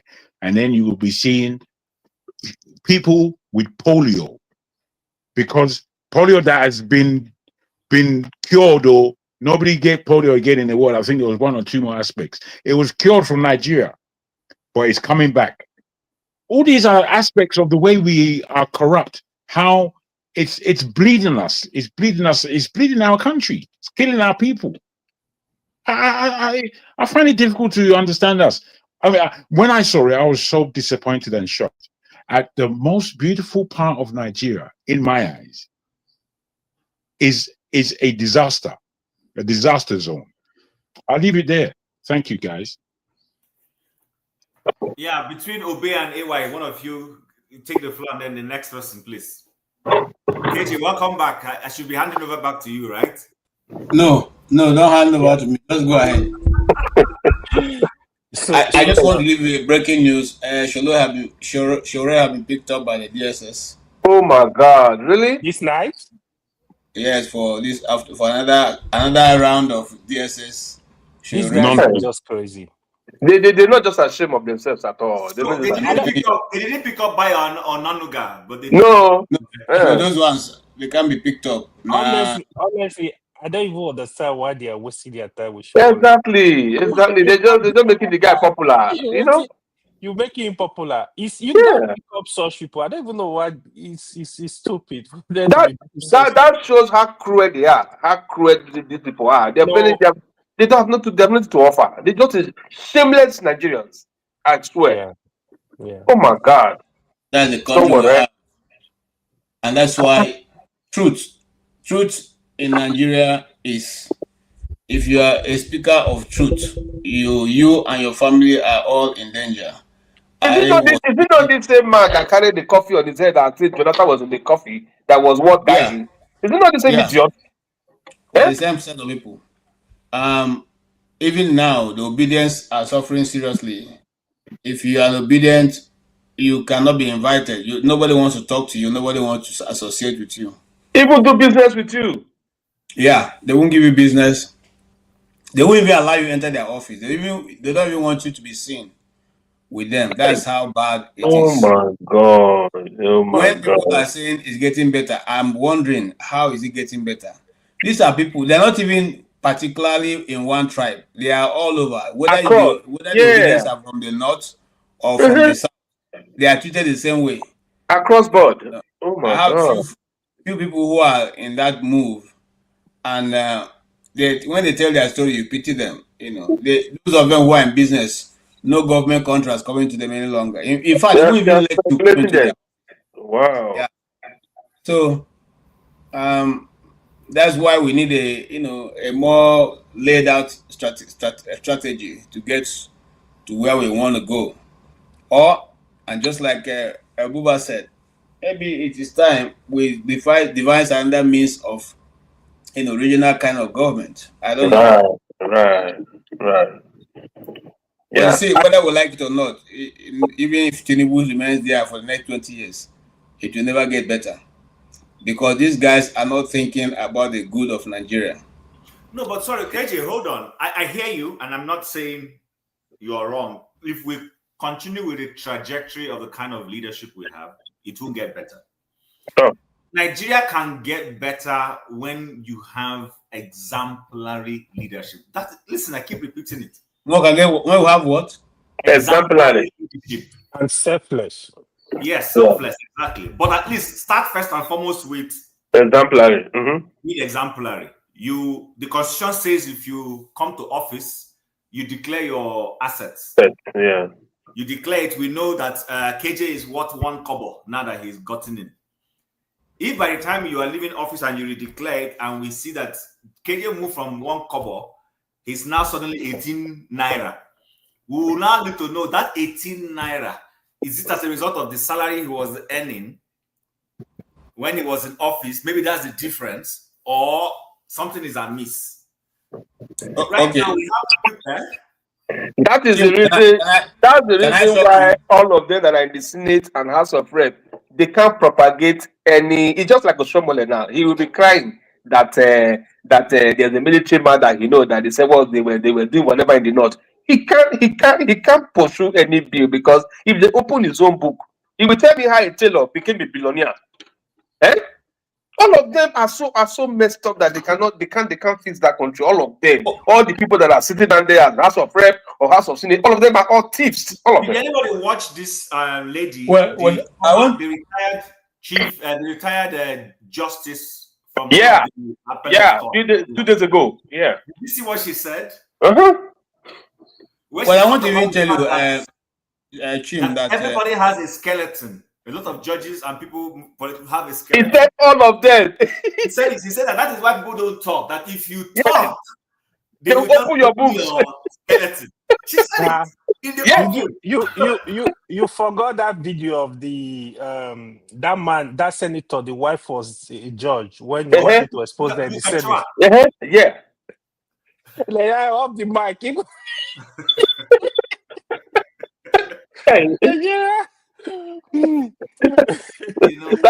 That country they get as it is finished. It's finished. But you need to clear all those guys, and all of them get to get out of there. All of them get to get out of there for it to work.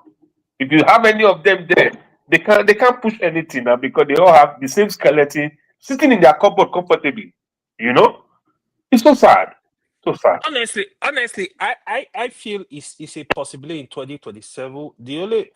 I think Atiku is the obstacle for 2027, to be honest. If Atiku can take the back seat and give support to the young ones, we need him. Like, he needs to give support. I think why Atiku will not run. Might change. Take it to the bank. Atiku will not run. Okay. In the 9 minutes, he will not run. Believe me. We'll come back here to discuss it. I can take that to the bank. Yeah. He's playing politics with them. Why do you say so? He's playing politics with them. He's gonna give it to somebody. Yeah, because for more permutation, it's gonna mess him up. He knows. He's not gonna go. Yeah, he's gonna play politics till the last 2026 ending and give it up. That's what he's gonna do. I'm just sure of it, because he's not gonna be a fool in the end. I'm sure. And his age. If you see that guy now, he's very weak. I think he's very weak. I think he's 79. He's weak head-wise. Yeah. OBE. Yes, sir. I don't know why. I don't know why I say what I say. Even me, I'm surprised. Somebody. Okay, let us use ourselves for example. Atiku has amassed all kinds of wealth. Yeah. And he's 70 something now. Mm-hmm. The only other destination for him now is the great beyond. Yes. He has money. He has business. He has some form of national connection. And then you tell him to give up the only ambition before him. Why will he give it up? Why do you think Obi is still romancing with them? Why do you think so? You think Obi is not there? They're just talking. Okay, let me tell you why. Let me tell you, I will have talked about it on this program before we even hear it as an official listing now. And that's why I don't joke with this platform. We said on this platform that they are going to try and look for how to frustrate Obi once they identify that he is in a new party. The only reason why Obi is still remaining in Labour now is because Labour is a registered party. And you cannot just wake up to one and say Labour have been proscribed or hijack the leadership of Labour as they are trying to do with ADC now. Of course, you know there's a court case on ADC. You mean APC? ADC. You mean APC, the ruling government doing this to them, right? I don't understand. You mean APC, ruling government, doing this to them? Is that what you're saying? Of course. Okay. Of course. And they are not hiding it. They're not. It's politics, and I agree, it's politics. But it's just that it's not a good politics. How politics should be played. This is jungle politics they're playing. So now, what is left for Obina is where is he? Nobody knows. You cannot attack ADC fully because you don't know whether it's there. People are saying that Jonathan has come to warn him to go back to PDP. Wike is still in control of PDP till tomorrow. So even if you take him back there, Wike will insist that he will not get a presidential ticket. So the best place for him to remain now is where he is.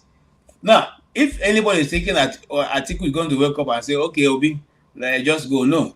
And you see, that's why if you listen to Andy, what's his name now?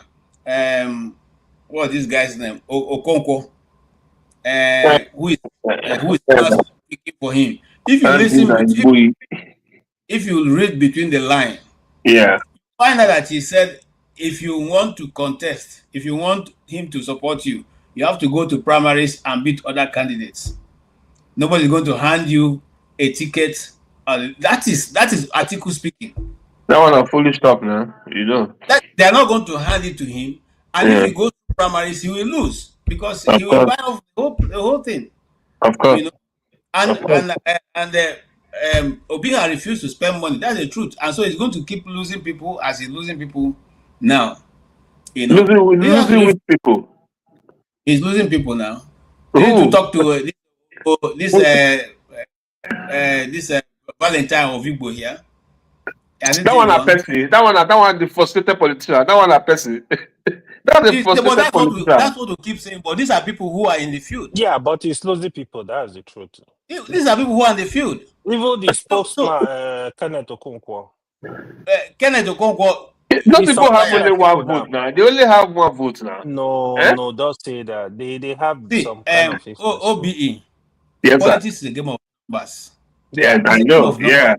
And what they have always used to defeat the other people is numbers and lack of control. You don't have control when elections are conducted. Who monitors for you? KJ, which kind of money do you want Obi to spend now? To be lobbying people and be bribing people with stolen money? Or I don't understand. Which kind of money? And he wants to become good government? And he wants to rule and change the country? Let's look at it this way. You don't understand what KJ. Okay, let KJ speak. You go to the universities now. Yeah. You go to say Federal University of Abuja, and then you ask, you want to raise 200. 2,000 students from there who will now stand as election watchers for you. Yeah. Are you expecting them to use their money to go there? Are you expecting them to use their money to transport? Are you expecting them to go there and they'll be fasting because they are trying to monitor the election for you? No. So first and foremost, you have to make sure, because these are vulnerable people, and they are the people who are holding you their office between the office and you. So no matter what you have to do, we are not going to change Nigerian elections process tomorrow because that be already monetized for a long time. So you need to look for people who have deep pockets, and what you are trying to do is to get in first. You cannot stop a moving train when you are from outside. Oh my God! You have to get into the train first. I mean, we don't really enter one chance, I swear. That's what I'm saying. You see, and these people are they are amassing every project. But this person you are talking about actually won the state governor election twice. I don't understand. How do you think he did it? You think he didn't have people who were listen? You think he didn't have people that were standing in for him to check his numbers? That's what you think? Let me tell you something. Then what happened in the last election was that in the last election, what happened was that they were actually going to fund the people who were going to stand at each ward.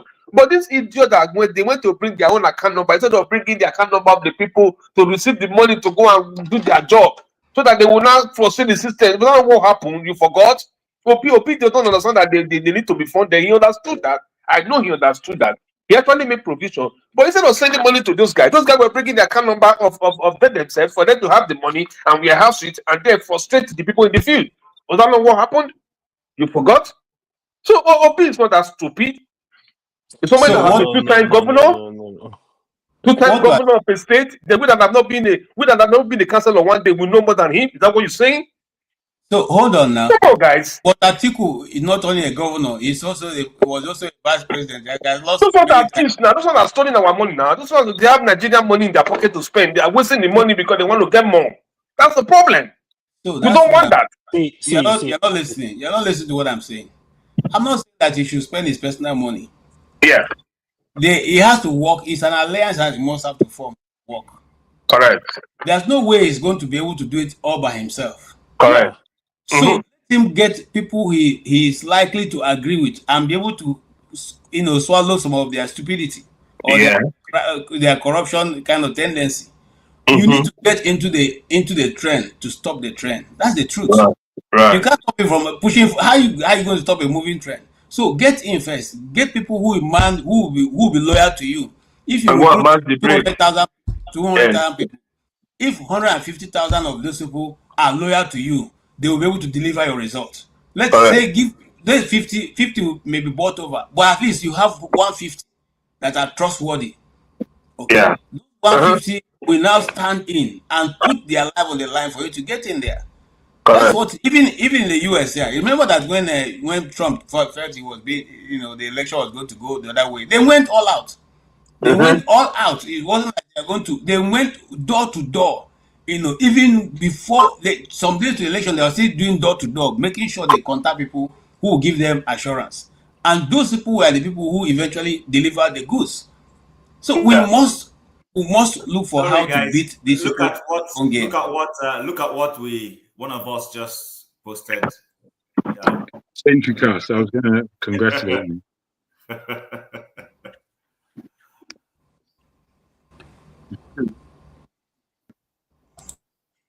I've always said it now. It's Nigeria cannot change without a full system change.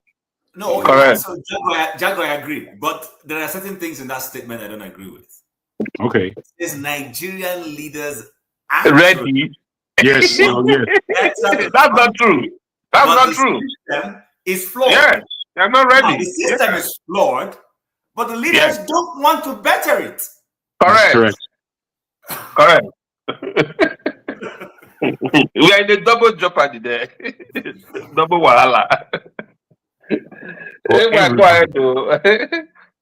My brother, Chim and KJ, I thank you for your organization and moderation of today's show. I'm off now because my head is aching a little bit. AY, it's okay. You're in the night. That's right, brother. It's late over there. Obe. I like soup. Which kind of Obe be that? Nah, acronym of my name. Abi Osazuwa Brown OBE. I see. It's not a name per se. It's just an acronym. Yeah. I'm a Benin man. Osazuwa is my name. And you speak all languages. I thought it was a Beniza Obe. But who spoke now? I thought Benin Obe Osazuwa is my name. Brown Guavon. Yeah. Otiyemi, sir. Tim, when you get an opportunity, just throw AY off the stage, Joe. He's always coming in the middle of the night. Leave my computer IT guru alone. He's making money. Yeah, go man. That's why you just laugh. He's making money there. Yeah, go man. KJ, come to think of it. If you are okay there, KJ, if we are expecting an OB, as it were, to come into this arena to play the way they are playing it, fine, to play the way they are playing. Maybe you wanted to go and source for fun, or wanted to play the money politics and all that, and you expect you will now expect that there will be a systemic change. It's going to be difficult when you have used money to work your way through. Until the people ready to really get the country back for themselves. It's the person out there that is not flawed or that trying to repair the flawed system must come with the right. According to Obi, you must come in with the right process. Otherwise, let me ask you one question. Go ahead. Do you know of any democracy, any country in the world where that does not require a lot of money to run for an election? Do you know anyone? Everybody requires money. No one doesn't require money. Okay. We're not require money. What kind of money? I need to break it down for you. Hold on. I need what KJ is saying, right? So first of all, you need money, not money, a lot of it to run for an election. Okay. The truth is, Peter Obi as a person, Peter Obi does not have money to run for presidential election. He does not have that kind of money. That is where a structure come in. What happened with popular parties, that is what you call the structure. For example, now there is somebody in your local government that is spending money, controlling, mobilizing people, controlling the vote, working for a particular party. In other local government across Nigeria, in your village, there is somebody that is mobilizing. That is what we call the structure. That money, it might come from the party. Some individual might spend that money. That is where they get rewarded. After the election, you see them, they give them some kind of appointment. Even if they are not giving to you, they tell you, bring somebody as minister, bring somebody as commissioner. That is what is going on. Even in America, that's the way it is run, right? You need a lot of money, but the money cannot come from one person. Like people in power now, they say the governor, the president, they don't spend their own money. They spend the state money. government money. Yes. They dip their hand in the state money. And that's why it's difficult if they are in power to compete with them, because they kind of throw that money everywhere because it's not their money. So yeah, during during the last elections, you know that for you to qualify to be a nominee, to go to that primaries, you know the people were paying as much as 20 million, 10 million. Yeah, that is why they pay. I'm not talking of what you collect from president. I'm talking of for your name to enter the list of those that will go to Abuja to go and do the primaries. People were lobbying with 10, 20 million. Yeah. You just imagine that mindset of to nominate me as to go to Abuja to go and stand to vote for primaries. I had to pay 20 million naira to go there. Yes, that is where it get tricky, right? So those are part of the stuff. Even and that's the country we want to build. People, right? Even we as now. Oh yeah. All right. We need to shut down. So KJ, please go ahead. I'm leaving so I can go and prepare for work. Okay. Okay. So Obi, so that is where it get tricky, right? Because even these politicians, some of them spend a lot of money before they get into office. So they get into office, they're looking for a way to make that money back, either looting, bribe, whatever it takes, right? Okay, let's round up. Well, we have overshot by 1 hour. Okay. So it's very tricky. So all we actually need is to get somebody. If we have a liberal president that is that have the interest of the country at heart, he's gonna build the system in such a way that I say, for example, for governorship election, you cannot spend more than 10 billion naira. For senatorial election, you cannot spend more than 1 billion. So they are gonna monitor this money. The source of the money they got. So because we don't have a system that is working, so a body like EFCC, because they're working for whatever they're working for, the government. So they really want to work. They can start looking at the political party. Where is this money coming from? Who is paying this money? Because in America now, you see like big corporation, they pop in money. They have to monitor that money. Where is the money coming from? Where the money is going to? They have to monitor it. So that is what we are lacking right now. You know, if we can clean up this, you will see this will get better. We have electoral system that is working. We have judiciary that is working. You will see how things will change very fast. All that now we don't have it, so that is why you see this struggle. They can do what they like. Even if we have a system, political electoral system that is working, right? Even if you vote in a governor, trust me, he's gonna sit up because he knows the power is with the people. But right now they know they can buy anybody with money. They can buy you up, do whatever. So that's why they are bold. They do what they like. So that's I just wanted to bring it that's the struggle we are dealing with. All right. Thank you so much. Obi, do you have more parting shot also? No, it's okay. I think we just wish that I just feel like I should be going back home every time. You know, that's why in a year I go to Nigeria like 4 times. You know, I just 4 want to do times. what? You get Yeah. second wife for there. I go tell your wife, make they monitor you. You are one of those guys. Your wife need to monitor you. It's easier for me to walk a little, go there and rest, because in America you barely cannot rest like that. Boy, Nigeria is sweet too. Yeah, Ghana is spoil the country yeah, for us. yeah, It's like exactly. Nigeria. If you don't dey go plenty, you wanna start going, because Nigeria. it's relaxing. It's just too If much you over go to here. the by the time you want to leave, you don't want to leave because the Exactly. enjoyment is too So, much. We need to you close know, right now. no Before wahala. you Thank you so much KJ, for no the wahala. opportunity. You're the best. Yeah, thank you good so night. much. Thank All you. right Thank then. you. Yeah, bye. Bye. Okay, and that brings us to a close for today. I want to thank everyone who has been with us right from 1:30 to this moment. We thank you for your treasure and your time. We appreciate your contributions. We appreciate everything you've done to keep this program running. Those of you who have given us etc. etc. Thank you so much. This is your name. You go teach me how to pronounce them. You know, say me, I know you're a woman. All right. And then every other person, time will not permit me to call all of your names, all the guests, all the contributors, both those who are on stage and those who are backstage and those who are on the keyboard. We appreciate you people so much, because without you, this program won't run. We want to say that every of the ideas we have canvassed today on this program is because we want to contribute to the national, discourse and development for Nigeria as a country. We also want to say that it is because of the people. We are concerned that we as a people are simply going around the circle and not advancing, even with the smallest, minutest, form of advancement, like electricity, good road, good education, and all that. So our reason for being here is to just try and put our ideas across out there, and those who want to pick it up can pick it and work with it.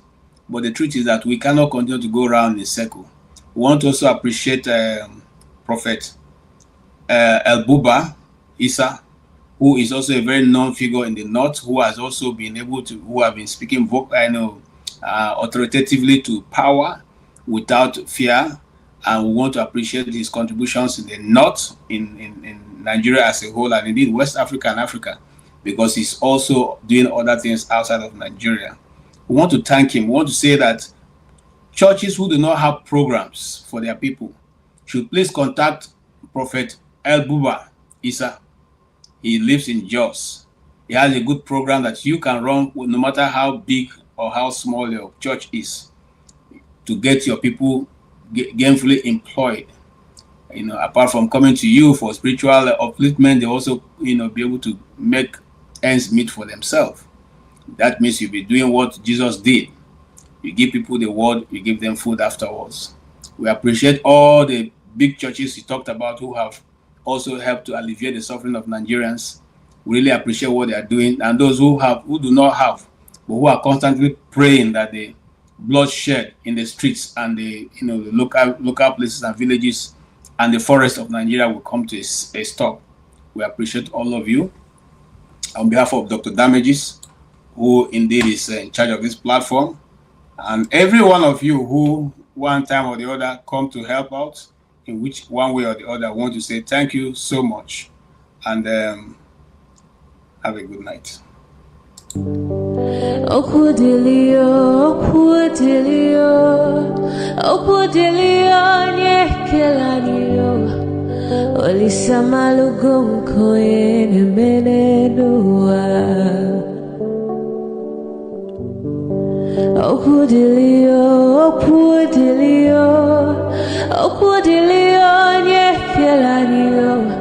Chukuna malugo yo biadiocha Agaranya chogo kowe bili Agaranya chogo kowe rienio Owe chuku bezie chuku Nuche chukwa busigi fegemeo Nuche chukwa busia ifegemeo Ni for solo ne asi alibazie. Oboye bebe agaranya muliba. Oboye wuru agaranya mebi vesolia. Mano agaranya mua. Oboye afyozi eni pakwa.